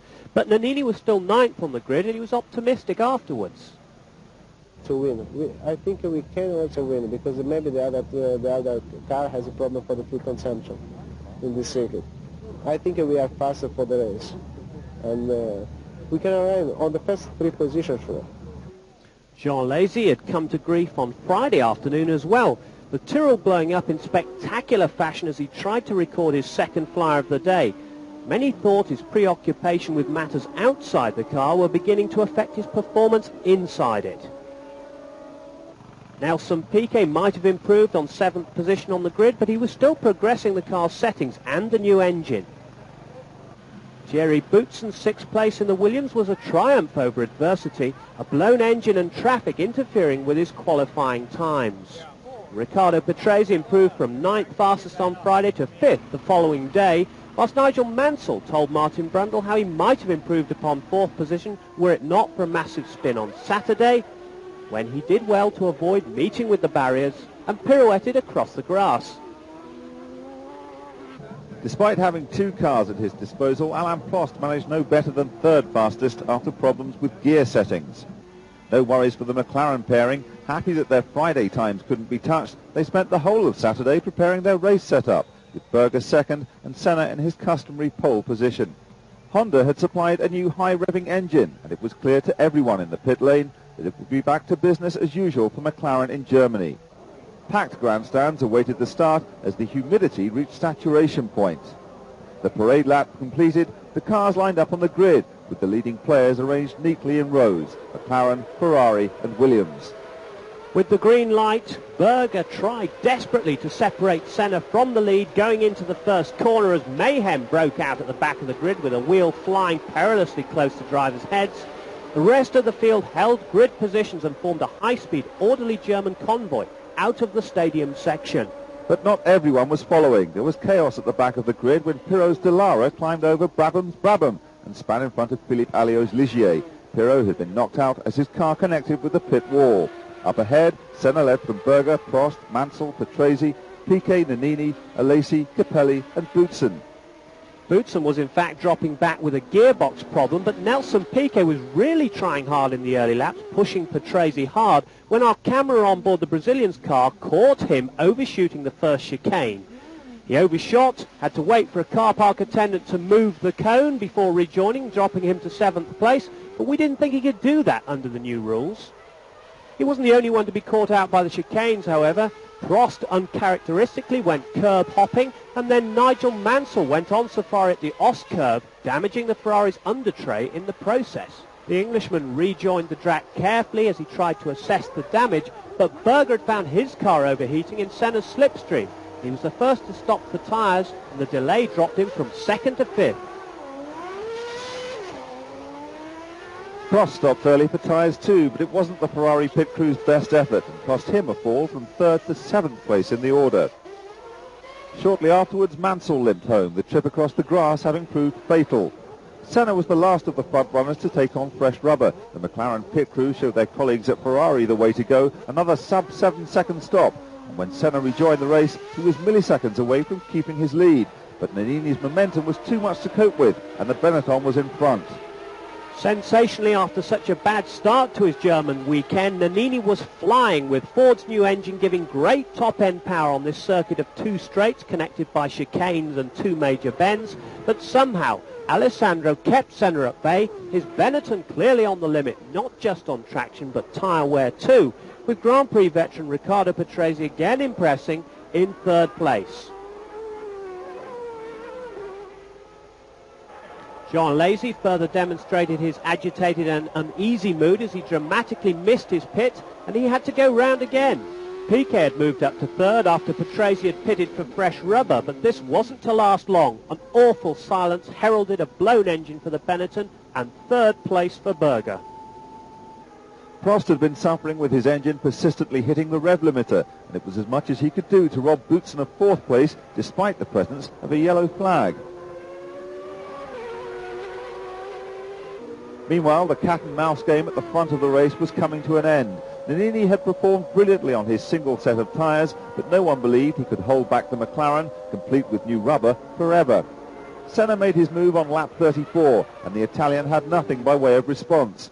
The way was clear for the Brazilian to move smoothly towards his 24th Grand Prix victory. He had stopped the rot begun by Prost in Mexico and scored an important win for McLaren. The doubters would have to eat their words.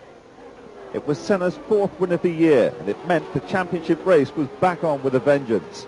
An excellent second place for Nannini, with Berger 3rd, Alain Prost 4th, Patrese 5th, and Boutsen 6th. When I get out of the pits, Nannini just passed by, just managed to go through. I had some difficulty for a couple of laps with the pressures, so I wait. But then when I tried to push, I had some problem with the engine, and the engine lost some power. So I tried just to go through, but I realized I couldn't do it. So I decided to back off and give some time, think about, refresh the tires again, because being behind was too hard on the tires, and wait for later race. I realized he had not stopped for tires, so for sure later in the race he would have more problem, because his tires would be worn out, while I had the new fresh tires. So it worked good. Towards the end he started to have more difficulties with grip, and I was able to be more stronger, to come closer, and I managed to get a very good tow and then overtake him. So to the banks of the majestic Danube and the beautiful old city of Budapest, and the first Hungarian Grand Prix since the Iron Curtain was torn apart, still one of the most popular races on the calendar.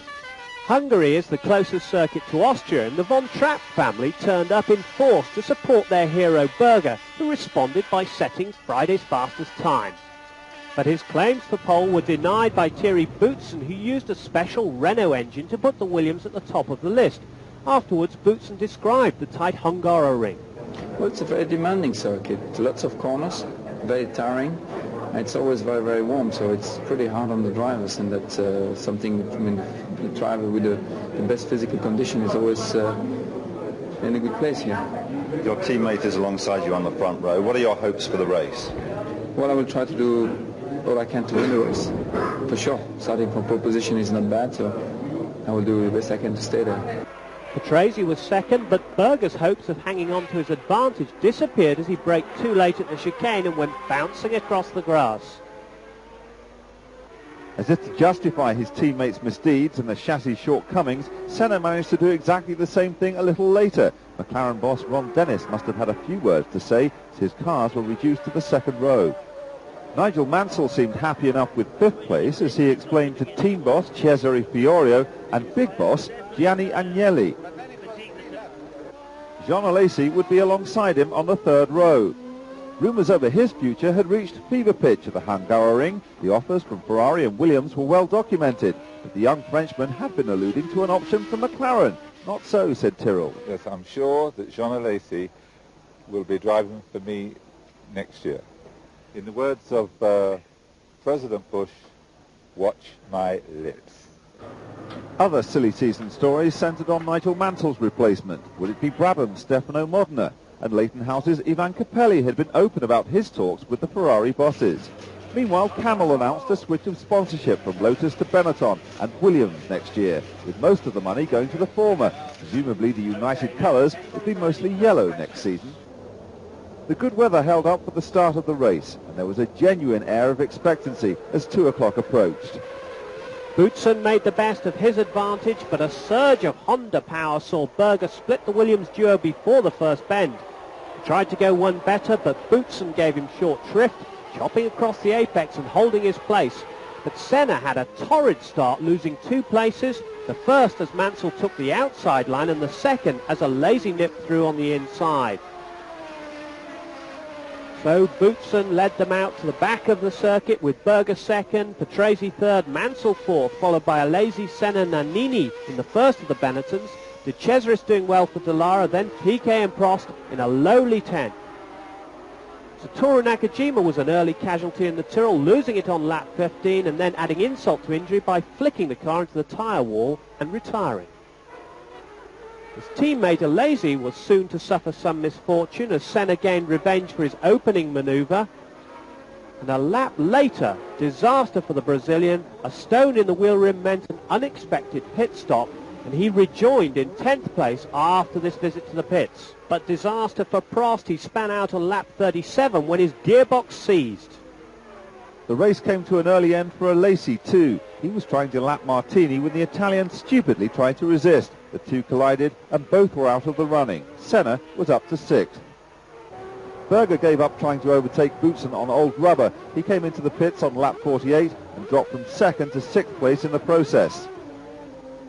5 laps later, Nannini confirmed the efficiency of the Benetton as he outsprinted Mansell on the main straight, despite a wild swing from the Englishman, which might have left him embedded in the pit wall. Alessandro Nannini using all the momentum from that newfound power with the Ford engine slipping inside. Nigel Mansell taking third place, but right behind him at this point was Ayrton Senna coming back from that 10th place after the pit stop and about to make a classic manoeuvre on Mansell to go through into 4th position. Ayrton Senna on lap 55. Nannini was having a terrific race. Patrese had been doing a selfless job of riding shotgun for his teammate, but the Benetton's claims were too strong to resist, and Nannini was passed on the next lap. Ayrton Senna in his McLaren on fresh rubber continued his hard charge through the field, moving up to 3rd place at Patrese's expense. Riccardo Patrese now on worn tyres and in a bit of trouble. So 4th was Patrese, 5th Nigel Mansell still in there, and 6th Gerhard Berger had caught up as well on this very tight track indeed, as Mansell had another go, but Patrese was forced to come into the pits for fresh rubber.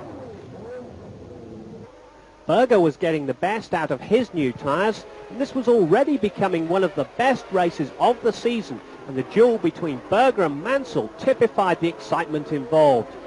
The Austrian claimed first blood to take 3rd place, but Mansell wasn't about to let that one go. He pulled out all the stops to put Berger back in his place.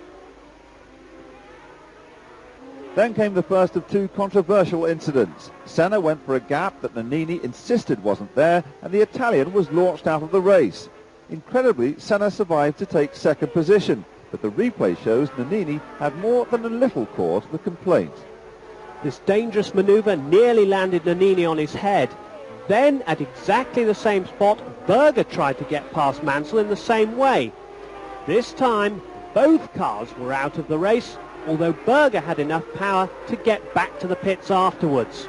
Mansell's frustration was obvious for all to see. Perhaps it was just as well he didn't have to share the walk back to the pit lane with his former teammate Berger. The collision reduced the battle for the lead to a dogfight between Boutsen and Senna. It was nail-biting stuff for the Williams followers as the Brazilian hounded the leader right up to the flag. But Boutsen's skill lasted him to the line, and he claimed his first victory of the year to the delight of the mechanics lining the pit wall. Renault had made a major effort in Hungary, even supplying special qualifying engines, and it had paid off. Boutsen survived the pressure from Senna to win. Piquet was 3rd and Patrese 4th. Derek Warwick was a creditable 5th for Lotus. Afterwards, Boutsen was asked how hard it had been to keep them all at bay. Quite difficult, but I must say for the first half of the race I was just controlling it. I had Gerhard behind me, about 1.5 seconds behind me. And I was just driving at his speed to conserve the tires, to try to go as far as we could with the tires of the race, especially because I had quite a lot of oversteer from the beginning of the race. After that there was a little bit of gap, 5, 6, 7 seconds with the next one, but then the gap closed very quickly because my rear tires had gone off completely, and I was sliding very, very much, and I tried to keep Ayrton behind as much as I could until the last lap, and it was all right to cross the finish line. I don't think I could have done one more lap in front of him. I'm very happy for the result. I think I was not expecting for sure to be in the top 3 here before coming to this race. I was expecting the 2 Ferraris to be very strong. And of course, in terms of championship, 2nd place for me, with the other results, the other 6 places is perfect. High in the hills of the Ardennes lies the town of Spa, centre for an annual pilgrimage for Belgian motor racing fans. The Belgian circuit is a favourite amongst the drivers, but even the best of them could find it a little too challenging. Nevertheless, McLaren were happy to have secured Ayrton Senna's signature on a new contract. Any driver wants to be in the best team, to have the best car to win. And as long the team believes that I can do the job for them, and as long it's reciprocal, same feeling, there is no reason for changing.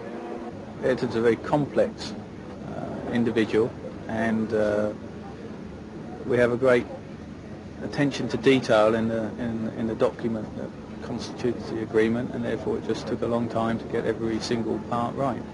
But we're very happy with the outcome. Senna was lucky to escape further disaster as he attempted to get back on course. At the same bend, Donnelly's Lotus lost a wheel, which bounced off the Brazilian's car. Berger made it a McLaren 1-2 on the front row, despite turning his machine into a stock car through the chicane. Prost was fastest in the Ferrari on Saturday morning, but he couldn't maintain his edge in the afternoon, dropping to third place. Home favourite Thierry Boutsen was trying for 2 wins in a row. In the end, he took 4th place on the grid, while his boss was speaking about Williams' role in next year's driver moves. We are in discussions with drivers. I don't see any reason to rush those discussions.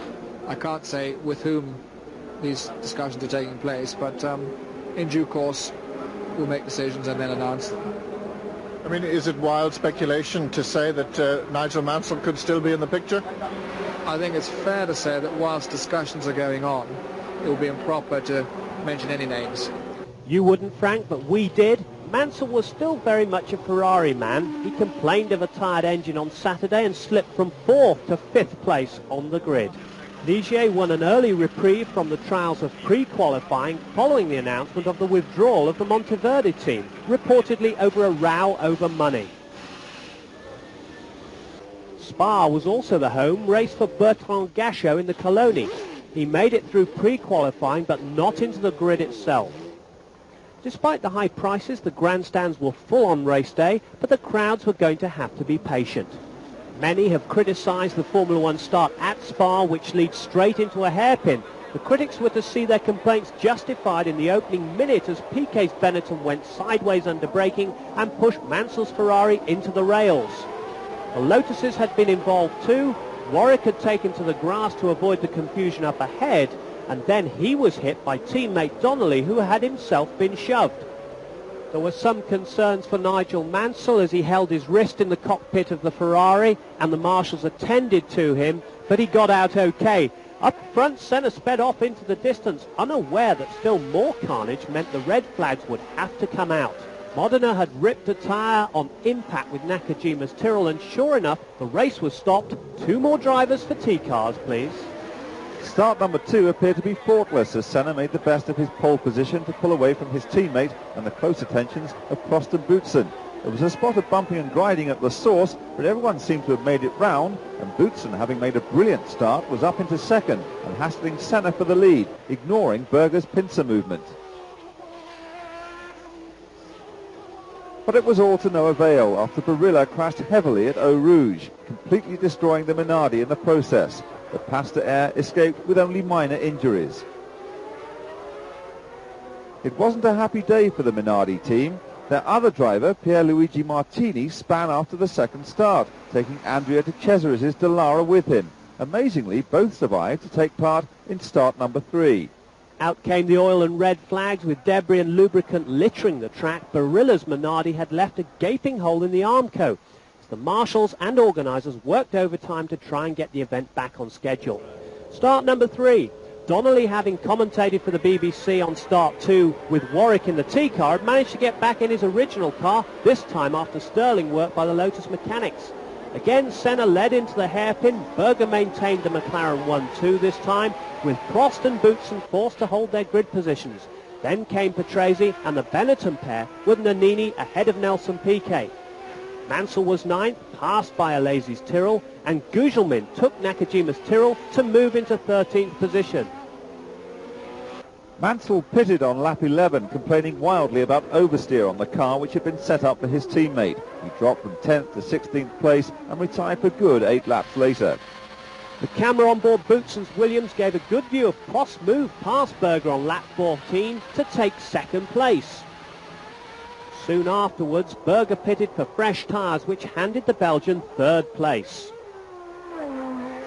Patrese's race came to an end with a dud gearbox on lap 18. And a miserable home Grand Prix came to a premature end for his teammate 3 laps later. Again, the gearbox was to blame.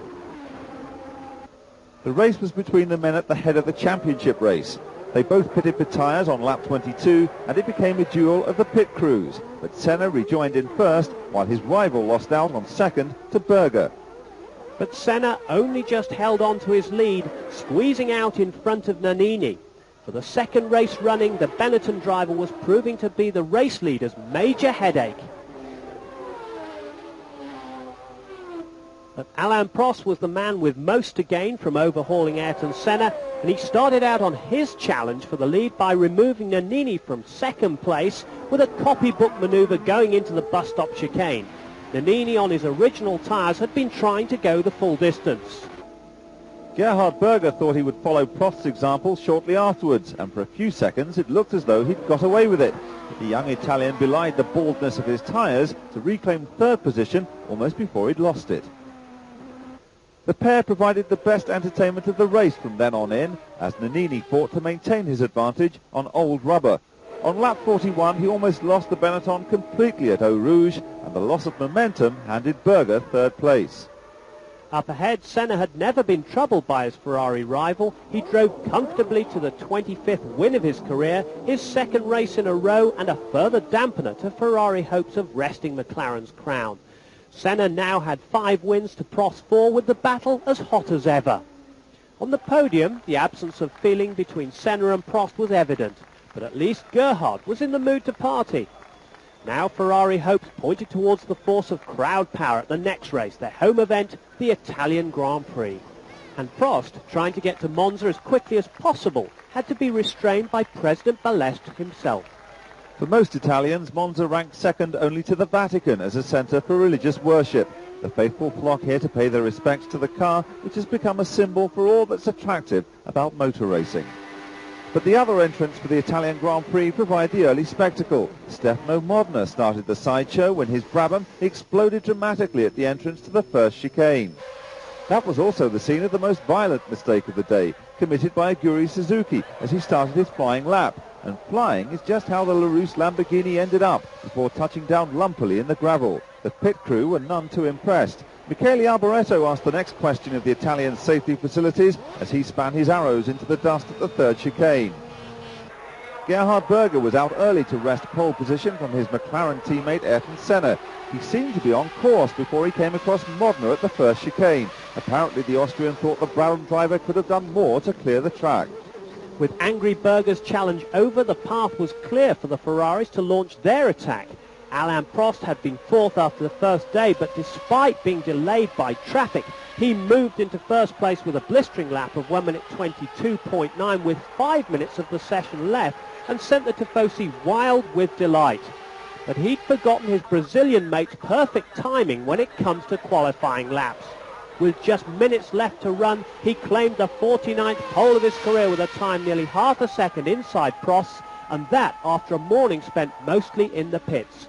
Mansell had been second fastest overnight, but he couldn't improve on Friday's time and slipped back to fourth position on the grid. John Alace's display rivaled Senna's for brilliance. He managed to claim fifth position in the underpowered Tyrrell. No wonder his name had been linked with Williams. Yes, Williams signed a contract with Jean Alace on the 2nd of February, a proper English law contract, conditional, however, upon his securing a proper and legal release from his present employer, Ken Tyrrell. If that release comes into place, Williams have priority on his services, and I'm sure you are well aware that he would rather drive for Ferrari, which is perfectly understandable. But we got there first, and we intend to stay there first at this moment in time. The conditions were perfect as the cars lined up before packed grandstands for the start of the race. Senna made the best of his 49th pole position, and Gerhard Berger used his new position as shotgun to steal Prost's second place. But he didn't have to try too hard, the Frenchman making a terrible start in front of his team's home fans. The rest of the pack followed through smoothly enough, although Emanuele Pirro chose to perform a motor-powered ballet in the Dallara, mercifully without involving anyone else. Prost had been having trouble since the green light with Alace, and the Tyrrell soon moved into third place at the champion's expense. Most of the field had completed lap 1 when disaster befell Derek Warwick at the exit of the Parabolica. The Lotus driver lost control of his machine as he tried to re-enter the pit straight. Instead, he careered into the Armco and ended up back on the track upside down. The accident looked horrific, and for some of the older fans watching, it seemed a terrifying reminder of the crash which claimed Jochen Rindt's life at the same circuit 20 years earlier. The red flags were a formality, the crowd happy to see Prost get a second chance. Warwick, meanwhile, had had a miraculous escape. he crawled out of the car to start his run back to the pits and the T-car. But what had been going through his mind when the accident happened? Oh, many things really. Oh shit, things like that really. As soon as the thing escaped me, it was obviously going to be an accident, and I knew it was going to be a big accident, so you really just braced yourself ready for the impact. The first impact, I remember seeing the front left wheel going over my helmet, and then the car went on its side and was going along the barrier, and then come out onto the race circuit. And although it only took maybe 4 or 5 seconds, it actually seemed to take 4 or 5 minutes, because I just kept on going and going. I got out of the car, I looked straight over to make sure there was nothing else coming to hit me so I could get out the way.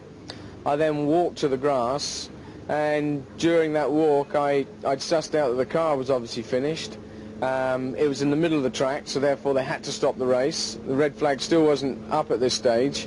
And to get to the spare car, because I didn't want to start from the pit lane. I'd rather start from my grid position, and I thought if I got there quick enough, I'd get into the car and out and onto the grid before the pit exit closed. Start number 2 bore a marked similarity to the first version, with Senna rocketing into the distance, bridesmaid Berger happy to follow in his wake. But again, Alain Prost had been reduced to 3rd place, and again Jean Alesi was harrying the older Frenchman all the way as the field filed through the first chicane in relative peace and order, just a bit of smoke on the inside, and Senna was away into the lead. Prost saw his fears over Alesi confirmed as the younger Frenchman claimed that 3rd position for the 2nd time in a row. So the first lap saw Senna leading from teammate Berger, with Alesi defying the odds in 3rd position. But the young Frenchman's eagerness was to get the better of him. He lost the back end of the Tyrrell at the first chicane on the 5th lap and slammed out of the race.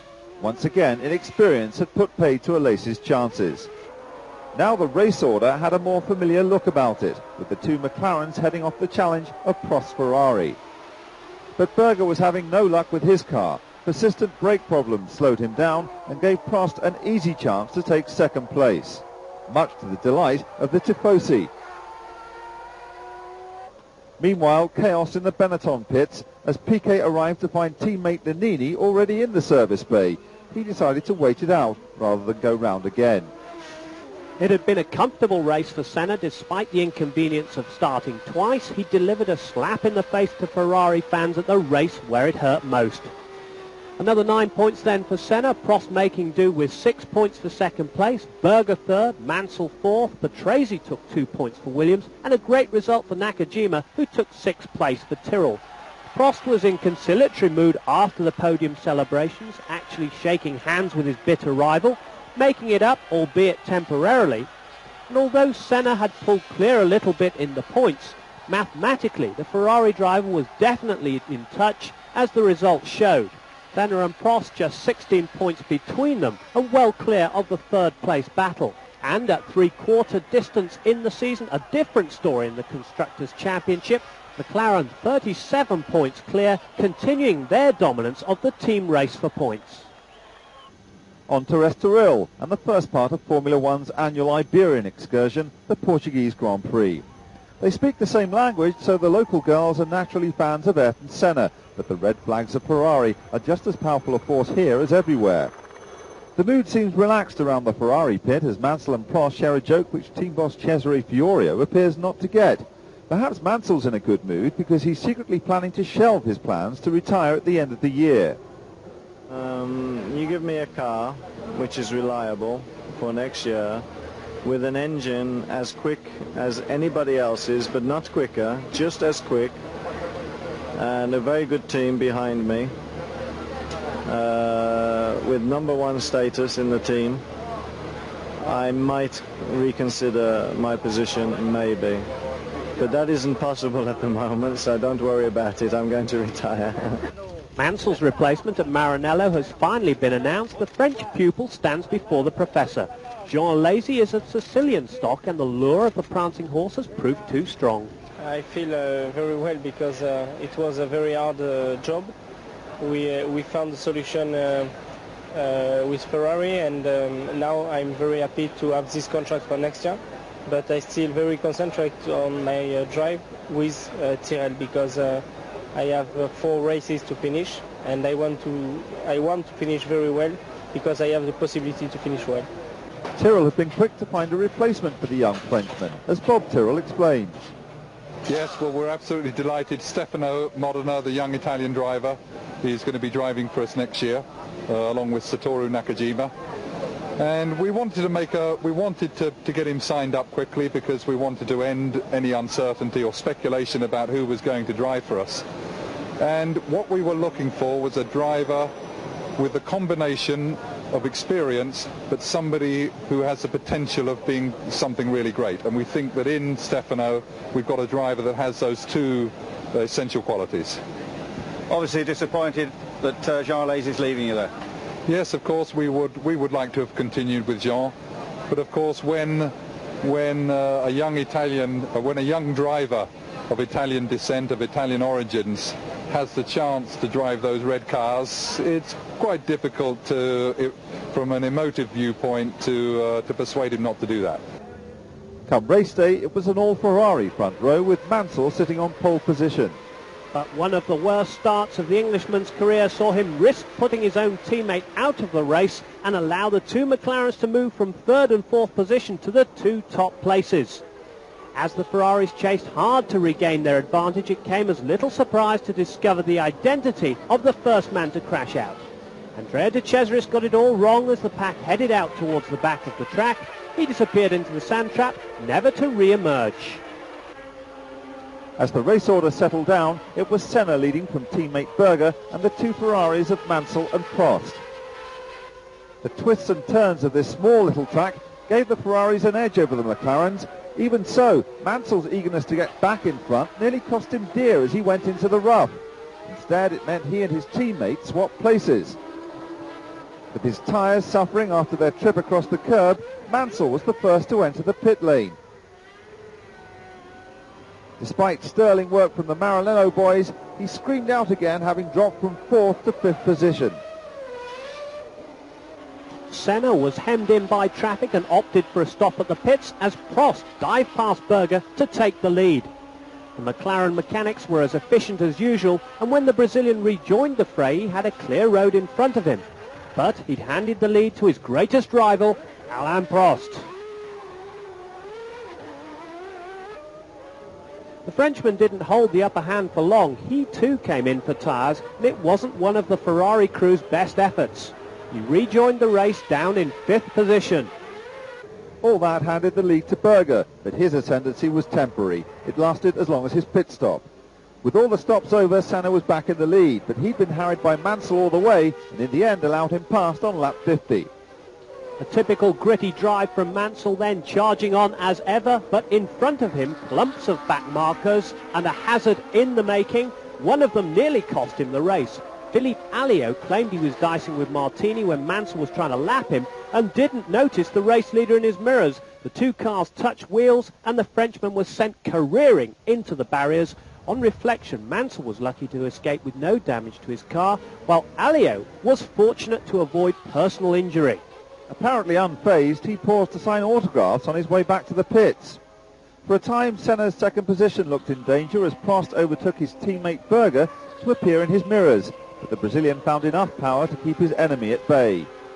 He had enough because the race was destined to end early.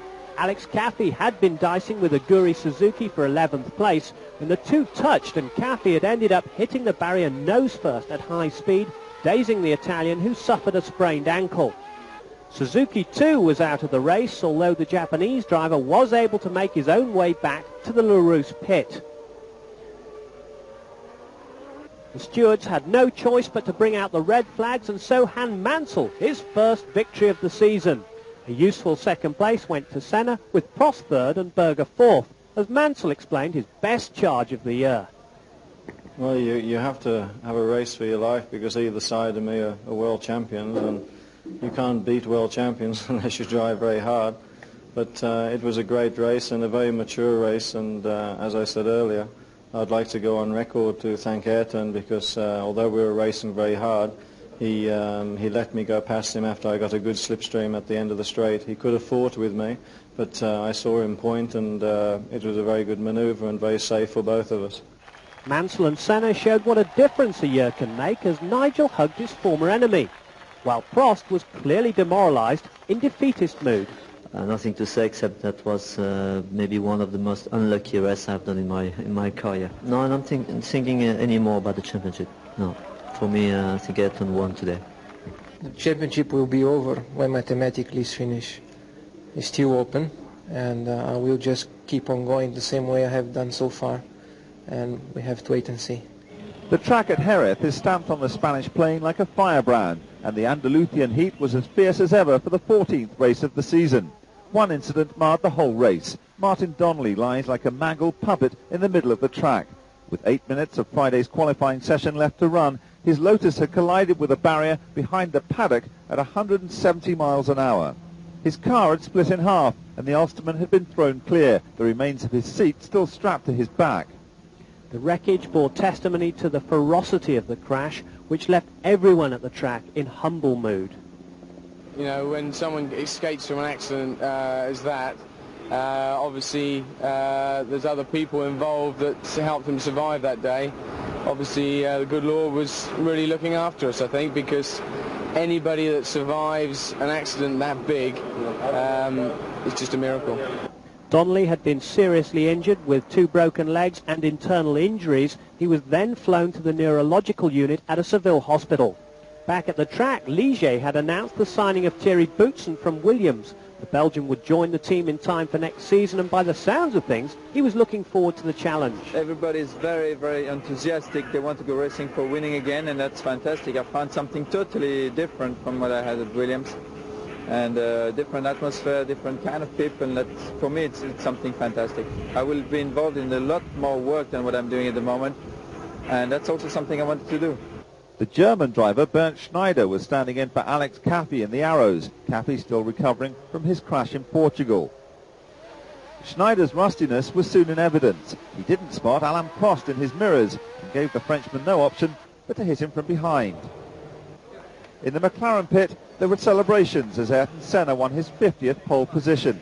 The emotion on his face all too obvious. Despite the previous night's thunderstorm, the humidity was as heavy as ever come 2 o'clock. Senna made the perfect start with Prost and Mansell holding 2nd and 3rd places. A charging Gerhard Berger forced Jean Alesi wide as Patrese hit the Frenchman from behind, and off and out went the Tyrrell very early on. Berger survived unscathed and had a clear view of the race ahead. Senna in front, Prost 2nd, and Berger 4th, with Nigel Mansell ahead of him. It was a tremendous scrap, but the replay revealed the Austrian's guilt. He gave Patrese no option, and a race that had promised much ended in disaster for Tyrrell's rising star, Jean Alesi. And you can see his left rear tyre is flat as he spins off into oblivion, his race only lasting a couple of 100 metres. Prost knew he had to beat Senna to stand any chance of retaining his championship. He also knew his Ferrari had the better of the McLaren around the twisting Spanish circuit, and he was pushing for all he was worth. Derek Warwick had shown true grit in deciding to race after Donnelly's accident, but a slow pit stop dropped him from 6th to 13th place. The Ferrari mechanics made a better job of the world champion stop. In fact, they were so efficient they managed to lay the way open for their man to take the lead. Prost roared out of the pit lane to rejoin the race in 4th position, but the McLaren mechanics were unable to match the boys from Maranello. Senna pitted a lap later, but despite the pit crew's desperation, he raced back into the event to find Prost was just going past him into the lead, having been waved past by teammate Mansell. This was exciting do-or-die stuff as Mansell did his best to fend off Senna, helping his Ferrari teammate as much as possible, and Senna came out of the scrap with 3rd place. The pit stops had handed the lead to Nelson Piquet, but it had been a long time since the 3-time world champion had led a Grand Prix. The Benetton team had persisted for most of the season in trying to complete as many races as possible on just one set of tyres. The increase in wear and decrease in traction made life difficult for the drivers. With old tyres, Piquet couldn't maintain the grip to hold off Prost, eventually running wildly wide to concede 2 places. Pierluigi Martini had been running 10th before a loose wheel nut caused him to spin out of contention. To prove the point, the wheel fell off as the crane got to work and bounced dangerously down the track, to the consternation, no doubt, of Olivier Griard in the Ocella. Piquet's race came to an end on lap 42, a persistent electrical problem laying the Benetton low. Up ahead, Senna's attempt to regain his lead was starting to go wrong. Senna waved Mansell through, unaware that he had a hold radiator, and stopped at the pits. The team didn't spot it and gave him new tyres instead. He carried on, only to pull off by the safety wall with a cooked Honda. The crowd loved it, Ferrari loved it. This was just what Professor Prost needed, as the championship looked closer than ever. It wasn't to be a happy day for the McLaren team. Berger was harrying for Boutsen's fourth place. He made a grab for it at the hairpin and came a cropper when the Belgian closed the door. His race was over while Boutsen survived. Senna, forced into a rare retirement, spent several minutes sitting by his stranded car, apparently numbed by the shock. An exploded gearbox forced the brave Warwick out of the race in cruel fashion. Retirement no stranger to the Englishman, but this time it mattered more than usual.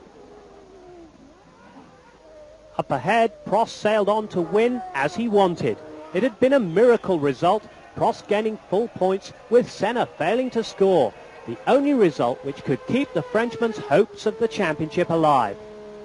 And the race had been something of a vindication for Ferrari. Not for the first time they'd put a stop to McLaren's superiority with a 1-2 of their own.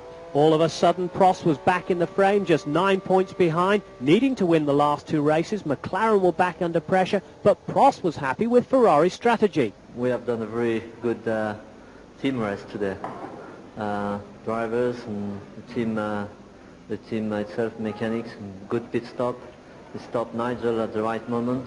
Maybe McLaren did not know what to do exactly about the tire stop, and we have planned to stop early if I was second, and everything works very well. And Nigel helped me quite a lot, because when I was just behind him, he let me go, and that helped. My race was much easier like this, and I'm very happy about today. After the problems last week, I think it's a good change. East to Japan, and one of the most exotic races on the Formula One calendar. Japan is a land of contrast, from some of the most impressive scenery in the world, ranging from volcanoes to forests with no one to be seen for miles, to some of the most congested and technologically advanced cities on Earth. The sport is a relative newcomer to Japanese society, but it's been adopted with a reverence unique to this part of the world. The big talking point at Suzuka was the helicopter crash which had robbed Benetton of their number 2 driver. Alessandro Nannini had had his right arm sewn back on after severing it in the accident. His replacement is a popular figure in the pit lane. Roberto Moreno was free because Eurobrun were not contesting the last 2 races. Japan was a golden opportunity for him to prove how cruelly he's been overlooked in the past. And Japan was Nigel Mansell's first race since announcing his decision not to retire at the end of the season after all. He was going back to Williams, confident that the world title would one day be his at last. All I can say to you is that I'd like to officially on television tell everybody how it was, that even after the Spanish race, the decision to retire was still there, because Frank Williams was pushing very, very hard, obviously for a lot of weeks, if not months, for us to reconsider. But I asked, in his words, I asked for the impossible, and he said it couldn't be done. I said, well, basically, you're the one pushing and wanting me to reconsider. We're happy with the decision to retire, as you know. But they did the impossible, and it wasn't until 11 o'clock on Monday, after the Spanish race, that we had, or they had everything in place to convince us. And Renault has given me a personal undertaking as well, that they want to compete with Ferrari and with Honda, and to do that they're going to put a lot more resources in, and they're working incredibly hard. And you put everything together, and with seeing the new car, which is very different, they have persuaded me and certainly made me believe that they do have a package together which is certainly worthy of another try. With Martin Donnelly still on the long road to recovery after the horror of Jerez, Johnny Herbert, the Lotus test driver, stepped in as replacement. His ankle's now fully mobile after his 1988 accident, and he had a point to prove. Alex Caffey had fully recovered from the accident which brought the Portuguese race to a premature end. The Footwork Arrows driver was on hand to show off the new Porsche engine, which will power his car next season. He and Michele Alboreto both re-signed for the 1991, although the 1990 Footwork Arrows has been a disappointment. Another new engine was on show. Brabham were proudly displaying the power unit which should revive their fortunes next season, a new V12 supplied by Yamaha. Disaster befell Jean Alesi on Friday. He careered head-on into the tyre wall at the first corner, rupturing his neck muscle in the process and ending his involvement in the Japanese Grand Prix. So Senna led the cars on the parade lap after the 51st pole of his career. The Ferraris were second and third. Prost alongside Senna on the front row. Almost at home here, the Brazilian's pre-race comments were to prove prophetic. Japan is a place where I have the biggest number of fans after Brazil, and it's a special atmosphere here, and championships have been decided here over the past few years, and hopefully another one will be decided here. At the green light, Senna soon lost his advantage to Prost Ferrari. The Brazilian had campaigned in vain all weekend to have pole move to the cleaner side of the track. The controversy came when Prost in the lead appeared to go wide at the first bend. Senna didn't wait to see if the move was a temporary one and went for a gap which soon disappeared. The result was catastrophic. The pair clambered out of their cars and into the dust cloud, neither talking to the other, but the 1990 world title had been decided in a matter of seconds. A first look at the replay laid the blame squarely at the Brazilian's feet. Prost had shown him a clean pair of heels, and it looked as though Senna deliberately caused a collision. Perhaps he was all too aware that Prost could not become world champion if he failed to finish the race. Or whether there was a gap or not, Senna was now the new world champion, albeit not in the most glorious of circumstances. To be fair to Senna, there was a gap, but back in the race, Berger was leading from Mansell. Berger seemed to have the race at his mercy when he span off at the same spot as the opening crash, possibly spinning on his teammate's oil. Mansell then led from the two Benettons of Nelson Pico and Roberto Moreno, who must have been revelling in the new power beneath his right foot.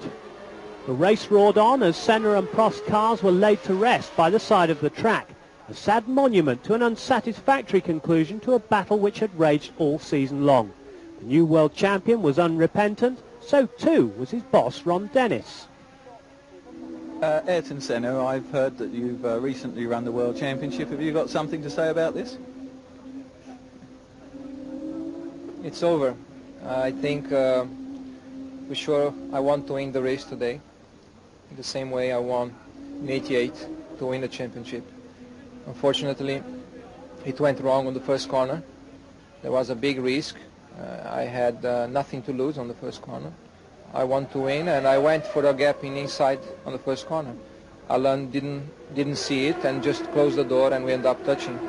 That's too bad for the championship, because I'm sure the race would have been full of excitement. But last year I lost in a similar manner towards the end of the race instead of the beginning, and this year went wrong for him.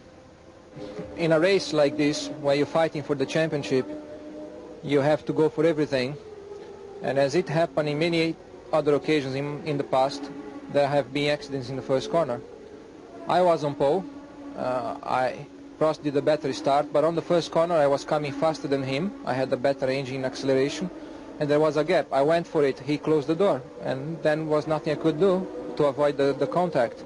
If he had not closed the door, nothing would have happened, and we would have continued racing. But unfortunately, he closed the door, and I could not avoid the contact. The home crowd was having an exhilarating effect on Aguri Suzuki and the Larousse. Inspired, he roared past Derek Warwick on lap 7 to take 6th place. And the significance of his home Grand Prix wasn't lost on Satoru Nakajima either. The roar of the crowd drowned the whine of the engines as he harried Johnny Herbert for 8th place.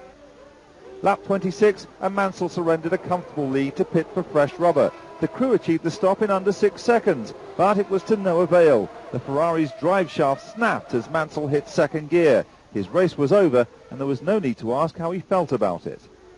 All Mansell could do was beat the steering wheel in frustration.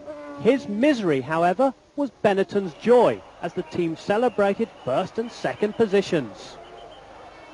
Johnny Herbert gained early experience of how frustrating life can be for a Lotus driver. His engine failed him on lap 32. The Englishman stalked off as Piquet flashed past in first position. Meanwhile, Nakajima was continuing on his samurai way, pushing past Warwick on his way to sixth position.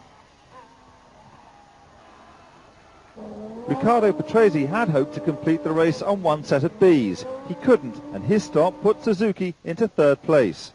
The Larousse driver was on his way to becoming the first Japanese driver ever to make the podium. Up ahead, it was just like old times for Nelson Piquet. He hadn't won a race for 3 years, and many had written him off as a has-been, only competing to pay the bills. Well, Japan put paid to that accusation, and with Moreno shadowing him home in second place, it made for some serious celebrations in the Benetton camp. So a glorious 1-2 for Benetton, an honourable third for Aguri Suzuki, which sent the Japanese fans wild, and Nakajima completed their ecstasy with 6. But perhaps the happiest scenes of the year came as Roberto Moreno came to rest in the Benetton. All the years of frustration seemed to evaporate as the tiny Brazilian collapsed in tears. Now things could only improve for one of Grand Prix motor racing's most underrated drivers.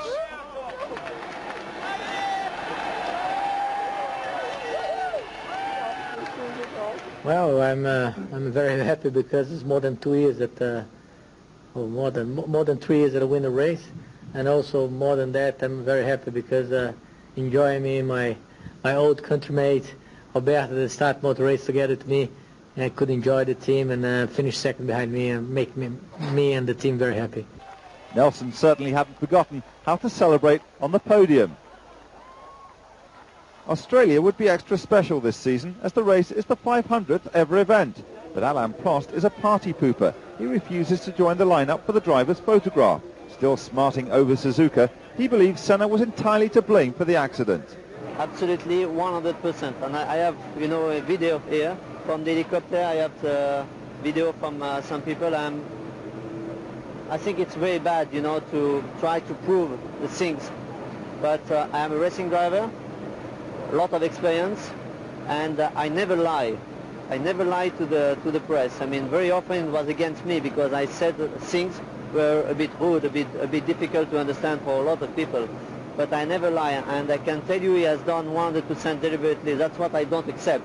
If there were only 1% chance, I would say, okay, there is a doubt, but it is not even 1% because it was a corner where I'm flat, in fifth gear, and the only way he could do something, he cut the corner and he hit my wing, the rear wing. So in fact, he did not hit the right wheel or the middle of the car, he hit my rear wing without touching the wheels. That means he just pushed me behind. So, and then from this time, I don't want to speak anymore about that, because it's no value for me, no value for the sport, for the team, for the Formula One, and I think it's very bad. And Prost doesn't turn up for the portrait of former champions, among them the great Fangio, Jackie Stewart and Sir Jack Brabham.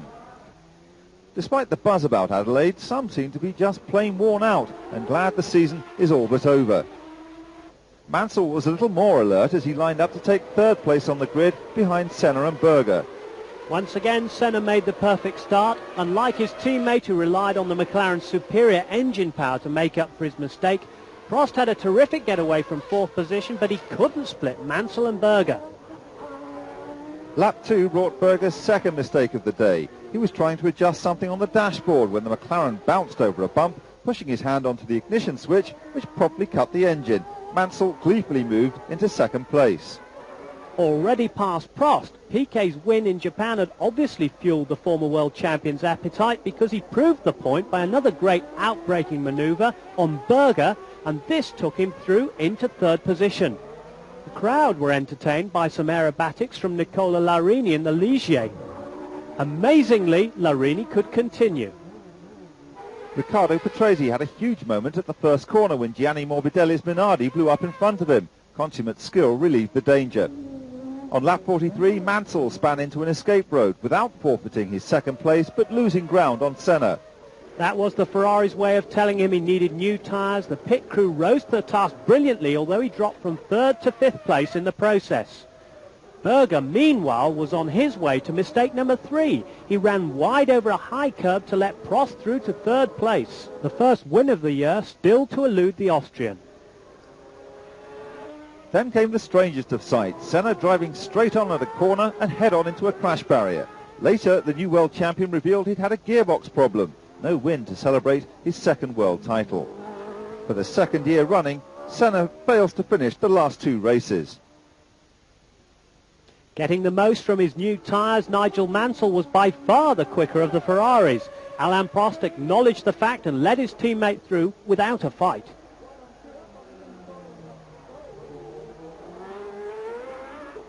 Nelson Piquet hadn't stopped for tyres, and at times it showed. At least the escape road was wide enough to let him rejoin the circuit proper without losing his lead. With 8 laps to the flag, it was all Piquet versus Mansell. The former Williams teammates were putting on a grandstand finish worthy of the last race of the season, which kept the crowd enthralled up to the last minute. Mansell broke lap record after lap record as he closed on the Brazilian. No one knew whether he would catch his man and earn himself a fitting farewell to Ferrari. Behind them, Prost came close to ending his race early, running wide at the same corner as Berger and Piquet. The last lap, Mansell had but one hope left for the lead at the end of the straight, and he bravely went for it, but failed, the Benetton and Ferrari narrowly missing each other, and Mansell losing time as he recovered. The danger was over for Piquet, and he had a clear run to his second victory in a row and third place in the Drivers' Championship. Few could have predicted an end to the season quite like this for the former world champion. Now the prospect of a fourth title looks eminently possible. So Piquet brings more joy to Benetton hearts. And a valiant second place for Mansell, with Prost third, Berger fourth, Boutsen fifth, and Patrese picking up the final point for Williams. By now, Nelson's getting used to winning again. Well, I was very comfortable in 10 seconds in the front, and I got two big traffics in the 2 laps in the road, and Nigel closed about 4 seconds after that. And after that, I tried to overtake people, make my tires a little bit dirty. I went straight to one of the corners, and Nigel closed up the rest. And after that, I started to go like hell. And last lap, I got another traffic, got more than in front of me, and Nigel closed up the rest of the beat, and needed the shit hit the fan. Nigel, certainly a very exciting race for your last race with Ferrari. What about next year? Are you looking forward to your prospects with Williams? Yes, I think so. I think it's another new challenge. I think I'd like to congratulate, Frank in what he's done. And I've got no crystal ball, but we're here racing, and we finished on a high note with Ferrari. And I'd just like to take this opportunity to thank Ferrari and everybody. Go on. Yeah, it's very good.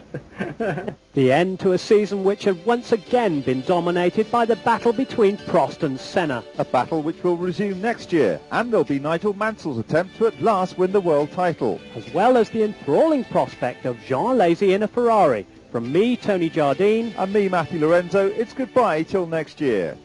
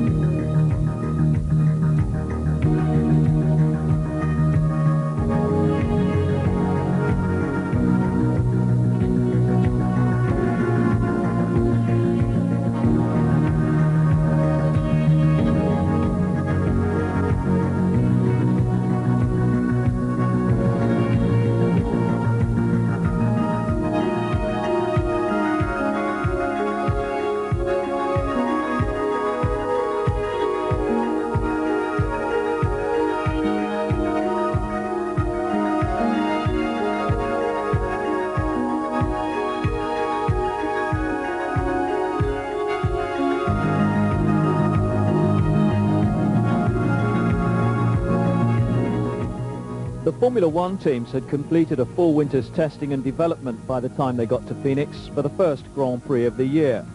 For some, the future stretched ahead barren and uncertain. Others hoped to blossom into genuine contenders. Some already were. Phoenix was the initial proving ground, a difficult, bumpy street circuit with very hard walls, temporary accommodation trackside erected for the spectators, and the track itself taking a repeated hammering over the weekend from the cars, turning a weak spot into a pothole. World champion Ayrton Senna returned to McLaren after an unusually long winter's break. Most of the testing done by Gerhard Berger, and neither of them rated the new Honda V12 very highly. How important now the management skills of Ron Dennis, in charge of the championship favourites. According to him, Ferrari had come out top of the winter testing. 3 times world champion Alain Prost was their number one, partnered by the French-Sicilian Jean Alesi, recruited from Tyrrell after contractual battles with almost every other team in Formula One. Phoenix was where he'd impressed in 1990, holding off Ayrton Senna for first place for some 34 laps. You know, I think we work very, very hard all the winter. We have a very competitive car. Now we have to race and to see what will happen. After 2 years at Ferrari, Nigel Mansell was back at Williams. He'd been persuaded to change his mind about retirement by Frank Williams. Mansell convinced he had the package to win races, with the ever-improving Renault engine, the vital ingredient. I'll make a statement and say for sure we're going to win some races. I don't think there's any question about that, but we've just got to see if we can be reliable. The car was late coming off the line, and we are suffering even today because of that. But as I said, everyone's pushing very hard. There's no lack of effort anywhere in the team, and we have just got to be patient and hope that it all comes together for us. And if it does, then who knows? Riccardo Patrese, the most experienced Formula One Grand Prix driver of all time, 208 Grand Prix and 3 wins going into the 1991 season. Weighing in for his 14th Grand Prix year and his second with Benetton, Nelson Piquet. 3 times world champion, partnered by his Brazilian teammate and great friend Roberto Moreno. Benetton had finished off the 1990 season with a flourish. Wins in Japan and Australia. They were in optimistic mood, the only one of the top teams running on Pirelli tyres, and they had designer John Barnard, with his reputation for innovation and winning. Tyrrell anticipated their best season for years, powered by the Honda V10 and designed by the former Ferrari man Harvey Postlethwaite. The talented Stefano Modena was expected at last to fulfill his potential. The Formula One newcomers Jordan had as team principal the charismatic Irishman Eddie Jordan. They graduated through Formula 3000 and they produced for Formula One a sleek car that ran as smartly as it looked. Is it more difficult than Formula 3000? I'll tell you after pre-qualifying tomorrow, but of course it is. There are 15, 16 world-class teams here. They're the best in the world. They've got all very good budgets. They have got excellent drivers. They know exactly what they're doing. Technology in terms of the design, all excellent. I have to believe that our own is particularly good as well. So from that point of view, I feel that on the team side that we're in very good shape.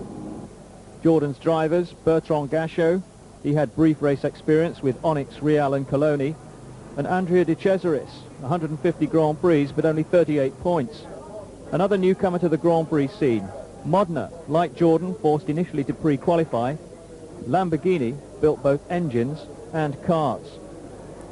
Charged with the task of leading the team, the Italian Nicola Larini, while his teammate was the Belgian Eric van der Poel, tasting Formula One for the first time, having progressed through Formula 3000. Just like Mark Blundell of Britain, here with his Brabham teammate Martin Brundle. Brundle, of course, determined to be number one. The Finn Mika Hakkinen, the British Formula 3 champion. He made his Formula One debut with Lotus. Frenchman Eric Comas, the Formula 3000 champion, came into Formula One with Ligier, where he partnered the vastly experienced Thierry Boutsen. And Pedro Chavez from Portugal. He attempted to make his name at Coloni, but at Phoenix at least, he was doing it for all the wrong reasons in pre-qualifying. That became a familiar sight in the 1991 season. Ayrton Senna took pole position at Phoenix a second quicker than anyone else, despite his reservations about the Honda V12 engine. Alongside him on the front row, Alain Prost. The Ferrari, he said, not suited to the Phoenix streets. Riccardo Patrese was the best of the rest, out-qualifying his teammate Nigel Mansell for third place on the grid. A broken drive shaft hampered Mansell's progress on his return to Williams, although Alain Prost was just one driver who was said to be impressed with the new Williams Renault. Nelson Piquet qualified fifth, almost 2 seconds slower than Ayrton Senna, while Jean Alesi, having set his quickest time in the Friday session, then suffered a most embarrassing moment, with influential eyes observing. Alesi's slide and collision into the wall left the Ferrari team with plenty to occupy them overnight. But it wasn't just the young Chargers that found Phoenix a handful. Here we're on board with Gerhard Berger backwards at 100 miles an hour. Eventually he set the 7th fastest time. So now on to the race itself. Your commentator, Simon Taylor. Thanks, Andy. Yes, the first green light of the season, and Ayrton Senna started as he meant to go on, out-accelerating Prost's Ferrari and the Williams Renaults. But Prost was slotting neatly into second place from Mansell and Patrese, with Berger and Alesi and the Benettons in hot pursuit. As always, the unyielding walls of Phoenix required accuracy as well as speed, but Ayrton had plenty of both, and he had no trouble in pulling out a big lead. The new McLaren was looking like a winner from race 1. As the rest of the field gave chase, there were problems further back. Mika Hakkinen had a strange one. He'd knocked his steering wheel release, and unable to steer the car, had this mighty spin. Behind second man Prost, Riccardo Patrese went for Mansell's third place and came off worst in the ensuing Williams brake test. But he recovered quickly from his mistake and rejoined in 6th place. Mark Blundell was less lucky with his Brabham. He'd spun into retirement. I was enjoying it very much. We had a few problems, a bit of an engine problem, very low on power.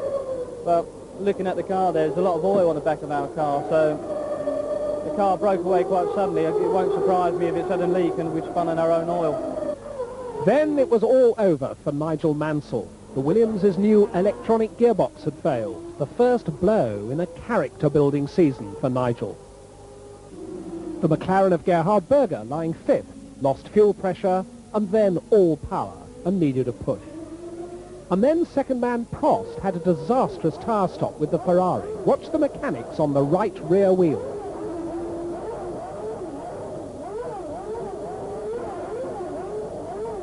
This stop lost him so much time that he rejoined in 6th place.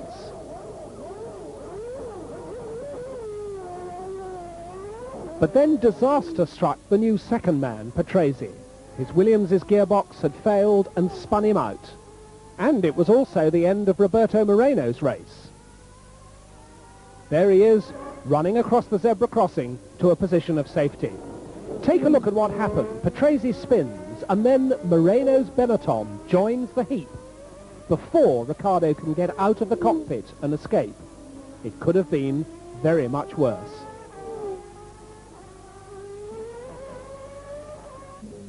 Bertrand Gachot had the Jordan up to 7th in its first race until this spin across the bows of Alesi. Alesi got through safely, but Nelson Piquet was next along, and he nearly got involved as Gachot recovered.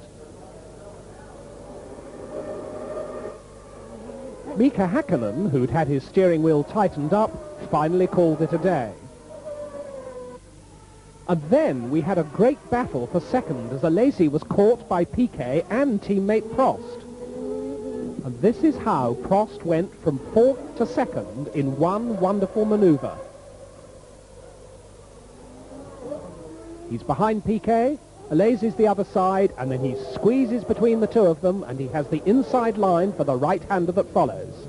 And that's Jean Alesi's eye view of the battle. The Jordan debut ended when Gachot's engine blew, and he parked behind Martini's Minardi. And so, almost unnoticed, Senna drove on to a comfortable win in the McLaren. opening his account in exactly the way he'd wanted. And with both Williams Renaults succumbing to gearbox trouble, their Achilles heel was already evident. So an opening 10 points for the defending champion.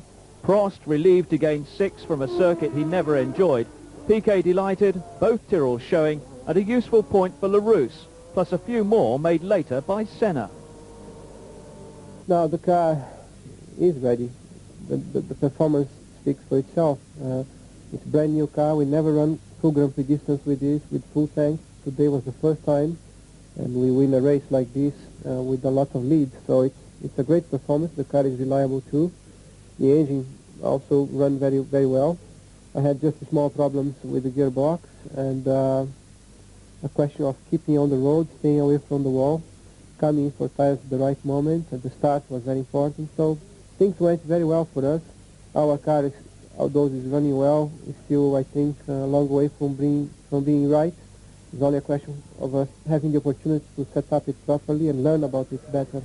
And we know that the engine is going to improve too. It's a question of time that Honda will come up with a higher performance engine. 2 Brazilians in the top 3, a result that set up the next race perfectly. As 2 weeks later the scene shifted south to Ayrton Senna's hometown, Sao Paulo. On the road to the Interlagos circuit that hosted the Grand Prix for the second successive year. Senna had never won here or in Rio. A home victory was long overdue in the eyes of the thousands of fans who gathered to glimpse only one man, their world champion, Ayrton Senna. A rarity indeed, a prophet with honour in his own land. It's always good to be home, but it's extra pressure, of course. I like very much to win here if I can. I've been near to do it many times in the past, but for a number of different reasons we weren't able to do it. So let's hope that we can do something better. To say the least, the weather was not good all weekend. Black clouds threatened as soon as any sunny periods developed. And in the rain, Ferrari, after their 15-second plus effort in Phoenix, tried to smooth out the system. Pit stop practice designed to reduce time on the jacks to around 7 seconds. More rain in free practice. Nigel Mansell, the man caught out, damaging the front end of his Williams. Berger in the second McLaren, fighting for grip and not finding any. Just one disconcerting moment at a notoriously slippery corner. It also claimed Moreno's Benetton. Fortunately, without serious damage to car or Brazilian driver. The corner also accounted for Jean Alesi, the young Ferrari driver having his bright promise tarnished again. The focus of attention played his part to the full. Ayrton Senna eclipsed his rivals in the Friday session more than half a second faster around the 2.7-mile circuit than Jean Alesi. Come Saturday, the track was conducive to faster times. Mansell in the Williams Renault on one flyer clocked an incredibly rapid lap. His teammate Riccardo Patrese was the first to respond. And it had all the signs of spoiling the celebration party planned for Senna. But in that now familiar fashion, Senna set a target, achieved it. 1:16.393 assured him of pole position and gave Mansell plenty of food for thought. Senna, in a car that he was still not completely satisfied with, seemingly from nowhere had produced a pole-winning lap. The adulation given to Mansell in Britain is reserved for Senna at Interlagos. Senna knew it wouldn't have been possible without his team pulling out all the stops.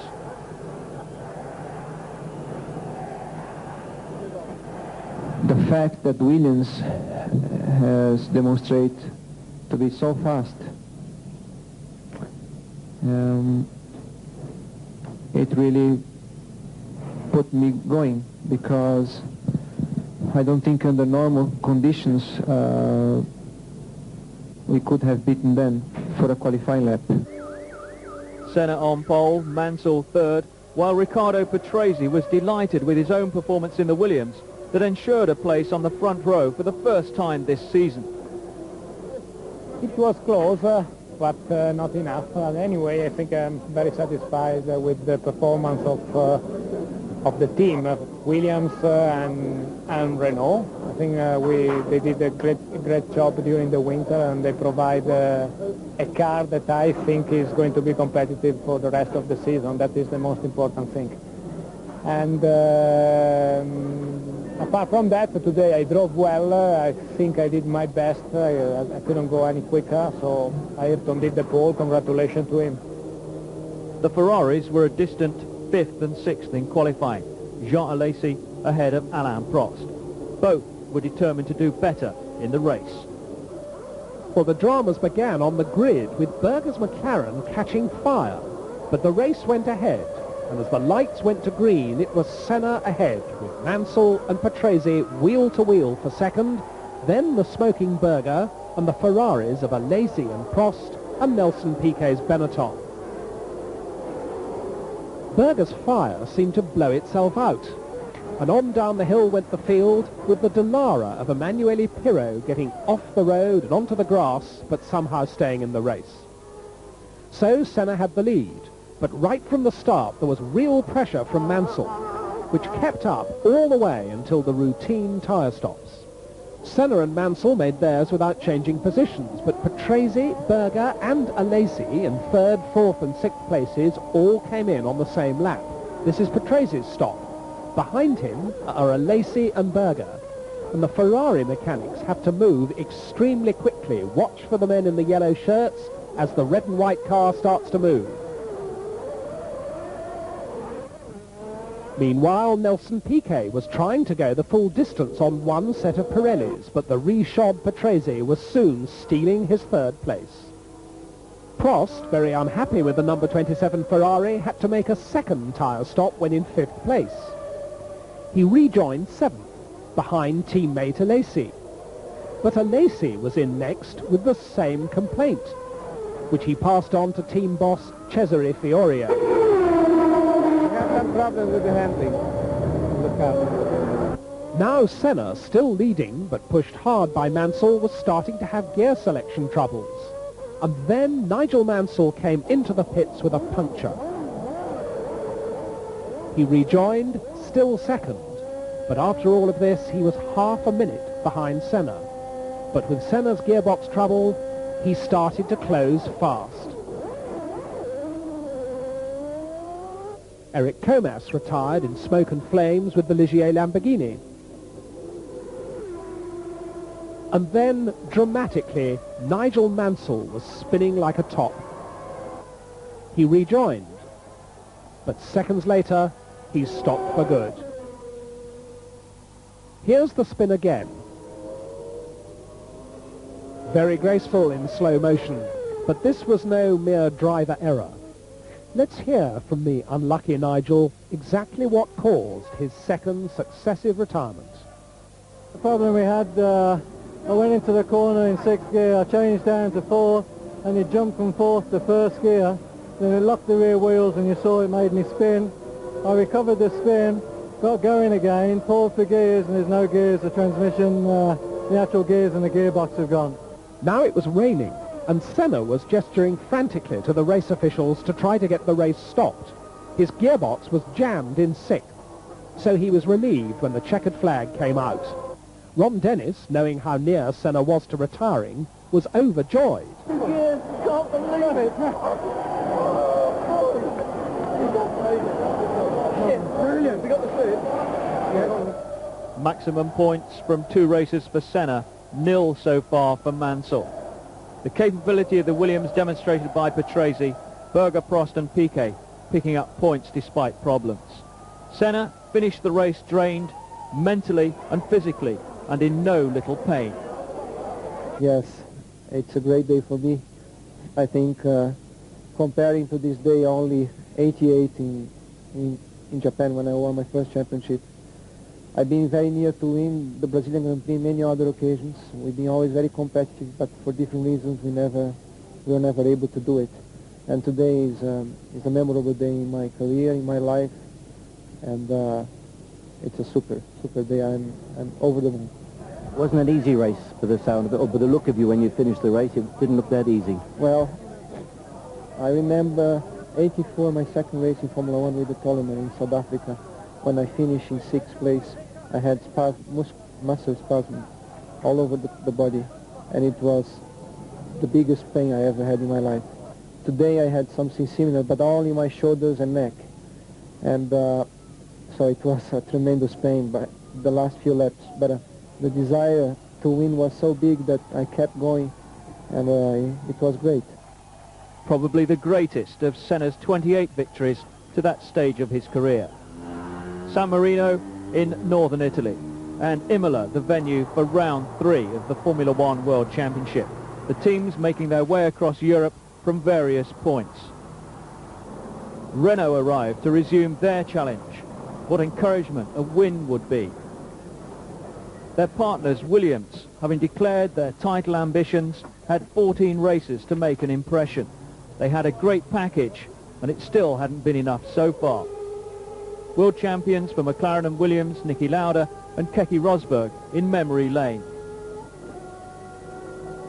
And the Brazilian connection, Emerson Fittipaldi, Ayrton Senna's boyhood idol, with a few words of encouragement. Well, I'm very pleased, very happy, to see all my friends. I think it's great, and I have a good feeling, and so nice to see people that I work together, race against, and beautiful feeling. There were new models on parade at Imola, the long-awaited Benetton, admired by their former driver, Alessandro Nannini. Nannini out of racing since that terrible helicopter accident last year that severely injured his right arm. Footwork were hoping that the A11C would earn them points. Michele Alboreto had an unfortunate introduction to his. A testing crash ruined any chance of it being ready for San Marino. So Alex Caffey debuted the new car. Michele, we've seen you limping around the paddock. You're obviously in pain still. Maybe because I'm getting old. Quite painful at the moment, but I am happy to be here anyway, even because I must use the old car. But I think every lap that we made with this Porsche engine can improve our performance, so I think I'm here for making my job. Will you be driving in the race, do you think? Oh, yes, I would like, but I don't think it's possible to qualify the old car. And unfortunately, we have only one new car, so we try to qualify that one. And Alex is in the better conditions, so he's right, and he drives the new car. Showing off their new BT60Y, Brabham, looking for an improvement in fortunes, a team which had the essential elements, but found success elusive. AGS, under new management, introduced Fabrizio Barbazza in place of Stefan Johansson. The Italian, another recruit from Formula 3000. Formula 1 Supremo Bernie Eccleston with the boss of Formula 1's most famous team, Cesare Fiorio.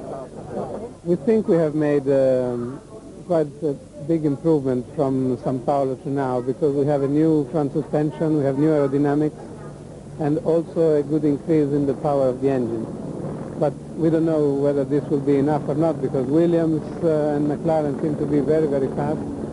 And especially Williams, I think this year is doing a fantastic work. This is Italy. Do you feel as if you're on trial? Well, of course, here in Italy there is a lot of pressure. There will be, 200,000 people around the circuit, and many of these will be for Ferrari, so we hope to do well. Otherwise we must go out from the back door. Indeed, great demands on Ferrari to do well on home ground, but Prost in trouble during Friday's practice.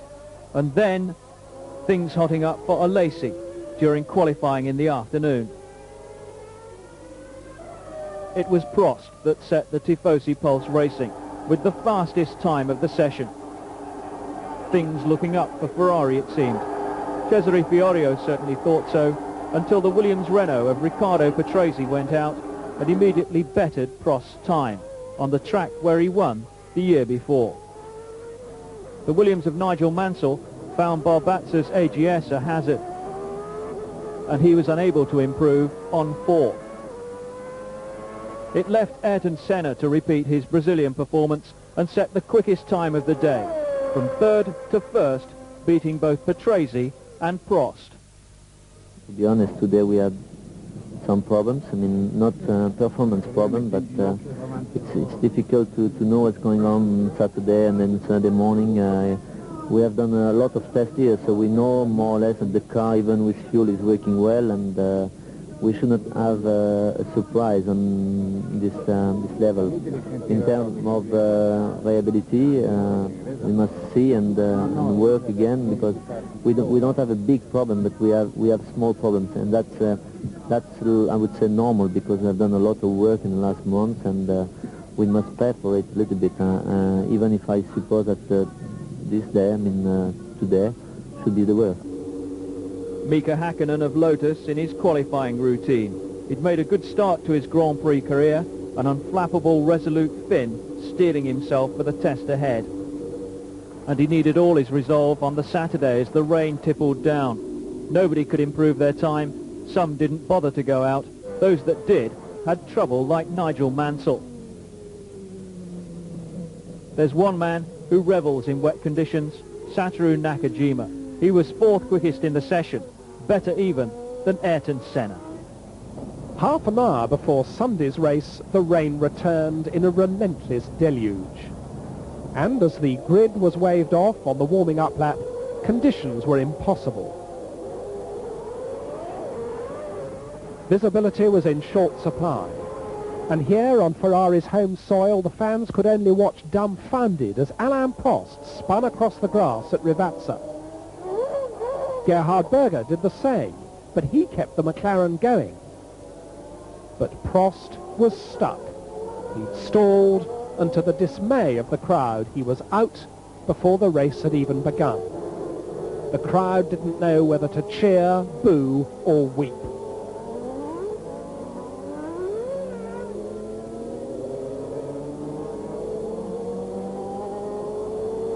So to the green light, and as they scrabbled for grip, a perfect start from Patrese put the Williams in front from Senna and Stefano Modina's Tyrrell, which was ahead of Berger's McLaren. Mansell was down in the traffic, and he spun at the pit chicane after a nudge from Brundle. He'd been slow at the start when the Williams gearbox failed to select second, and he made no bones about his displeasure to the Williams personnel. Have you ever had to go off the first gear on a start like that? What happened? If you haven't, I wouldn't recommend it. It's fucking pissed off. I really am. I drive slow, I get it together, it's a fucking nightmare, and someone stuffed me at the back of me. So exit an unhappy Mansell. Still no championship points after 3 races. Nelson Piquet was the next to go on the slippery surface. So he was well dug in, and the marshals had another customer. But the rain had now stopped, and Senna was starting to close on Patrese. Jean Alesi, now carrying all Ferrari's fortunes on his shoulders, elbowed past Modena at Tosa, but was going too fast to make the exit. Thud. Dug in again. So both Ferraris out, and now Patrese slowed. Coming into the chicane, Senna went by into the lead, and Ricciardo made for the pits. Listen to his engine spluttering.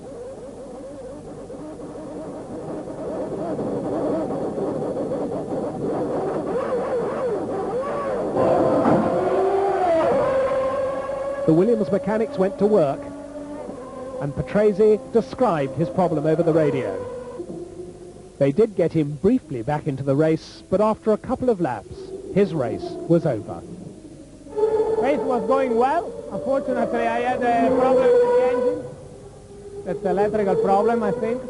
I was driving, I think, very hard to keep the Senna behind, but I think I could do it. And also, for me, it was very good to be in front in the wet, because my good feeling for the race was in the dry setup. And I think if I was in front in the wet, I could have even a better chance when it was dry. Now everyone was changing to dry tyres. Berger did so without losing second place. Senna had already been in, and he'd kept the lead. So it was McLaren Honda 1 and 2. Tyrrell Hondas were third and fourth until Nakajima's transmission broke. Followed shortly after by Stefano Modina's. The Italian sitting in the cockpit doesn't want to believe it.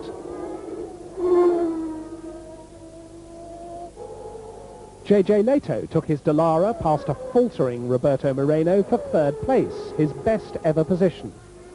And Senna reeled off another relaxed victory from his Austrian teammate. As they both drove towards the checkered flag, McLaren's domination was complete.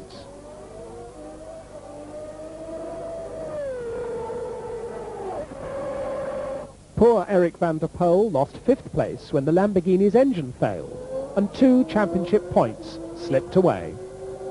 A McLaren 1-2, and pleasure for Keke Rosberg. He manages both Leto and Hakkinen. A good result all round for Lotus, and the only Ferrari in the top 4, the engine in Martini's Minardi. Overall, Senna triumphant. My main problem was only the engine. The car was not perfect because it was a compromise between wet and dry, but it was good. And my problem was really the engine with the oil pressure. Somehow we had the problem with the oil pressure. I think we had this problem this morning already, and it gave a problem again in the afternoon. And it was more than 30 laps with the oil light flashing. And I dropped the revs immediately on the shifting and also on the straight, start to lift on the straight to not have much revs. And it seemed to work good to at least stabilize the engine. And then I was just trying to control myself with Gerhard. And fortunately for me, unfortunately for him, he also had some problems. And then it was possible for me to slow down and still maintain some gap. And then we both were able to finish first and second. Third place was JJ Leto's best result ever. An outstanding effort, having started in the back half of the field. Basically, in the beginning of the race, it was very, very difficult conditions. I mean, starting from the 16th place, there was a lot of smoke and everything, and you couldn't see really nothing. And I was just taking easy, and then when we changed the slicks, it was getting better and better, the car, and I was just going for it. Another delighted Finn, Mika Hakkinen, who came home fifth. Yeah, it was first time for me racing in a wet condition, F1. It was unbelievable. It was, you couldn't see absolutely anything. Even to the next car in front of you have a red light, you couldn't see that. Monaco, the jewel in the Formula One crown. The event of the whole motor racing calendar. By the shores of the Mediterranean, showbiz glamour, side by side with Formula One intensity. Ron Dennis had moulded his McLaren team into the habit of winning, leaving the rest trailing. Well, we can't speak for our competition. You can hardly expect a team that exists to win to be concerned about winning too much. We're only getting the results that we work for, and other people are going to have to work harder. We're not going to reduce our effort. We know how difficult it is, and I can assure you it really isn't easy. It's very difficult. We only think we get the result that we work for, and other people have to try harder. A shock for Martin Brundle, his Brabham disqualified from this most prestigious of races for not weighing in when instructed. Apparently I failed to stop at the red light and passing the weighbridge. Of course I didn't see the red light, otherwise I would have stopped. We know the situation. Clearly it's my fault for not seeing that light. There were a few mitigating circumstances because they changed the procedure with the flagman, which the officials admitted to. But the rules are the rules, and I'm afraid FISA are the policeman, the judge, the jury and the jailer, and there's no way of appeal. And they threw us out of the race meeting for the weekend. A huge accident on Saturday morning involving Alex Caffey. His luck ran out when his new footwork collided with the barriers. He too was out of the race. Studying the replay, it's amazing that from such a collision, Caffey could emerge relatively unscathed. Indeed, it's a testament to the improved safety standards in Formula One that he was not seriously injured. The car was a write-off. it was lifted off the track in segments. The whole of the back end totally ripped away from the rest of the chassis. Even the aftermath of the accident was a frightening sight. Meanwhile, a badly shaken Alex Caffey received attention from FISA doctor Professor Sid Watkins. He's got light concussion from his head banging on the car as he hit the Armco barrier. He said he made a little mistake.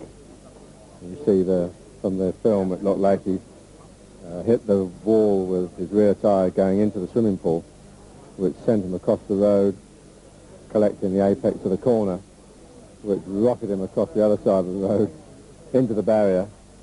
There's not much left of the car, but fortunately Alex is okay. More disappointment for Ferrari. Jean Alesi 9th in qualifying, Alain Prost only 2 places better off. The team manager Cesare Fiorio, questions needed answering. Gerhard Berger managed 6th fastest in the second McLaren, with a time set in the first qualifying session. Nigel Mansell improved from 7th on the provisional grid to 5th. While Nelson Piquet, not an advocate of racing in Monaco, was 4th in the new Benetton. 3rd, Riccardo Patrese, out-qualifying his teammate Mansell for the 4th time running. Stefano Modena in the nimble Tyrrell secured a front row grid position for the first time ever. On pole again, Ayrton Senna. He shaved off another 0.2 of a second and still had time to be impressed by Stefano Modena's performance in the Tyrrell. I think Stefano Modena made a good job today, and he was able to make such a time, improving so much from the first day. He did a great job. I believe it will be great for us to start in the first row. We know each other, we have respect for each other, and I think we can have a good start and a clean start, and we see then what happens afterwards. I had a clear lap, I had a precise lap everywhere, and I think I could have done better on a following lap when we changed again the tire and we went out, but I had a person in front of me that stopped, so stopped me the line, so I didn't have a chance to improve my time again. But we are very happy. We improved the car. We are in a good shape for tomorrow, and we're looking forward. So V12 Honda versus V10 Honda at the start, but predictably it was Senna who got the jump on Modena, followed by Patrese, Mansell and the rest of the awe-inspiring traffic jam. Down in that traffic jam, Berger ran into the back of Piquet and was left stranded at Saint-Devote. But he was able to get away again without undesirable help from the marshals. Down to Mirabeau, Piquet was 5th, but look at his left rear wheel. His rear suspension had broken, and he parked in the escape road. Senna rapidly built up so huge a lead that he caught a marshal by surprise. Modena was still 2nd, from Patrese and Mansell. And the marshal had a tale to tell his grandchildren in years to come. Another incident which could have been so much worse. Berger's race at the tail of the field ended in the barriers at the swimming pool. And then Modena's engine blew in the tunnel just in front of Patrese. There's the smoke, and there's Patrese bouncing off the barriers. Modena stopped his car at the chicane, and Patrese's car, badly damaged, was out too. You cannot do anything when you go 260 kilometers an hour. In a corner, if somebody puts it down oil, you go off. There is no chance. And just look at the oil washing out of Modena's ruined engine. As for Modena, he was too disappointed to speak. All this left Prost 2nd, Mansell 3rd. But Mansell was desperate to open his 1991 score, and in a perfectly judged charge through the tunnel, he got a run on the Ferrari. He was alongside into the chicane, braking late and hard, and forced his way through.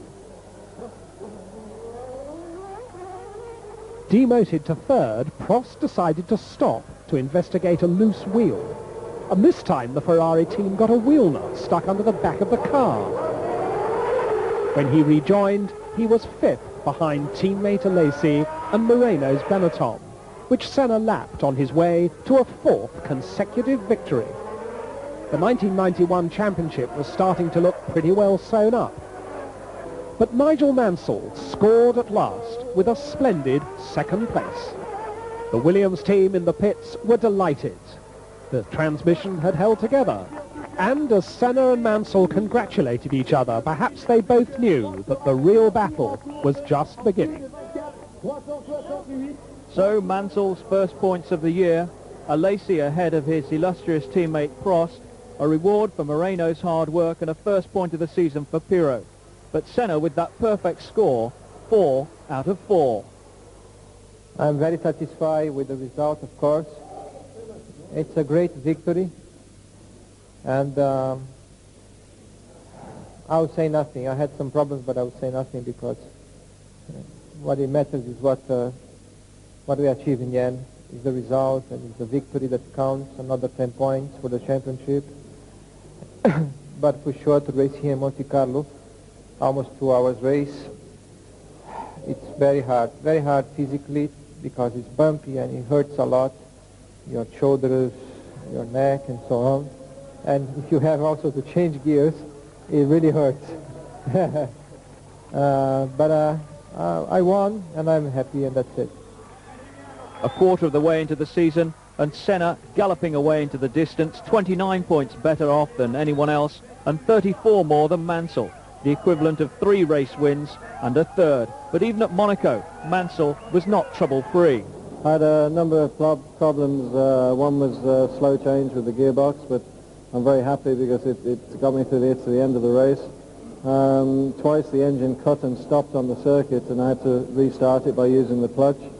But then I was catching Alan, which surprised me a little bit with all the problems, and then I don't know who blew up, but there's a lot of oil and everyone was keeping to the right, and I think Alan made a little bit of a mistake going into the tunnel, which enabled me to come alongside coming out, and by the grace of the good Lord I managed to stop in time for the chicane. It was quite exciting, but it was reasonably safe.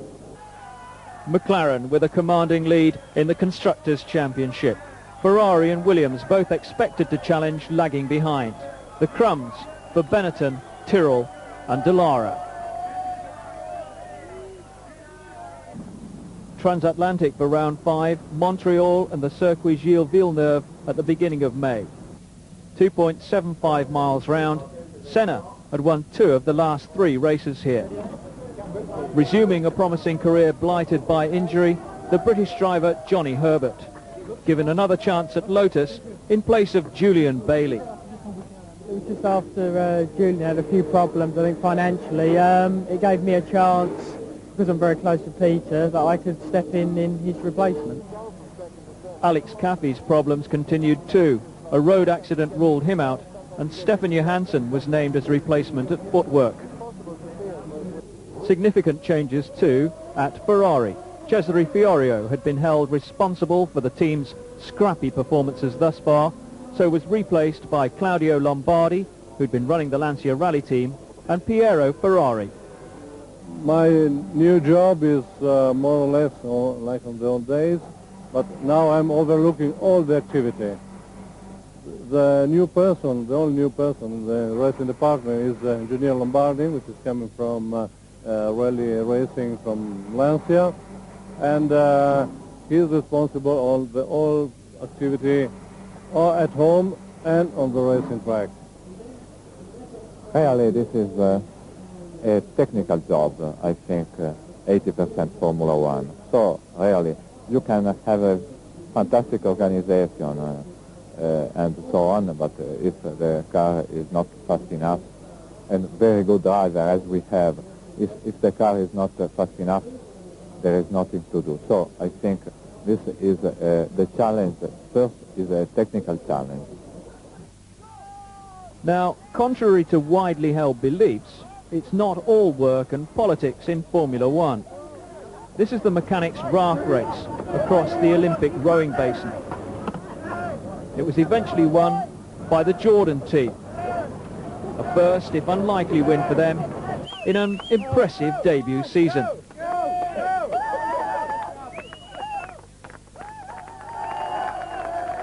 Jubilation from the team left on the bank.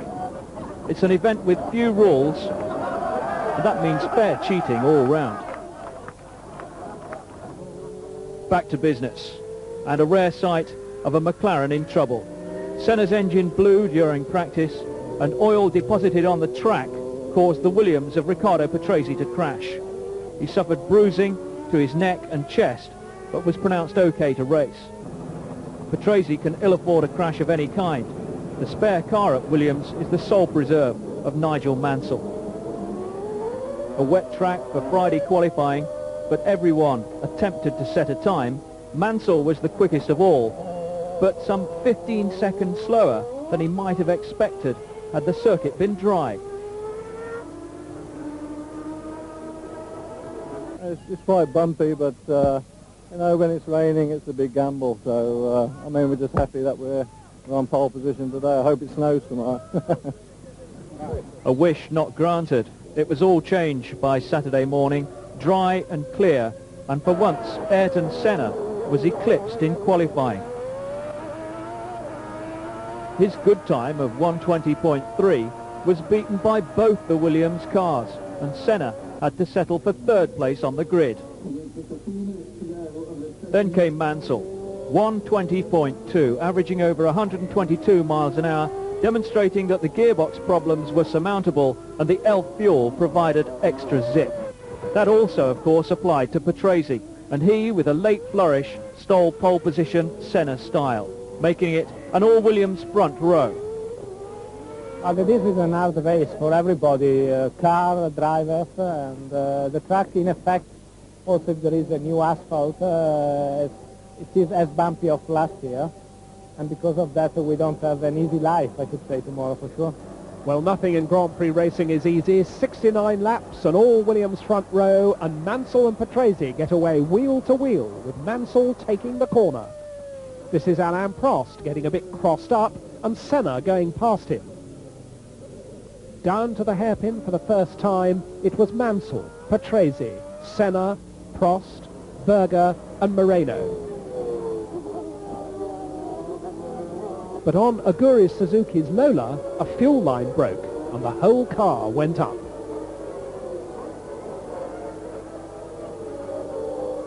McLaren's problems in Canada began with Berger's retirement with misfiring. Meanwhile, Alain Prost's gearbox wasn't right.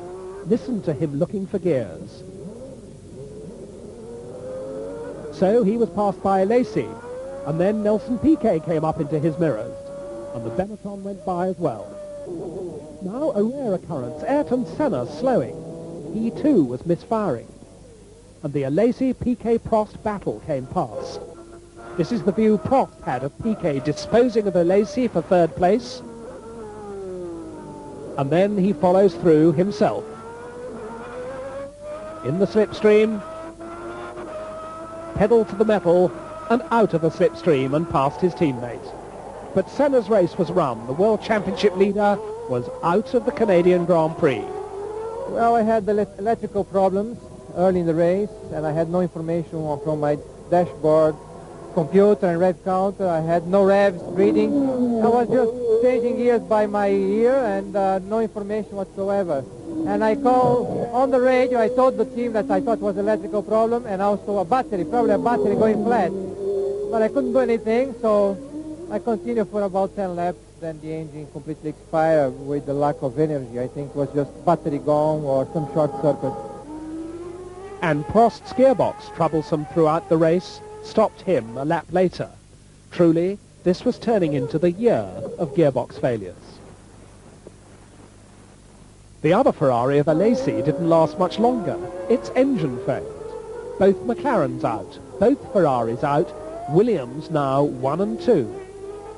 In the closing stages, Stefano Modena was charging in the Tyrrell. Patrese was slowing with his own gearbox maladies. But now Nigel Mansell's dominating drive faltered on the final lap. within sight of the flag. With the race in his pocket, Mansell could only coast to a halt with a dead engine as Nelson Piquet inherited a lucky victory for Benetton, ahead of Modena and Patrese. Meanwhile, poor Nigel Mansell could only reflect on the wisdom of the old motor racing cliché, to finish first, first you have to finish. Nobody more surprised than Nelson Piquet to pick up the points, or more delighted than Stefano Modena to inherit second place, the best result he'd ever achieved. Patrese salvaged some pride for Williams, but Piquet had the victory. Well, 3 laps to go, I already it slowed down because Mansell was about 50 seconds in front of me, and Ricciardo was right behind. And I said, that's it, go for second. Then I got the news from the radio that Mansell is slowing down, and I just tried to push again the last lap, but when I saw him, I couldn't believe it. It was very, very good, very lucky. You've got to feel a bit sorry for Nigel, though. Well, I don't feel sorry for nobody. This thing happened with me already. I think it is motor racing. I think a winner will finish in the checkered flag first. But Nigel Mansell's misfortune did overshadow everything. Just when it seemed the season had turned round for him, frustration again.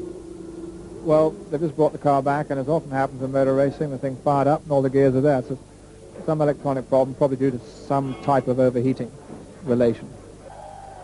A Tyrrell in second place for the first time since Monaco over a year before.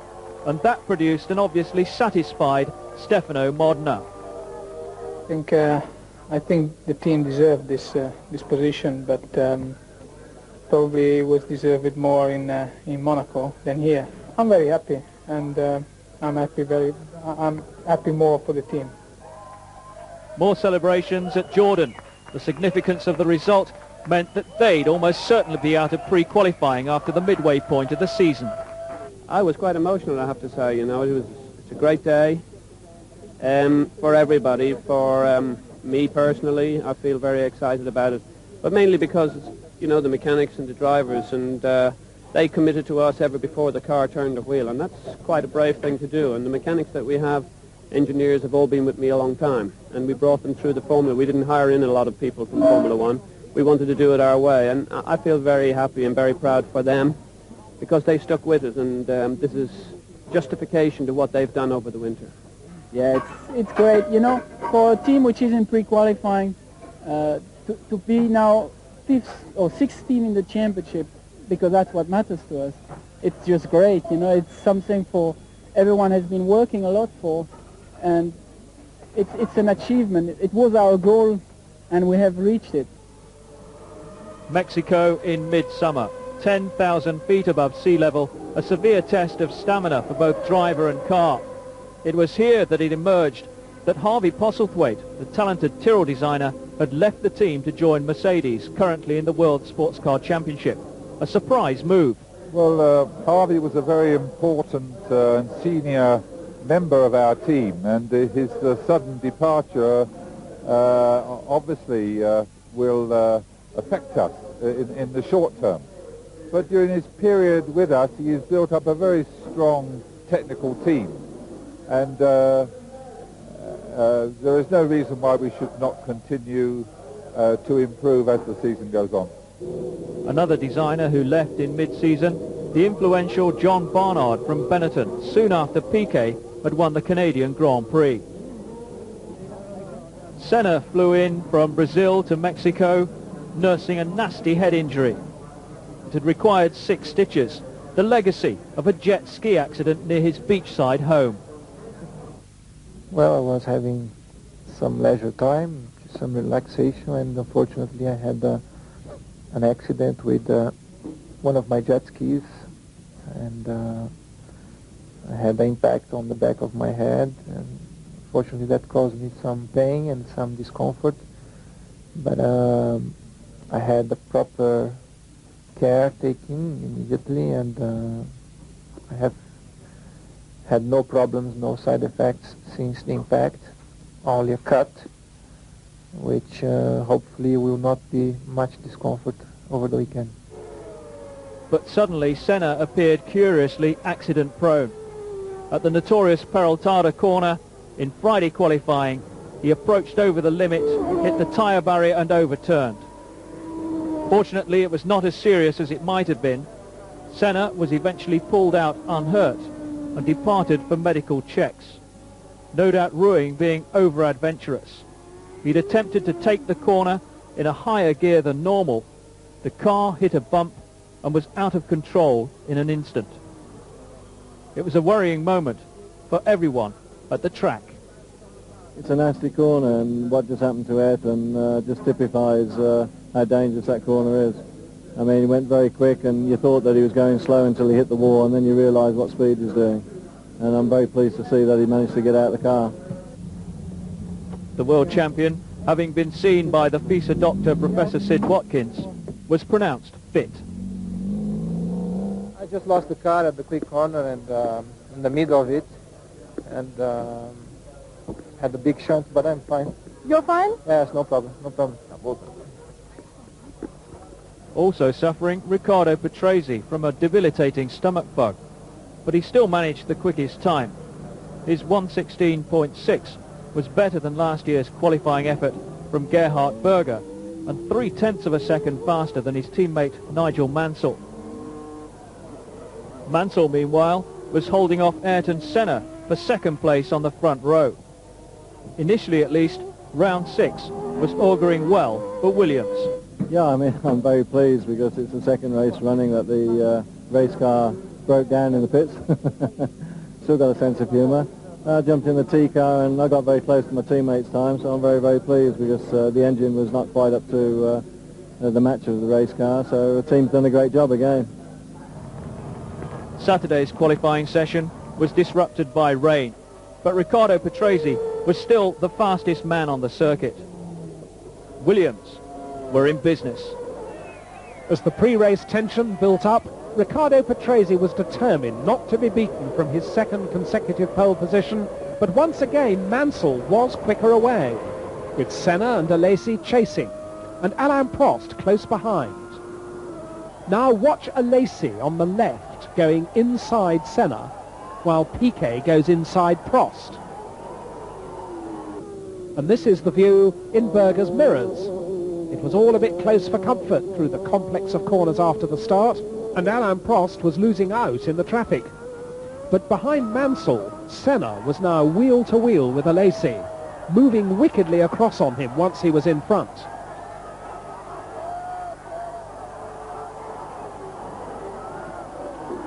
Behind them, Stefano Modena was pushing Berger hard when Berger's engine exploded. Both Berger and Modena were lucky not to go off on the oil that came out of the burst Honda, but others were not so lucky. Pierluigi Martini's Minardi was one that came to grief.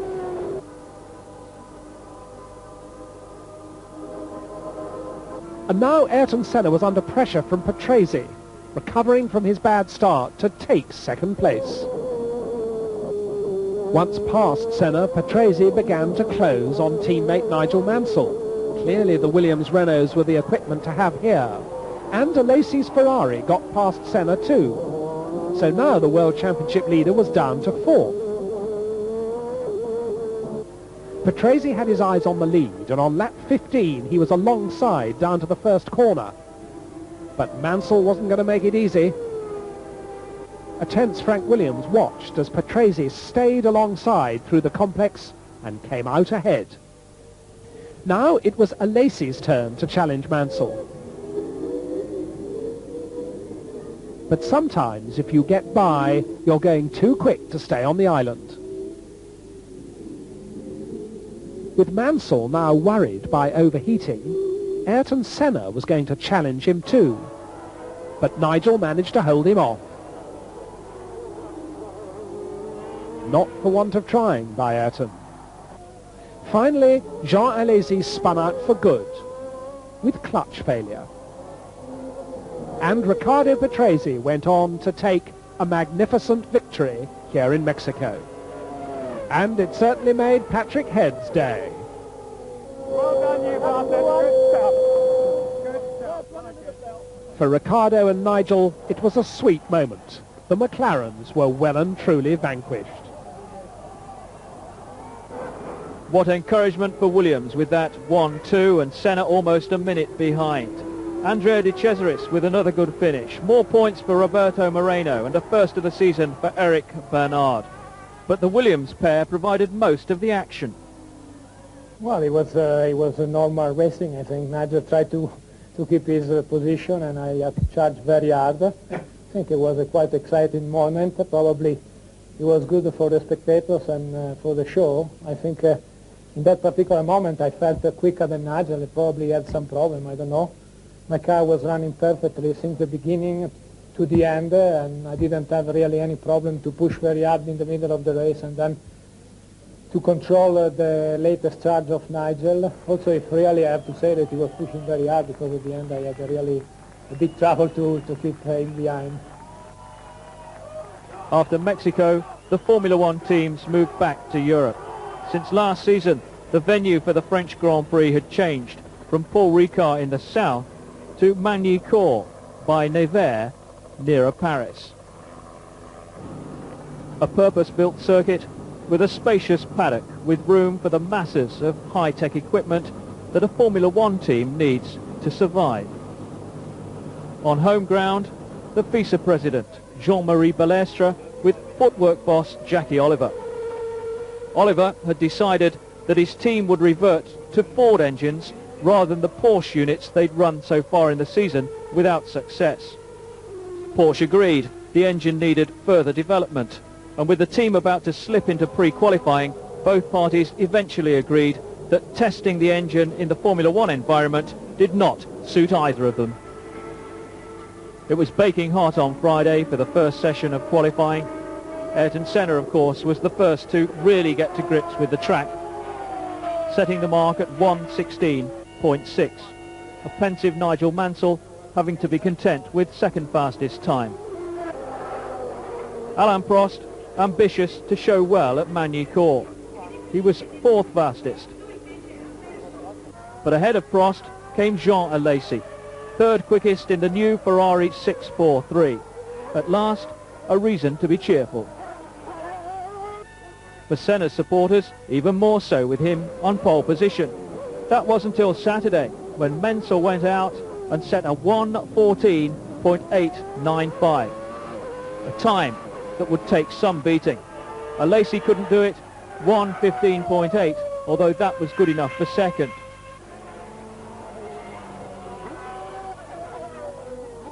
Once Senna was out again, he beat Mansell for pole position. Senna conceded the psychological advantage was important, and his time looked good enough until an inspired Prost suddenly found a little extra, Ferrari's high spot of the season. The ex-world champion fastest at his home Grand Prix in a brand new car. Difficult for everybody, for me, because a lot of pressure this track, and to bring a new car like this and having no problems at all during the weekend, it's a big show from the team. I mean, they work very well, and the mechanics were very hard in a few days, and it's quite spectacular. Not to have any big problems, and reliability and performance was better and better through the weekend, so it's good. Ferrari's joy was short-lived. Patrese had qualifying tyres left and used them wisely at the end of the session. 1:14.559 was a massive improvement in 24 hours. Mainly the temperature was a little bit cooler, and I think also the track became a bit quicker, maybe rubber down. So the track became a bit quicker because of that, and especially the temperature, because yesterday was much hotter. When Olivier Gruillard splattered oil on the racing line in the last minute of qualifying, he did Williams a favour. Following right behind Gruillard was Senna on a flyer. He hit the greasy bit and skated out over the line. Third place was all he could manage on the grid. A little bit of oil on the circuit that was dropped by a car that was just 1 minute before me on the circuit, and then the track was slippery. During the lap I lost the car a little bit in a corner because it was slippery, and but finishing the lap, it was really slippery here at the chicane, and I just lost the car, putting the power down, but crossed the finish line instead of facing forward 90 degrees, so I had a little bit of fun. But there was no danger because it's very slow, that part of the circuit, and wide, so it was safe. Another Patrese pole position, another disastrous Patrese start. His electronic gear change selected the wrong gear, and he had to watch as the rest rushed by, led by Prost, at the head of his home Grand Prix. Gachot was the first casualty with the Jordan. And at the end of lap 1, it was Prost from Mansell, Senna, Berger and Alesi. This is Piquet's rear view as he passed Benetton teammate Moreno.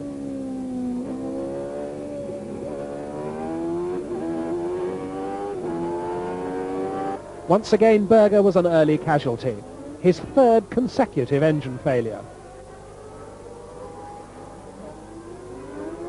And here's Morbidelli trying to pass Piquet, all of which helped Patrese up a couple of places.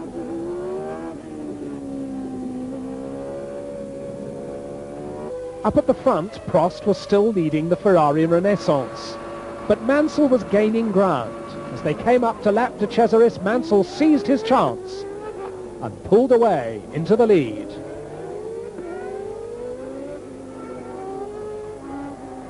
But the routine tyre stops were to reverse the position. Prost's lasted 7 seconds. Mansell's lasted 10.5 with a difficult front wheel. And the Frenchman was back in front.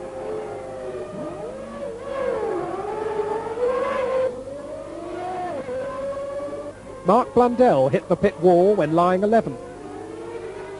But at the front, in the traffic, Mansell was on top of Prost once more, and he muscled his way through to retake the lead.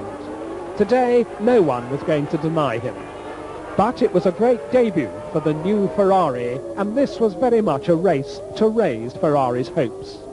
On the very last lap, Jean Alesi in the number 28 Ferrari was pushing Senna hard for third place, and so nearly made it.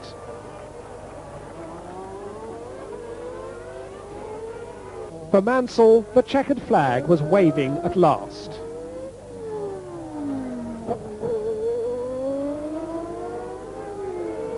After the race, Alain Prost was the first to congratulate the Englishman. Hey, good old man. Join the podium. 10 points at last for Nigel Mansell. 2 Ferraris in the top 4, but no sign of a win for them as yet. Personally, for Mansell, a significant moment. His 17th Grand Prix win, an English driver's record. I'm still recovering. I'm in a little bit of shock. It might sound silly after all these years in Formula One, but to get past 16 for an Englishman is history. And I've made history for myself and my country. Alan had a fantastic start. Unfortunately, I had a good start, which was ironic because the racing line was on the right, but he made a fantastic start and I followed him, and then it was just a question of trying to keep going. Alan was going very quick at the beginning, and then I managed to get past, and then he passed me in the pits again. And then afterwards it was just a question of just working very hard because the Ferrari was going very well, Alan was going very fast, and he had some traffic problems and I had some big traffic problems. It just made for an interesting race.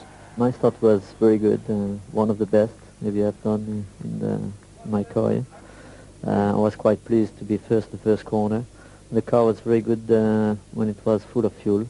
Then it started to be worse and worse, but that's a bit normal. The car is new, and if the race was now, I would change the setup for sure. But I'm quite pleased with the second position anyway. A week later, across the channel, the British Grand Prix at Silverstone. It had been vastly remodelled. Generally, the drivers approved. Well, I liked before a lot the old Silverstone, but they done a very good job in this one, and the circuit very interesting, and I think it'll be very hard work for the drivers, and I think it'll be a new Silverstone even better than before. The circuit has changed from a tactical circuit to hard drive challenge circuit.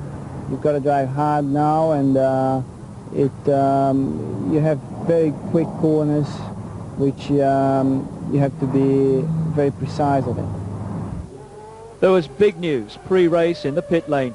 Tom Walkinshaw, successful owner of TWR, former Le Mans winners and current leaders of the World Sports Car Championship with Jaguar, had acquired a 35% stake in Benetton. The phlegmatic Scot had always said that he'd make the step up to Formula One when the time was right. I think it gives us an excellent opportunity to get involved in Formula One with a front-running team, and hopefully from that base, which is already good, improve it, that we can actually have one of the top 3 or 4 teams in Formula One. I think that their strength in sales and marketing and our strength in engineering combined together will really form the basis of a good team for the future. The British fans, of course, supported only one man, and he gave them an initial treat on Friday, setting fastest time, then avoiding Aguri Suzuki while trying to go even faster. In the pits, VIPs on Saturday, none more important than Prince William being shown around by Jackie and Paul Stewart. Up in the grandstand, Rockstar regulars George Harrison and Mark Knopfler. Down in the paddock, would-be racer Simon Le Bon from Duran Duran. On the track, Alesi was third quickest. Familiar with the old Silverstone, quite happy with the new one. Riccardo Patrese, second quickest time, 1:22.109. Distinct possibilities, it seemed, for the Williams team. Prost took over from Alesi and assumed third on the grid. Ferrari was suddenly threatening. Mansell could afford to wait for Senna to roll for a last time. Out on the track, Senna's blistering pace brought him 1:21.618. Good enough for pole position. Frank Williams had seen all this before. Mansell was in no mood to fail, and anything less than pole position would be failure for his loyal fans. The script said it had to be so. A tense moment of waiting later, and it was confirmed. Mansell on pole at Silverstone. For once, qualifying didn't belong to Ayrton Senna, but he knew that the race would be a different matter. For Mansell, his rapport with the crowd crowned a momentous session. I was fired up because, Ayrton's an ace qualifier, and, I was surprised he beat my time, and I just had to go out and do my best, and the great thing was I was fairly charged up myself, and I'm really pleasantly surprised how quick we went. I think he did a good job. His car is fast, his engine is fast, but he also had surely a very good lap to go under the 121s, so he deserves. There is nothing to say. He did a good job. He's fast. We all know that. He has a good car, good engine. They are better than us at the moment as a package overall, and they got it together. They deserve to be on pole. On race day, Silverstone becomes the busiest airport in Britain, with helicopters continually arriving and departing. Definitely the best way to travel to avoid the jams. Out on the grid, Nigel Mansell, carrying the hopes of the 100,000 home crowd.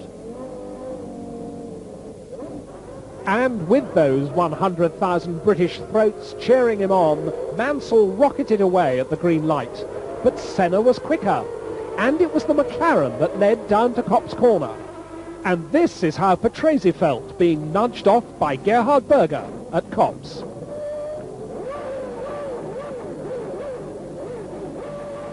He was able to rejoin, but now Mansell was challenging down the Hangar Straight. And as they came down to Stowe, he took the lead. The cheers of the crowd almost drowned the engines.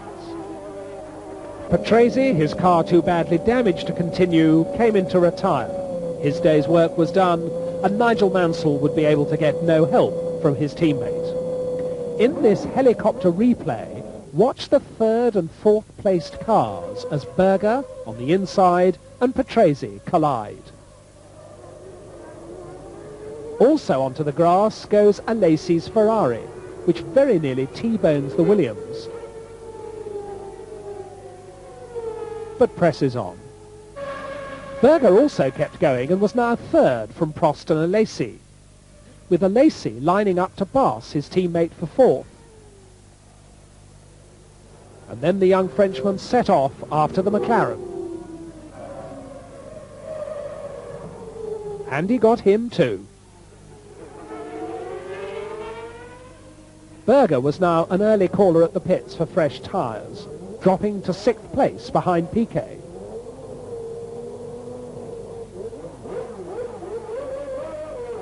And then an untypical spin from Alain Prost sent him in for fresh rubber. Mika Häkkinen's Lotus spun at the same point, and from here on his seat was full of gravel, giving him a very uncomfortable ride. Nelson Piquet was having a private battle with the recovering Gerhard Berger, who came muscling past into 5th place and pulled away. Aguri Suzuki's Lola was retiring, and Jean Alesi was driving into the pits with a broken nose. 2 incidents, or 1. Well, here's what happened as the Japanese driver lying 14th balked the third-placed Ferrari. It was yet another disappointment for the Frenchman.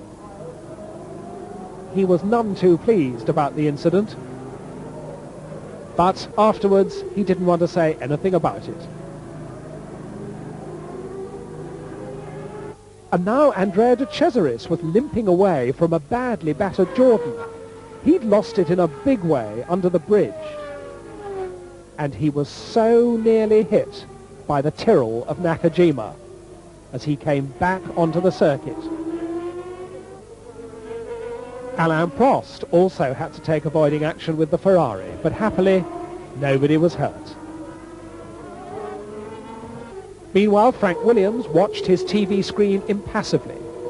The Silverstone crowds, anything but impassive, cheered him on, and Nigel Mansell went on his victorious way to another magnificent British Grand Prix win. Both hands off the steering wheel in delight, but where was Ayrton Senna? The McLaren had run out of fuel on the last lap, robbing Ayrton of 2nd place.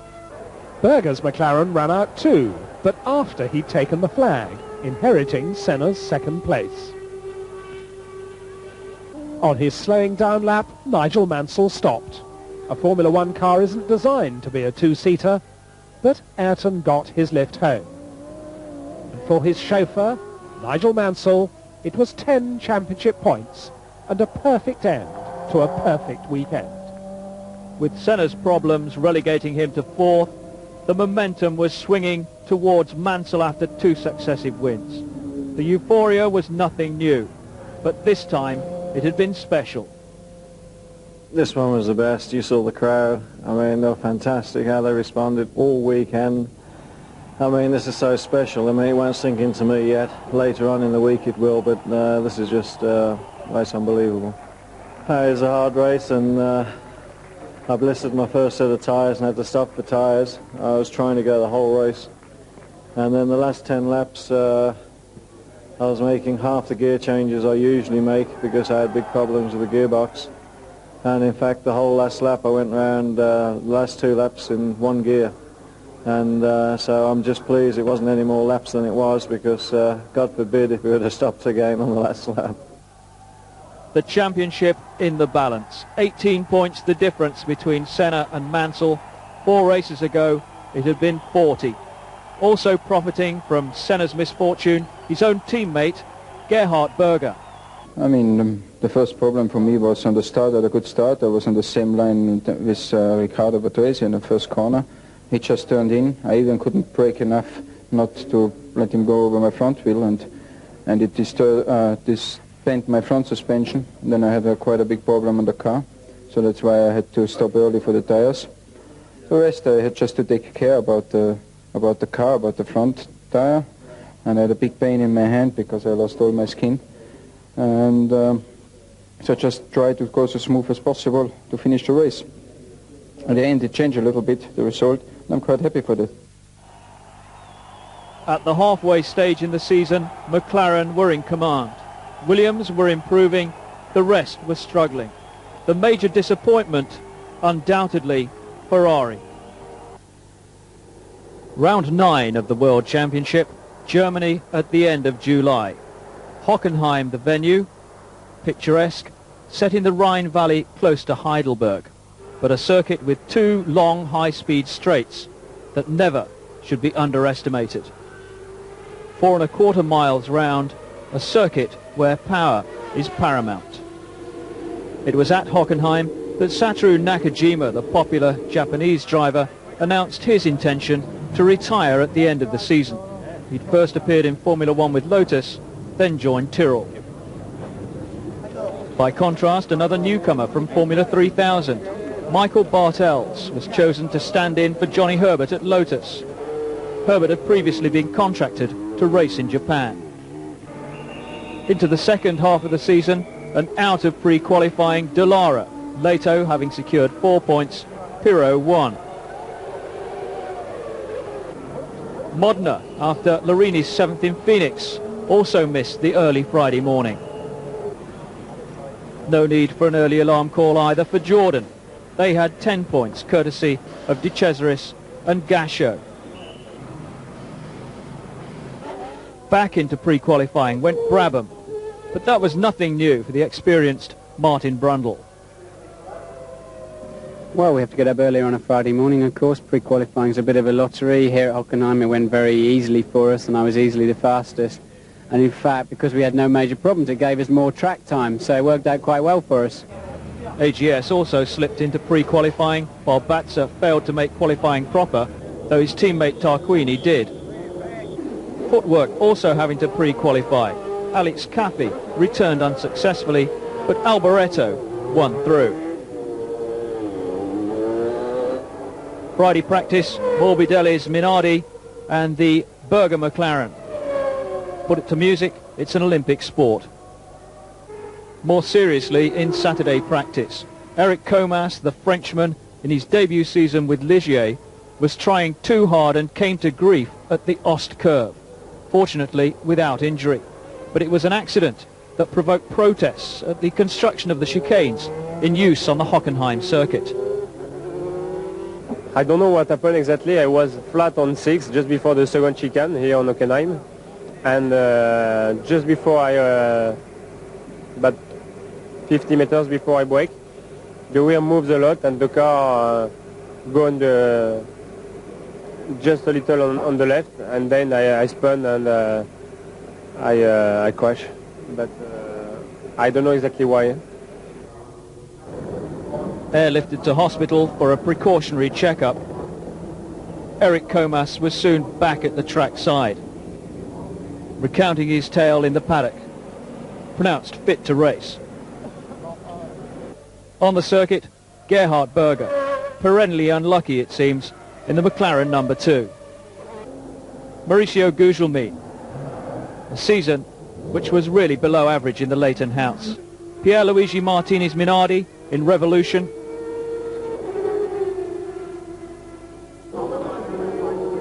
Williams, in the form of Nigel Mansell, had claimed provisional pole position in Friday qualifying. On the Saturday, an intense battle for third place between the 2 top number 2 drivers, Riccardo Patrese and Gerhard Berger.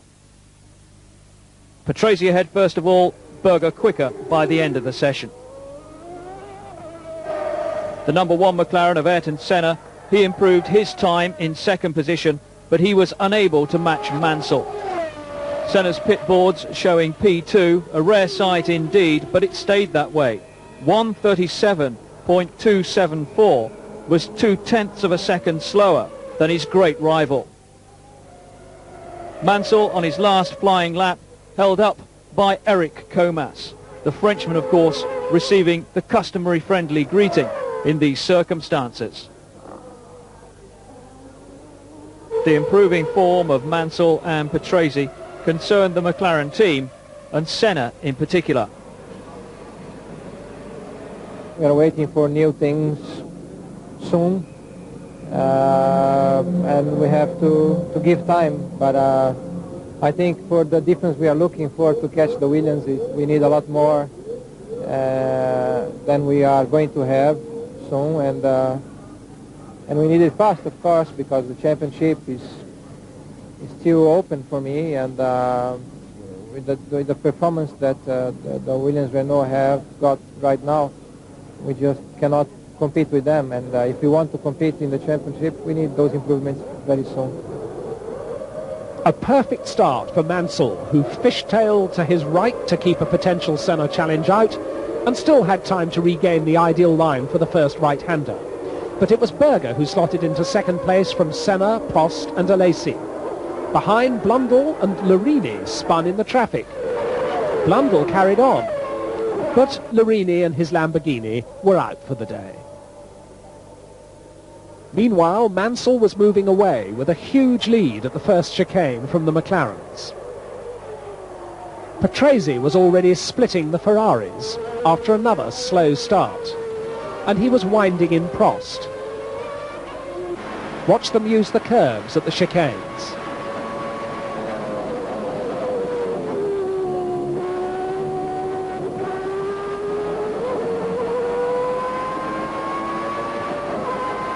Gerhard Berger was the first to stop for tyres, and it was a bad one. An oil fire at the back and a slow front right, and this stop dropped him from second place to 10th.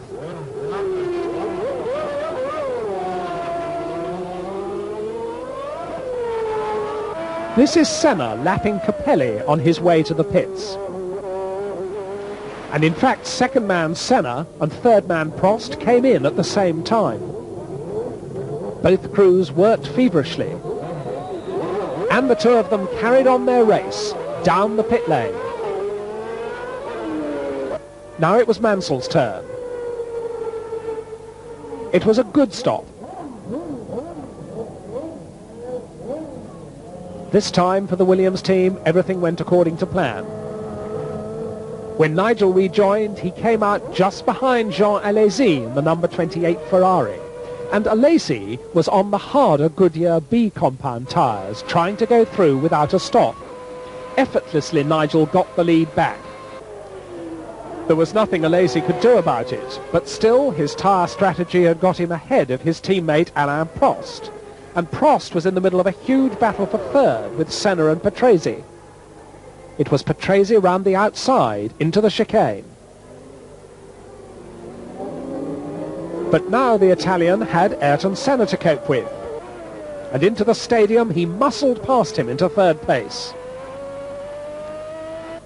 13 laps later, a slingshot past Alesi put Patrese second, braking really late for the chicane.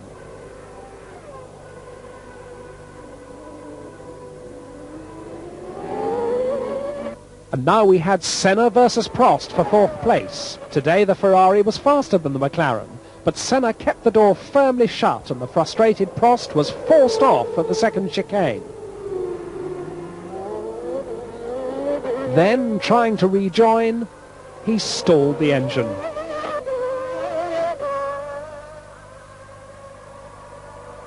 But as Nigel Mansell went on his winning way, the drama wasn't over yet. Senna, in fourth place, felt his car falter. For the second race running, he pulled off, out of fuel. Wasn't it Ron Dennis who said in motor racing you shouldn't make the same mistake twice? So Nigel Mansell took the checkered flag for the third time on the trot. Another fine Williams 1-2. Just 8 points separated Senna and Mansell after Hockenheim. There were useful points there too for Gasho and De Cesaris and for Berger and Alesi. But Mansell and Senna was the battle that everybody concentrated on. It was a tough race for many reasons. One, because the engine is 65% flat out, you have to be very careful with that, and then also the tyres. I think I've listed one of my sets of tyres, and I think Ricardo and I both had the similar problem with a very long brake pedal. It's quite difficult. still obvious animosity between Prost and Senna. It dated back further than this one race, indeed to the championship battles between the two in 1989 and 1990. I can't win the championship, but if I find him again the same way, if he's correct the same way, I push him out. That's for sure, because I can't also accept that the FISA, I mean, they put $10,000 fine to Gugelmin or Suzuki, Manico and Silverstone, and they never do anything for top drivers. And if you have a rule, it must be the same for everybody. I think everyone knows Prost by now. He is always complaining either by the car or the tires or the team or the mechanics or the fuel or the other drivers or the circuit. It's always somebody else's blame. It's never his fault. I think I haven't seen television, but it should be on television. It's clearly that he overshoot under braking. He risked a lot there. He could have put himself in an accident and also involved me in that. And fortunately, we didn't touch, but it almost cost me an accident there, and he almost cost him an accident too. Mid-August, and Formula One made its annual visit to what was once the communist bloc in Eastern Europe. Hungary had hosted a Formula One Grand Prix since 1986, but nobody could remember the Danube as swollen and flooded as this. The river which divides Buda from Pest was threatening to submerge both. Nigel Mansell celebrated his birthday in style, excited about his special present. A horse, and I'm getting that tonight. Such a popular driver in Hungary, but what did he intend to do with the extra horsepower? I'll ride to the circuit tomorrow. He almost did, not quite Lester Piggott, but close. The latest development at McLaren Honda, the semi-automatic gearbox, along the lines of those already employed at Williams and Ferrari, but not yet ready for use in a race. The black armbands, worn as a mark of respect for the late Sakiro Honda, founder of the company that carries his name. He was 84 when he died, shortly before the Grand Prix in Hungary, a man who was capable of teaching everybody something, according to McLaren boss Ron Dennis. I learnt from him what it's like to be able to keep your motivation until you're 80 odd years old, and fortunately I'm only 44, so I've got a while to go, but he's an inspiration to everybody in Formula One. After a lengthy meeting, the rift appeared healed between Prost and Senna. For the benefit of both of us and everybody, and also of the sport, we should try to find a better way of competing and working in the same environment that we do for the benefit of everybody, and we agree that. Okay? Shake. La mano, la mano! Hello? FISA had ordered them to sort out their differences, and they'd done so. Prost, though, still carried a one-race suspended ban for his remarks about Senna in Germany. Friday practice, a setback for Riccardo Patrese. The Williams team unsure about their setup for the Hungarian Grand Prix. Mansell, meanwhile, appeared to be finding qualifying rather tiresome, though things were hotting up for Mark Blundell in the Brabham.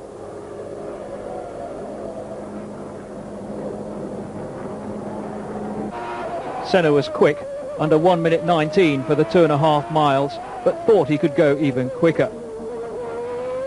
Tension down in the pits as Mansell watched the computer timing of Senna and his own teammate Patrese out on the track. Both were faster than him. Another good showing from Patrese. I'm very happy because I had a few problems during these 2 days, engine problem, brakes problem yesterday.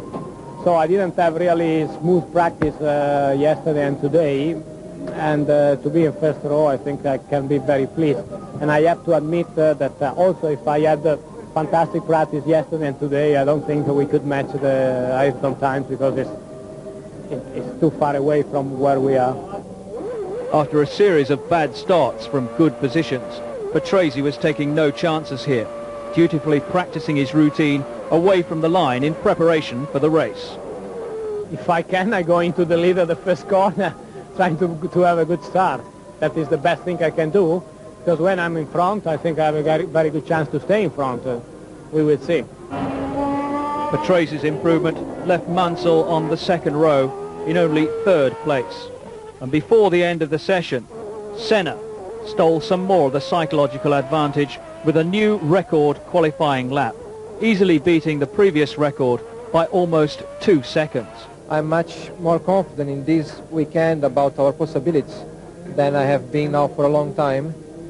That doesn't mean that tomorrow is going to be an easy race. I think tomorrow is going to be a close fight with the Williams and the Ferraris.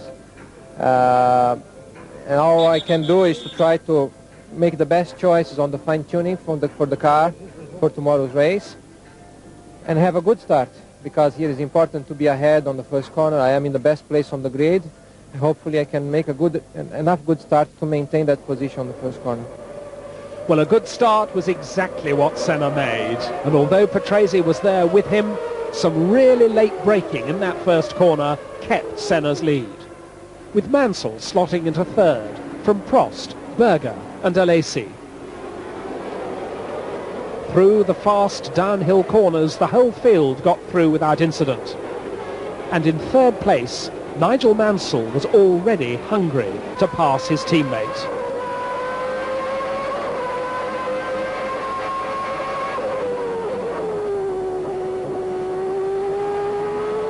Alain Prost was an early retirement from fourth place with engine trouble. Another unhappy day for him. And while Ayrton Senna kept his lead, Mansell was now pushing Riccardo Patrese hard. And on the start-finish straight, Riccardo waved his teammate through to second place.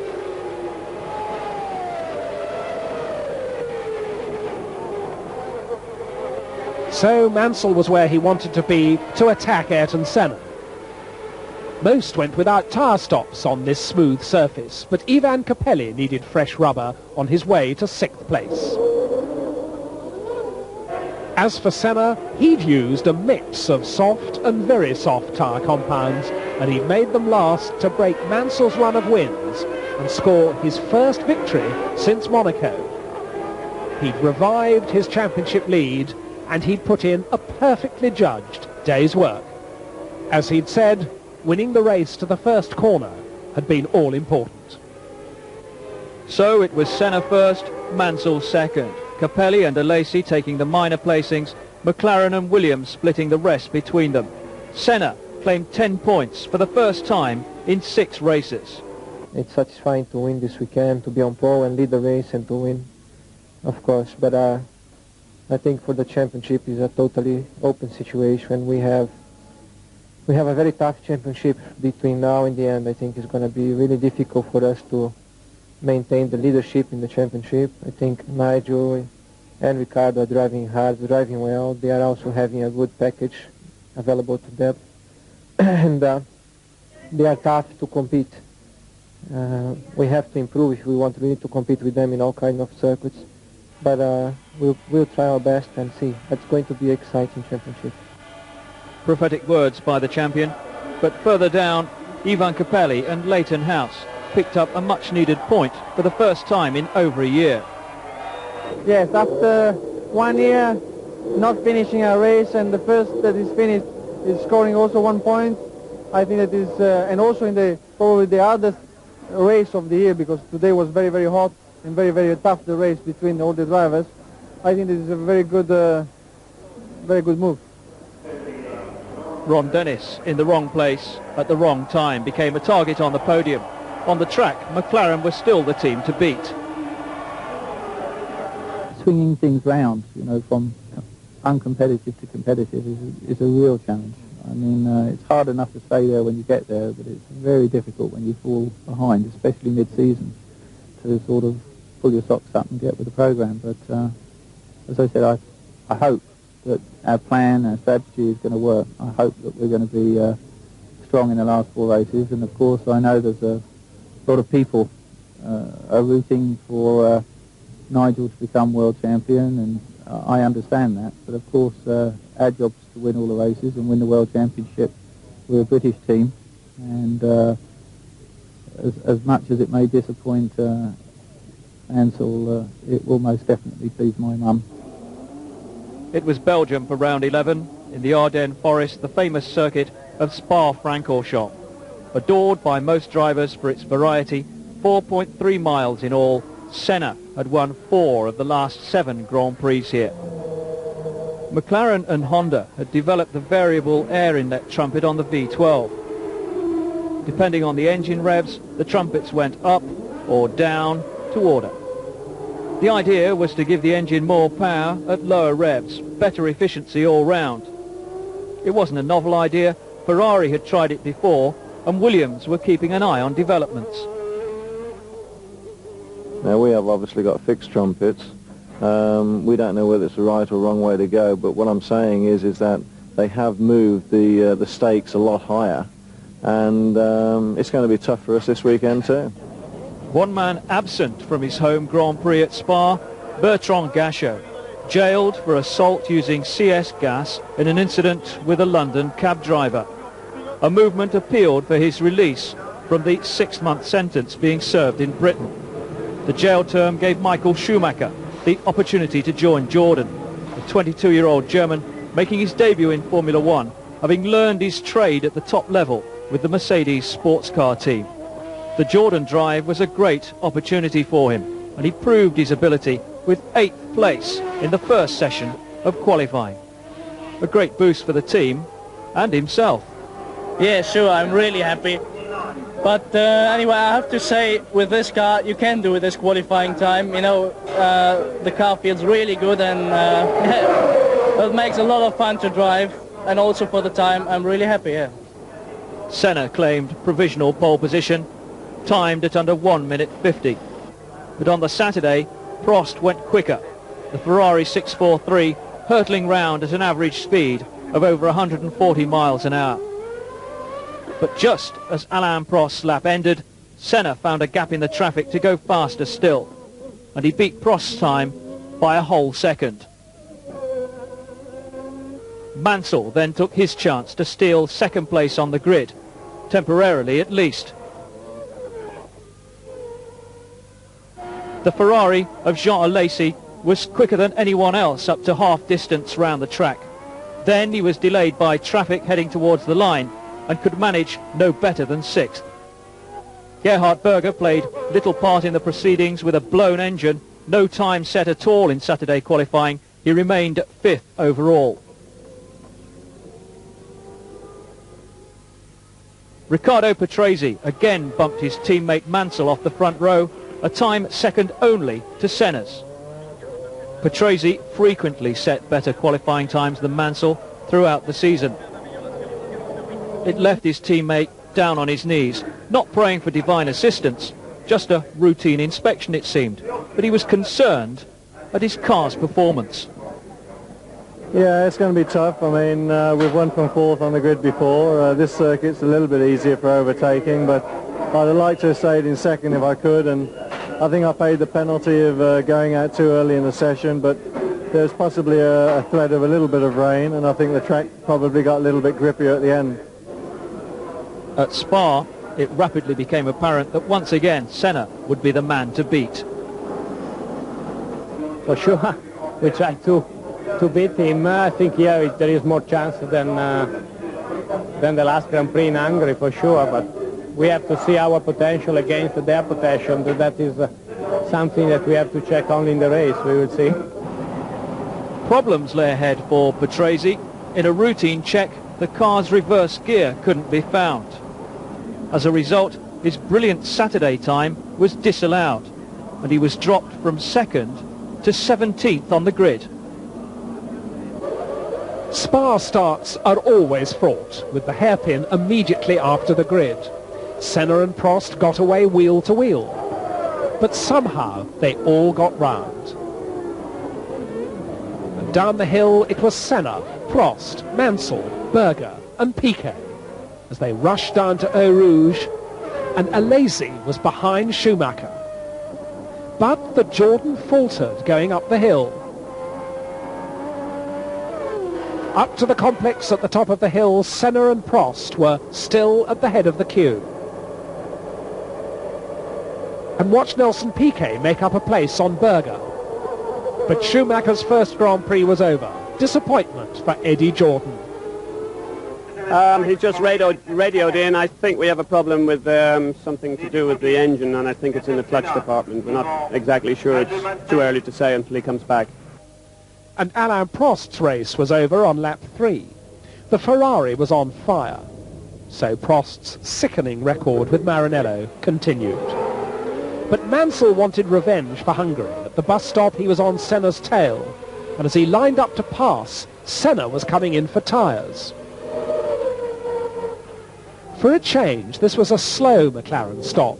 It dropped Senna to 5th, while Mansell's a lap later went well. He rejoined 3rd. And he lost no time passing Berger for 2nd.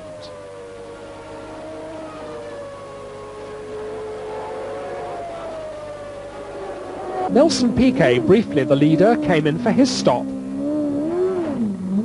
So did Berger. But Mansell's comfortable lead lasted only 4 more laps before the Williams-Renault spluttered to a halt, its race run. You know, I hate to say something similar to Canada, but it's obviously an electrical problem. I can't say any more. As for the championship guys, I can't say anything. Got to see who wins the race. If Ayrton wins the race here, you know the answer. Thank you, everybody. Yes, I am disappointed. So Jean Alesi's Ferrari had the lead, with Senna a close second. Patrese was carving through from his 9th row start, taking Piquet for 3rd and closing on Senna.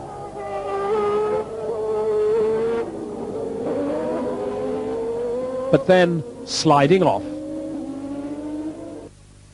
But Alesi's run ended in a smoky engine failure, another bitter Ferrari disappointment. So Senna was in front, with De Cesaris forcing the Jordan past Piquet for 2nd place. Piquet's tyres were fading. Berger's McLaren would soon be approaching. Patrese too. Here's Berger's McLaren coming past to take 4th place behind Patrese.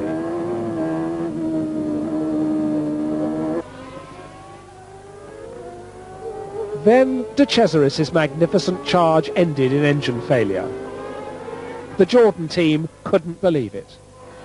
This had nearly been the podium finish that Eddie had longed for in his first Formula One season. Then Patrese, briefly 2nd, was also in trouble, smoking.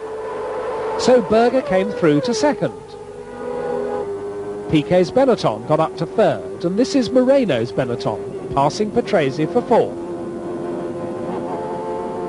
So it was another McLaren 1-2, but a very lucky one for Ayrton Senna.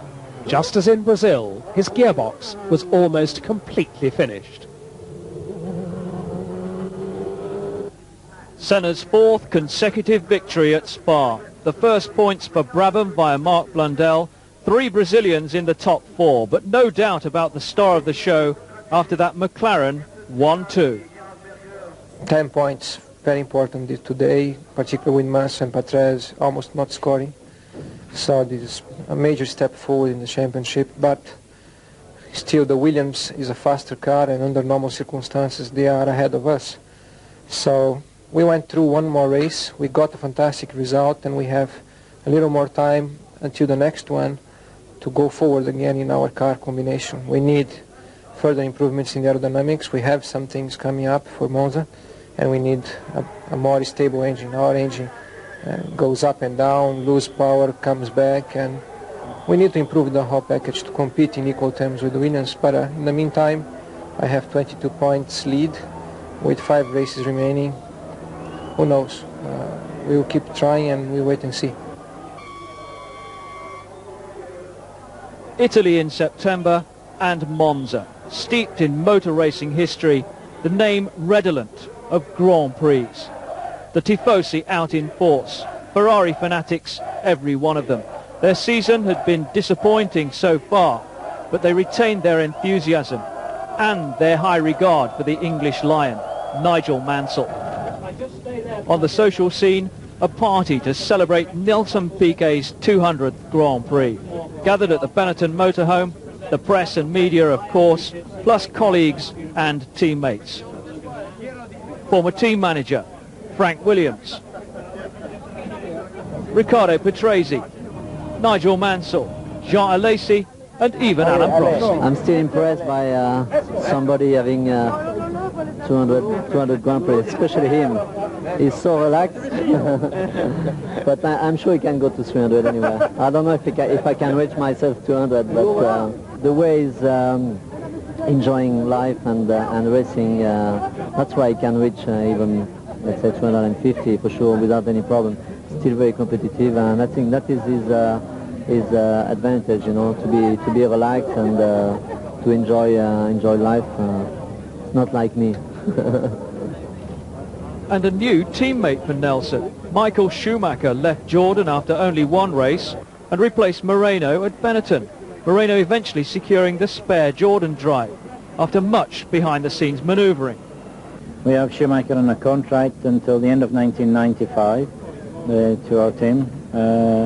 With the sole exception of Mercedes-Benz factory ever did come from Grand Prix racing, then they have the right to reacquire his contract. I'm convinced, and my lawyers have advised me, that we have 2 signed legal agreements with Michael Schumacher. That has yet to be gone through in the courts, of course. Of course, Schumacher and his advisors will have the same opportunity, to prove that they have a valid contract. There were some points where Eddie and me can't agree, or I can't agree with Eddie, let me say like this, and I can't accept this. You know, I wouldn't sign a contract which is not good for me, and I got a contract from Benetton which was good for me, and then I did this. The ethics and how we go about honouring people's contracts. I mean, we either have to get drivers to sign contracts or we just leave it free for all. I'm easy either way, but I think we do have to have some very firm situations. Initially, Roberto Moreno seemed as stunned as anyone at the dramatic speed of events.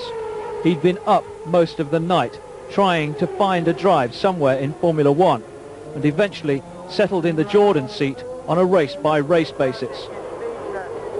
Piquet, ready to celebrate his 200 in style, was initially the quickest in qualifying. But then Michael Schumacher stole the show from his illustrious teammate. Piquet, perturbed by that, hit trouble. And after his slide off the track, the car needed serious attention. Roberto Moreno in the Jordan, determined to prove a point. He managed to go quicker than Nelson Piquet, but still couldn't beat Michael Schumacher, no matter how hard he tried.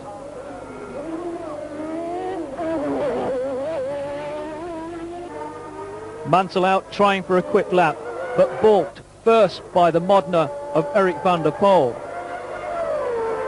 and then later by the number 2 McLaren of Gerhard Berger. Even so, Mansell ended up second on the grid. The only problem, it was Senna ahead of him. The champion claiming pole position with his time set in the very first session. It left Mansell only 1/10 of a second adrift, but once again he was left to muse over events. I mean, I had just 2 horrible laps from the point of view of traffic. I think I passed 6 cars on my qualifying lap then, and still did a 21, 1 or 2, I don't know what it was, a 10th off. I felt sure it would have been quicker than that if we had a clear lap. Meanwhile, down the pit lane at McLaren Honda, a rare chance to savour the moment. But no chance to savour anything now. It's an important race for Senna, an important race for Mansell. And once again, Senna's start was superb, with Mansell, Berger and Patrese leading the 2 Ferraris to the first chicane. And this is Schumacher's view in 7th place. And already this race is the longest in his brief Formula One career. Already Jean Alesi was going for Patrese's 4th place. At the chicane he got it, but he was braking too late, and he rejoined just in front of teammate Prost. But the car was damaged on the curbs, and he was in the pits at the end of the lap. Meanwhile, Piquet was leading the second group, and Roberto Moreno departed from his first Jordan race and into the barriers. The culprit was a brake balance problem. He was out. At the front, a quartet had broken away, with Patrese attacking Berger for third place, watched from behind by Prost. And now Patrese set about his teammate Mansell. Mansell let him go. It was all part of their team tactics to wear down Senna. A few laps later, Patrese had the pressure hard on Senna, and in a perfect outbraking manoeuvre at Ascari, he went ahead. But his moment of glory was destined to be a short one. A lap later, on the same corner, a gearbox problem did this to him. He restarted third. But, as the replay shows, he got neutral instead of third gear as he braked for the chicane. Moments later, he'd stopped for good. Gearbox trouble, I had an hesitation changing down while I was going to the Ascari chicane. And because of that I spun, because the gearbox was not quick enough to change down gears. I spun, I went away from that moment, did half a lap, and the gearbox exploded.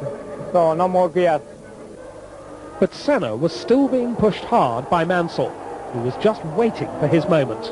And he did it at Ascari on lap 34. Just like Patrese, but no spin this time. Senna decided that now it was time for a tyre stop. It was a good one, less than 6 seconds. And though it dropped him to 5th place, his fresh rubber helped him past Schumacher for 4th. Then past his teammate Berger for 3rd.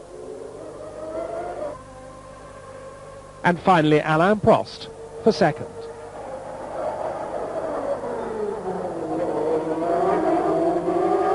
But for Nigel Mansell, this was perhaps the sweetest victory of the year. Ayrton Senna and McLaren Honda beaten, fair and square in a straight fight. And that championship was still just alive, with 4 races to go. A great boost for Mansell as he entered the last quarter of the season. Piquet finishing behind his new Benetton teammate, points for Prost and Berger. But a vital win for Mansell. Afterwards he knew he'd been in a race. I think it was a fabulous race to watch. It was a fabulous race to be in. It was a great fight at the beginning between Ayrton, myself and Ricciardo. I wasn't sure whether Ricciardo was my teammate at one time or not, because he was pushing me very hard when I was right behind Ayrton. Then I decided to let Ricciardo go, because I wanted him to duck and dive with Ayrton to use his tyres up. So I dropped back then just to conserve my tyres and my own airflow, which worked real good. And then I woke up a little bit when Ricciardo got past. I thought, okay, fine, I better go for it now. And then Ricciardo immediately obviously had a gearbox problem, which made him spin. And then it was between Ayrton and myself again. And then I think Ayrton ran into a little bit of a tyre problem, and I managed to squeeze by just before he went into the pits. And then it was a very hard race at the end, because I'd blistered, I think, all my tyres by this time. A win and 10 points for Nigel Mansell. 18 points now the difference between him and Senna at the top of the championship. Senna picking up those important 6 points for 2nd place. Sure, better second than nothing. I think it was a tough race, and I was not as quick as the 2 Williams, and I was struggling.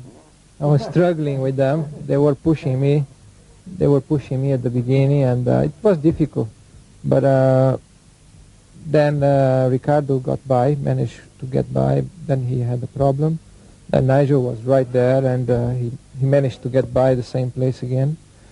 And from there on, I couldn't follow Nigel. I knew I had some tyre problem anyway, so I decided to stop. And it paid off, because otherwise I would have fall back a lot, and I wouldn't even have finished second. So it was a second place, very good. In the Constructors' Championship, it seemed that McLaren and Williams were destined to dispute the title right to the bitter end. No chance of intervention from the rest, with Ferrari in particular smarting about that. Round 12, Portugal, a fairly recent but very popular addition to the Grand Prix calendar. The initial Formula One race at Estoril in 1983 decided the championship then, and it would surely play an important role 8 years later. Nigel Mansell in relaxed mood with his wife, Roseanne.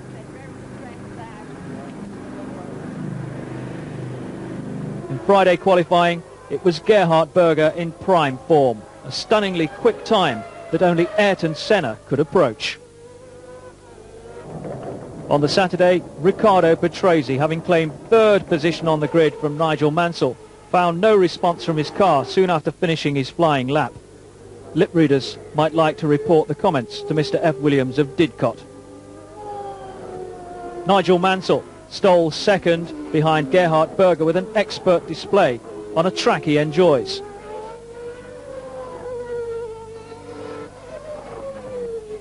But Ayrton Senna goes well here too, and he made it an all-McLaren front row.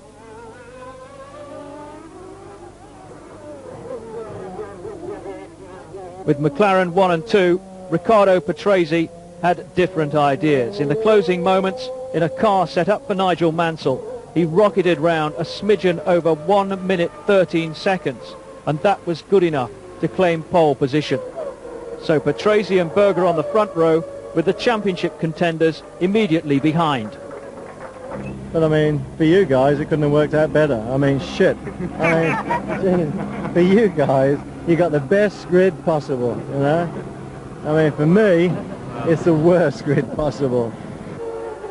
Sunday morning at Estoril, and Ferrari in trouble again. An oversight by their mechanics resulted in Prost beating a hasty exit from a car that took warm-up too literally, and so forcing him to use the spare car in the race.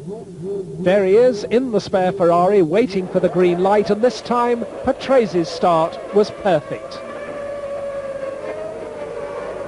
Nigel Mansell chopped in front of Senna. Senna went right, but Mansell went round him at the first corner, and then he went inside Berger to be second. Alesi tried to do the same to Senna, but it didn't work. Prost was once more content to follow the excitement at this stage.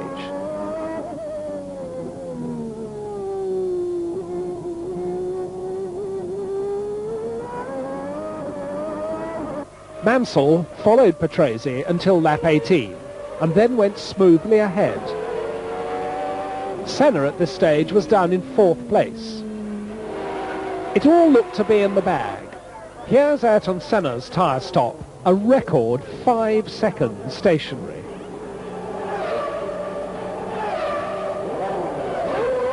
Off he goes, a perfect stop. But here comes Nigel Mansell, and this was the stop that virtually spelt the end of his championship hopes. Watch the right rear wheel. He stops at the spot. All 4 wheels are off. The new ones are on. And in less than 8 seconds he's away, but the right rear flies off, scattering other mechanics.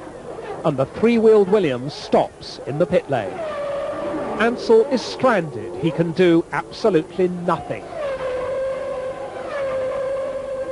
In slow motion, one of the mechanics on the right rear raises his arm, but his fellow hasn't tightened the nut, and the car starts to leave. Now in the pit lane, another wheel is manhandled on. All sorts of regulations are being broken. The car is lifted bodily. They manage to get the wheel on, but the seconds are ticking away, and Mansell is almost weeping with frustration. Still, it's not finished. Other cars go by, and finally the job is done. Mansell storms away, leaving 2 black rubber lines down the pit lane. He's now in 17th place. Berger, second, retires in the pits. Alain Prost, third, has another engine failure. And Jean Alesi, now third, is under pressure from Martini and Capelli. This was when they came up to lap Martin Brundle. Watch for Alesi's hand signals before he goes by. And he was able to take Martini with him. Then, inevitably, the black flag for Mansell.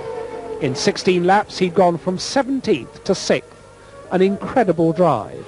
But that pit stop had broken all the rules, and an inconsolable Mansell had nothing to say.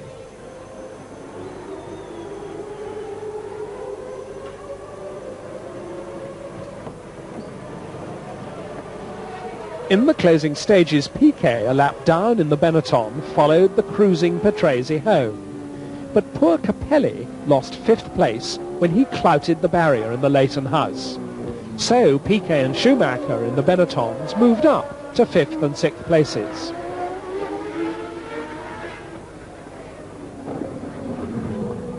So a Williams win, richly deserved by Patrese, but for all Nigel Mansell's fans, it was the wrong Williams after yet another cruel wrench of fate for the Englishman. Williams managing to salvage something from the race and so keeping their constructors' title hopes alive. Patrese, though, was certainly conscious that attention would be centred on Mansell's misfortune rather than his win.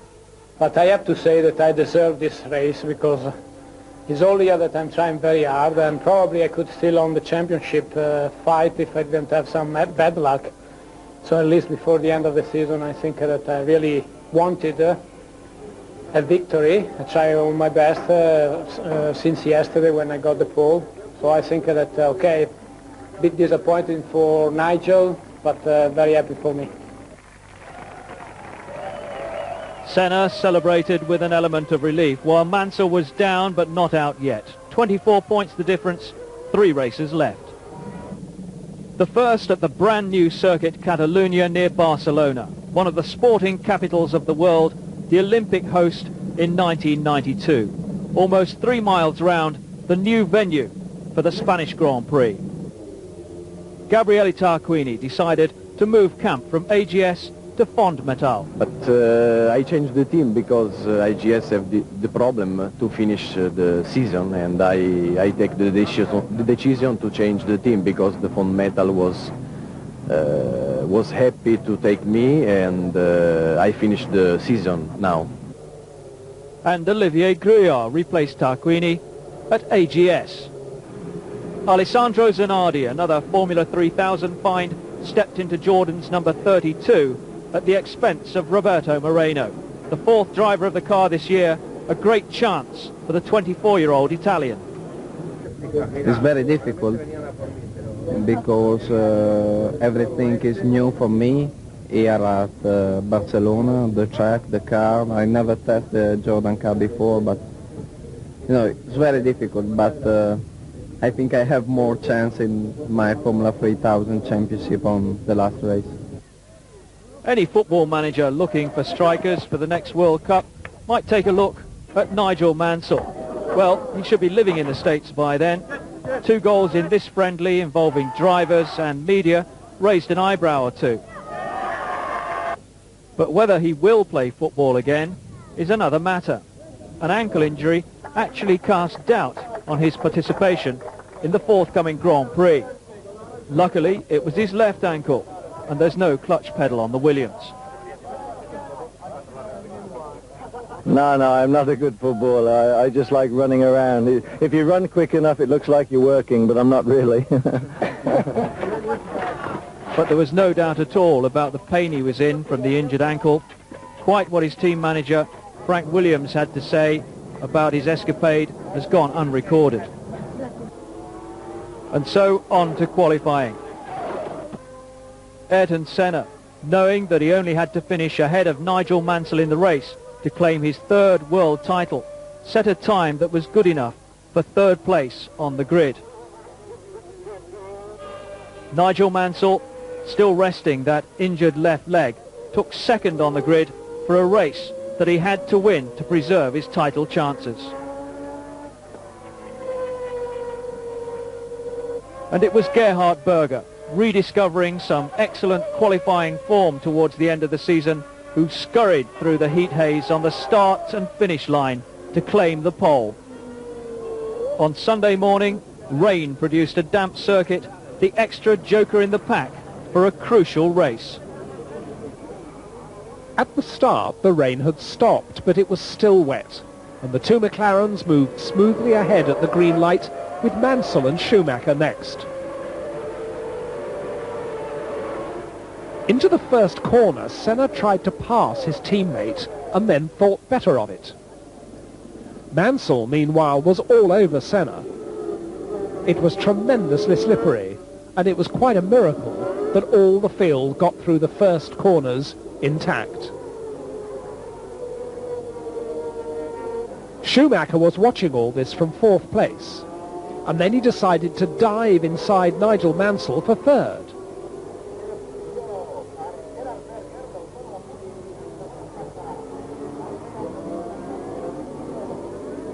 While there was excitement at the front, Thierry Boutsen was already off further down on the greasy surface after a tangle with Eric Bernard, and Jean Alesi was attacking Mansell. Schumacher went for Senna. You can see how slippery it is. And then he was himself threatened by Mansell.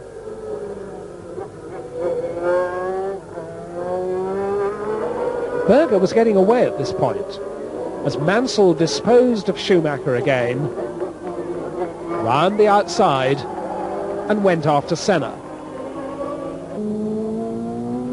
It was great motor racing on the slippery surface. Meanwhile, Alain Prost, who'd wanted to start on slicks but had been prevented by his team, came in early as a gamble that the track would dry out, and he stormed back into the race, now down in 19th place. Mansell wound in Senna and got alongside for second place. Two determined men with the championship uppermost in their minds. Watch how close they get. A real battle of nerves. Mansell has won the corner, but Senna fights back. Leader Berger came in for slicks, for the track was now almost dry, but removing tape from his brake ducts lost more time before he rejoined in 5th place. And then Mansell and Senna, first and second, came in on the same lap. The Williams team, with the memory of Portugal uppermost in their minds, were slower than the McLaren boys. Senna was out first, and he'd regained the lead in the pit lane. Out went Mansell. The McLaren strategy was to use Berger as the hare. Watch Senna wave him by. Come on, Gerhard. And so Berger, perhaps a little unwillingly, goes into the lead. Schumacher, who'd stopped early, was fourth behind Mansell. And as Nigel closed on Senna on the still damp track, there was a brief further shower of rain. And now we saw something unusual. Ayrton Senna, out of control, backwards off the circuit. Mansell has squeezed through, Schumacher too. Senna rejoins in 7th place. Mansell was on superb form again. Berger was still leading, but watch how Mansell just asserts himself up the inside of a right-hander. And Berger only just stays in control. Now Schumacher was after Berger, but this squirt up alongside the McLaren ends in a spin. Nothing daunted, the German rejoined in 6th place after a bit of autocrossing. Next, Alesi was brought in by the organisers and held at the top of the pit lane for 10 seconds, a punishment for weaving at the start. It dropped him from 5th place to 9th, and it put real fire back into his driving for the rest of the race. Just look at the speed he went down the pit lane. And then Berger was in to post his 7th retirement of the season with engine trouble. And Alesi, still fuming from his penalty, was catching Senna for 4th place, slicing by decisively. Martini did the last lap on 3 wheels. Morbidelli and Zanardi had gone off together. just as Morbidelli's teammate Martini came innocently along. And look what happened next. Not quite what you normally mean by team tactics. So a fine win for Mansell, a poor fifth for Senna. And mathematically at least, the championship wasn't quite over yet. The result for Mansell. Schumacher scored another point. The Ferraris were happier at Barcelona than usual. But the talking points, the brilliant Williams recovery after Estoril, and Mansell's superb drive. It wasn't so nice from where I was. No, it was reasonably clean, and but I think everybody saw that it was a very, very big fight, and Ayrton was giving no quarter, and Gerhard was giving no quarter, and there wasn't much room on a number of occasions, but a great race for everybody, and a good race for me. I'm very happy. There was much to impose on those two overtake maneuvers, and I don't really understand why Mansell is doing what he's doing. But I was able to avoid any contact when he was trying to overtake me, and just as I did in Portugal. And I will do my best in the last two races as long as I can to avoid that.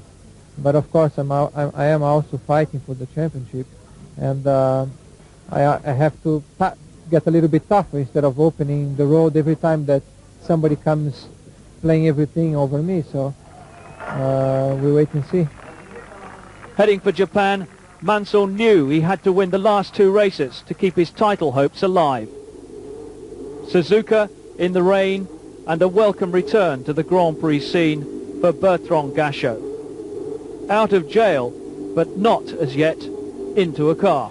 Well, my job is to drive Formula 1. I think before what happened, we were driving good. I just had done the lap record in Hungary, and everything was going well. I was 11th in the World Championship. So I believe it was very unfair to put me in jail, and certainly it was unjustified. So I hope that I can get to my place and better it. Despite the rain before the first day of qualifying, Nigel Mansell remained in good humour. And then, I mean, welcome to sunny Japan. I mean, it's great, isn't it? Come here for your suntan. Jeepers. Nice, easy weekend. Plenty of relaxation, no football, no boxing. I'm not going to be a triathlon this weekend. I'm just going to drive cars nice and quiet. In at Leighton House, another recruit from the World Sports Car Championship, the Mercedes driver Karl Wendlinger from Austria. He replaced Ivan Capelli, who played team manager for the weekend. The new president of the sports governing body, FISA, arrived at Suzuka. Max Mosley, who'd been voted in instead of Jean-Marie Balestre, here chatting with Ayrton Senna and Ron Dennis. Afterwards, he outlined FISA's aims. Well, I think the main thing is to make sure this is a top-level professional sport. We're talking about Formula 1. And really the main function of FISA is to do everything from its side to match that level of professionalism. I think we've got to make sure that the entire FISA operation, which is really a refereeing operation, is at the same high professional standard that the teams operate to. Having said that, that's Formula 1. The main work, for me at least, and the FISA generally, is outside Formula 1 and in the lesser formulae and with the countries where there is relatively little motorsport. Our job is to try and build motorsport up in those countries all over the world. Upsets in practice at Suzuka. Pierluigi Martini in the Minardi Ferrari. His accident delayed the session. No sooner was it underway again than Gabriele Tarquini made a mess of his new Fond Metal. More seriously, Eric Bernard in the Larousse, still in the cockpit of his crashed car. There's some indication of the impact from the replay here. Amazing that the driver didn't suffer major injuries. Bernard with a broken leg that will keep him out of Formula 1 until next year. Helicoptered to hospital, Larousse ran just one car at Suzuka. Jean Alesi out in the Ferrari, finding Suzuka troublesome, the car out of shape in more ways than one. 1991 just wasn't Alesi's or Ferrari's year. Michael Schumacher, another young charger, walking back after his skirmish in the Benetton. Made a great impression in the first few races, Schumacher, but he demonstrated that nobody's infallible in this game.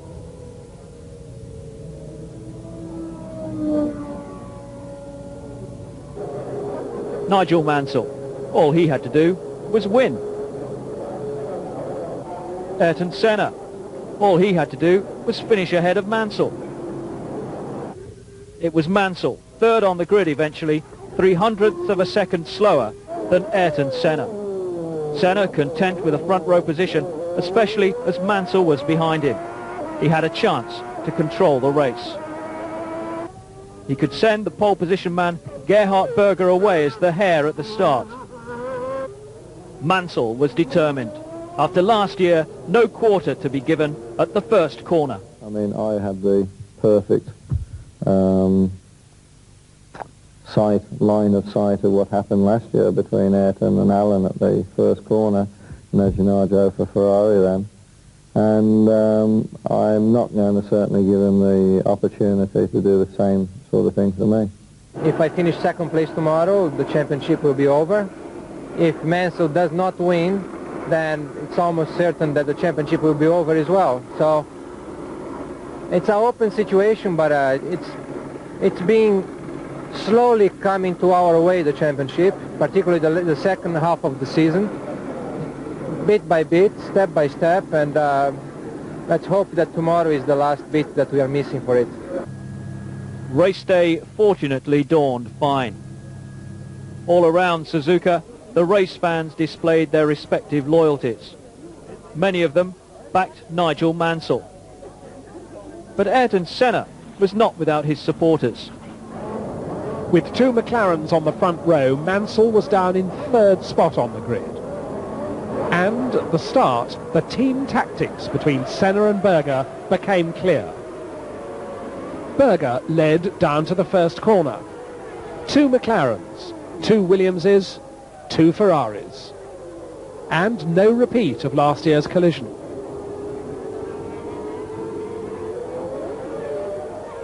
But poor Jean Alesi's race didn't last the first lap. Another blown Ferrari engine. More disappointment for Maranello.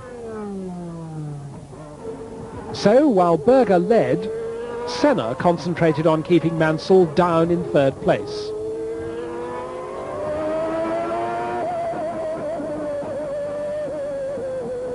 This four-car shunt started with a spin by De Cesaris, and it also took out Leto, Pirot and Wendlinger. And now Mansell was going for it, getting very close to Senna. He was doing all he could to keep the pressure on. Down the start-finish straight they came, and leaving his braking very late for turn 1 on lap 10, Mansell ran wide. It was all over. He kept his engine running, but the car was bogged down, and you could read the resignation in his shoulders as he climbed out.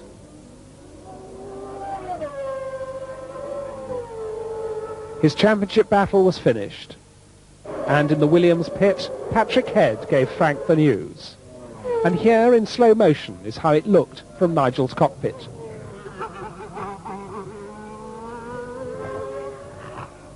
It was another bumpy ride into oblivion, but Nigel was magnanimous in defeat.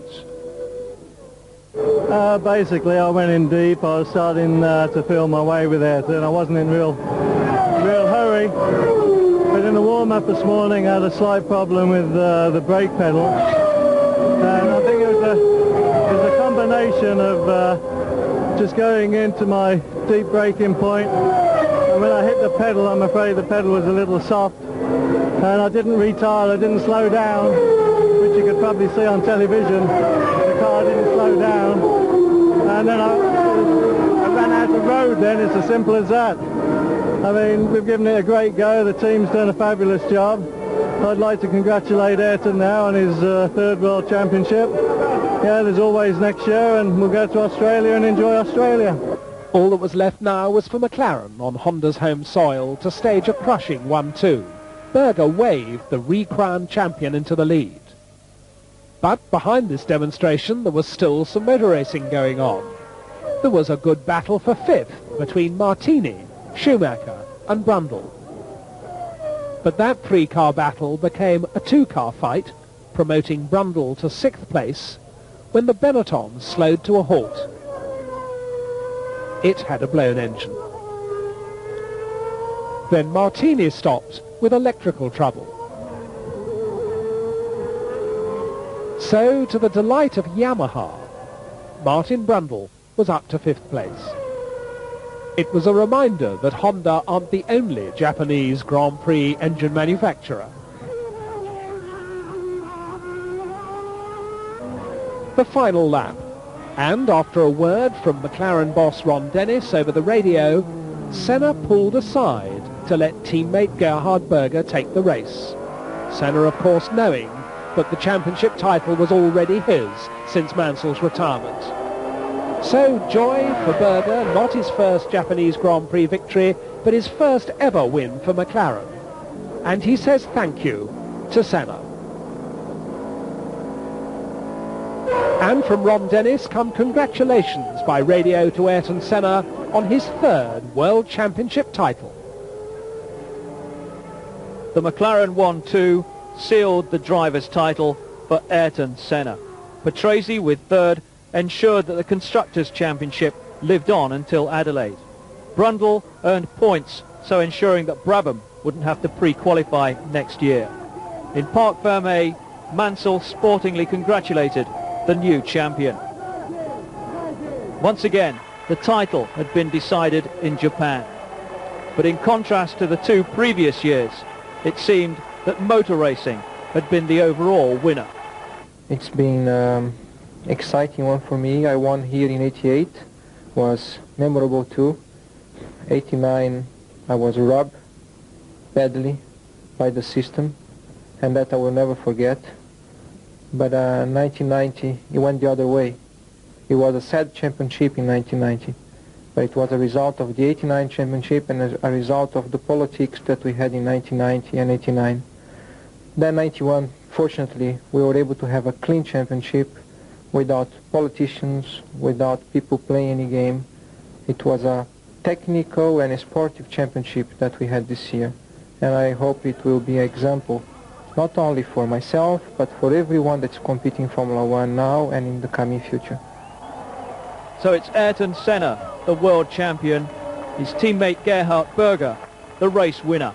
I have to say thank you to Ayrton. We switch over place, and I think it's very nice to know, because a lot of times I was in a situation where I had to take care of, or where I was in the difficult part of the game, and it's very nice to know that if it's the other way around, it comes also from the teammate, so it will be no problem at all for the future. If you know both sides are working the same, then I think it will be good for the next year too. Coming off the podium, surprise, surprise, Ron Dennis getting his own back for a season of soakings. Good to see a title battle that ended with smiles. The last race of the season in Adelaide, South Australia, home of the Australian Grand Prix since 1985. A street circuit with incredibly fast sections that give it the character of a purpose-built track. Ferrari had decided to terminate Alain Prost's contract because of his repeated open criticism of the team's performance. A sad way to finish a relationship between two of the sport's big names, though it had never been comfortable. We are upset because we've lost as Ferrari one of the best driver and the best test driver of the Formula One.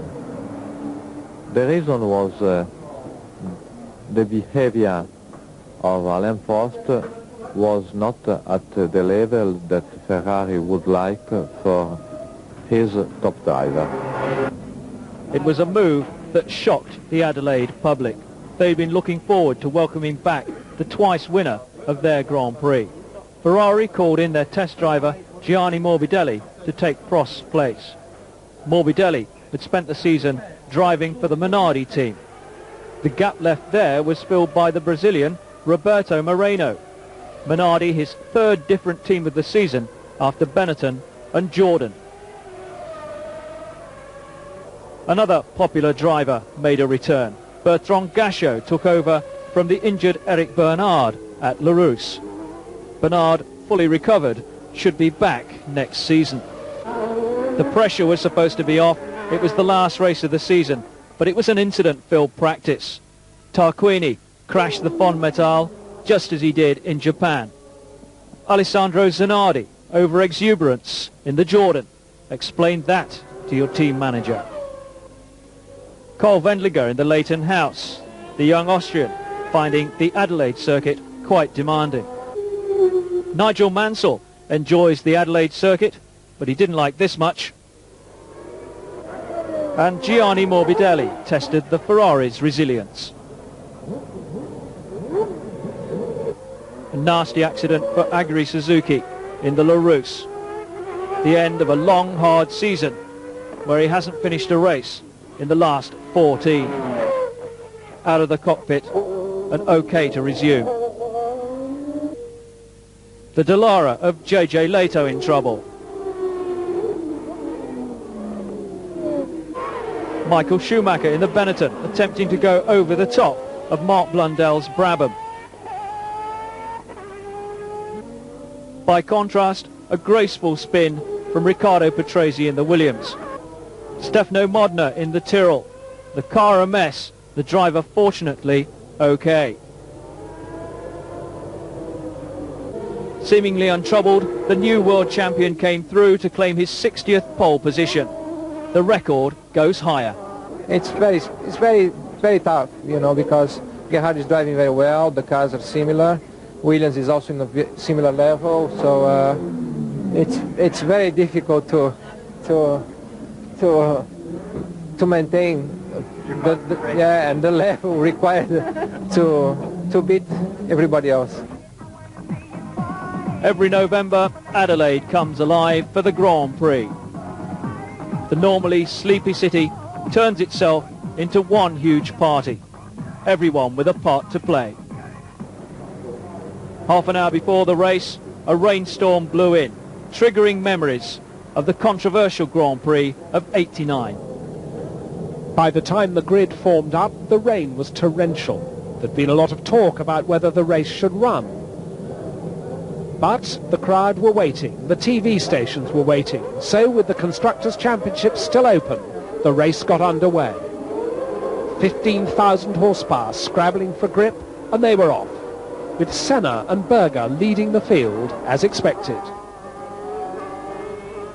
But Mansell and the Benettons were up there too, with Alesi, Patrese and Morbidelli following. Quite a Ferrari baptism for Gianni Morbidelli.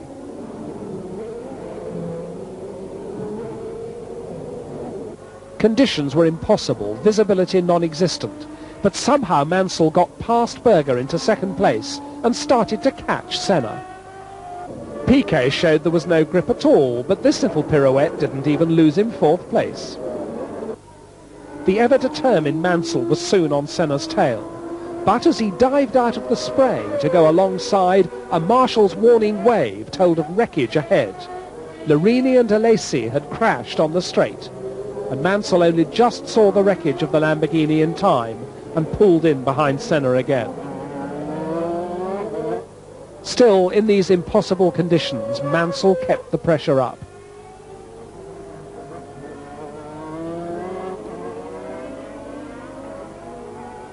No grip on the straight sent Martinez Minardi straight into the wall. And now the rain was coming down harder than ever, and everyone was wondering why the race hadn't been stopped.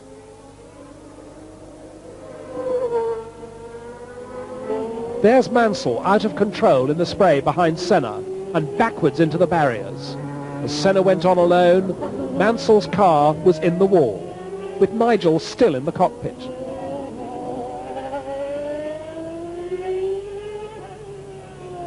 Berger, now second, had a major spin, but rejoined. But now Senna had had enough. He was waving frantically for the race to be stopped. and at last out came the red flag. But Berger, walking home, had had another huge spin, and how he didn't hit anyone this time is a mystery.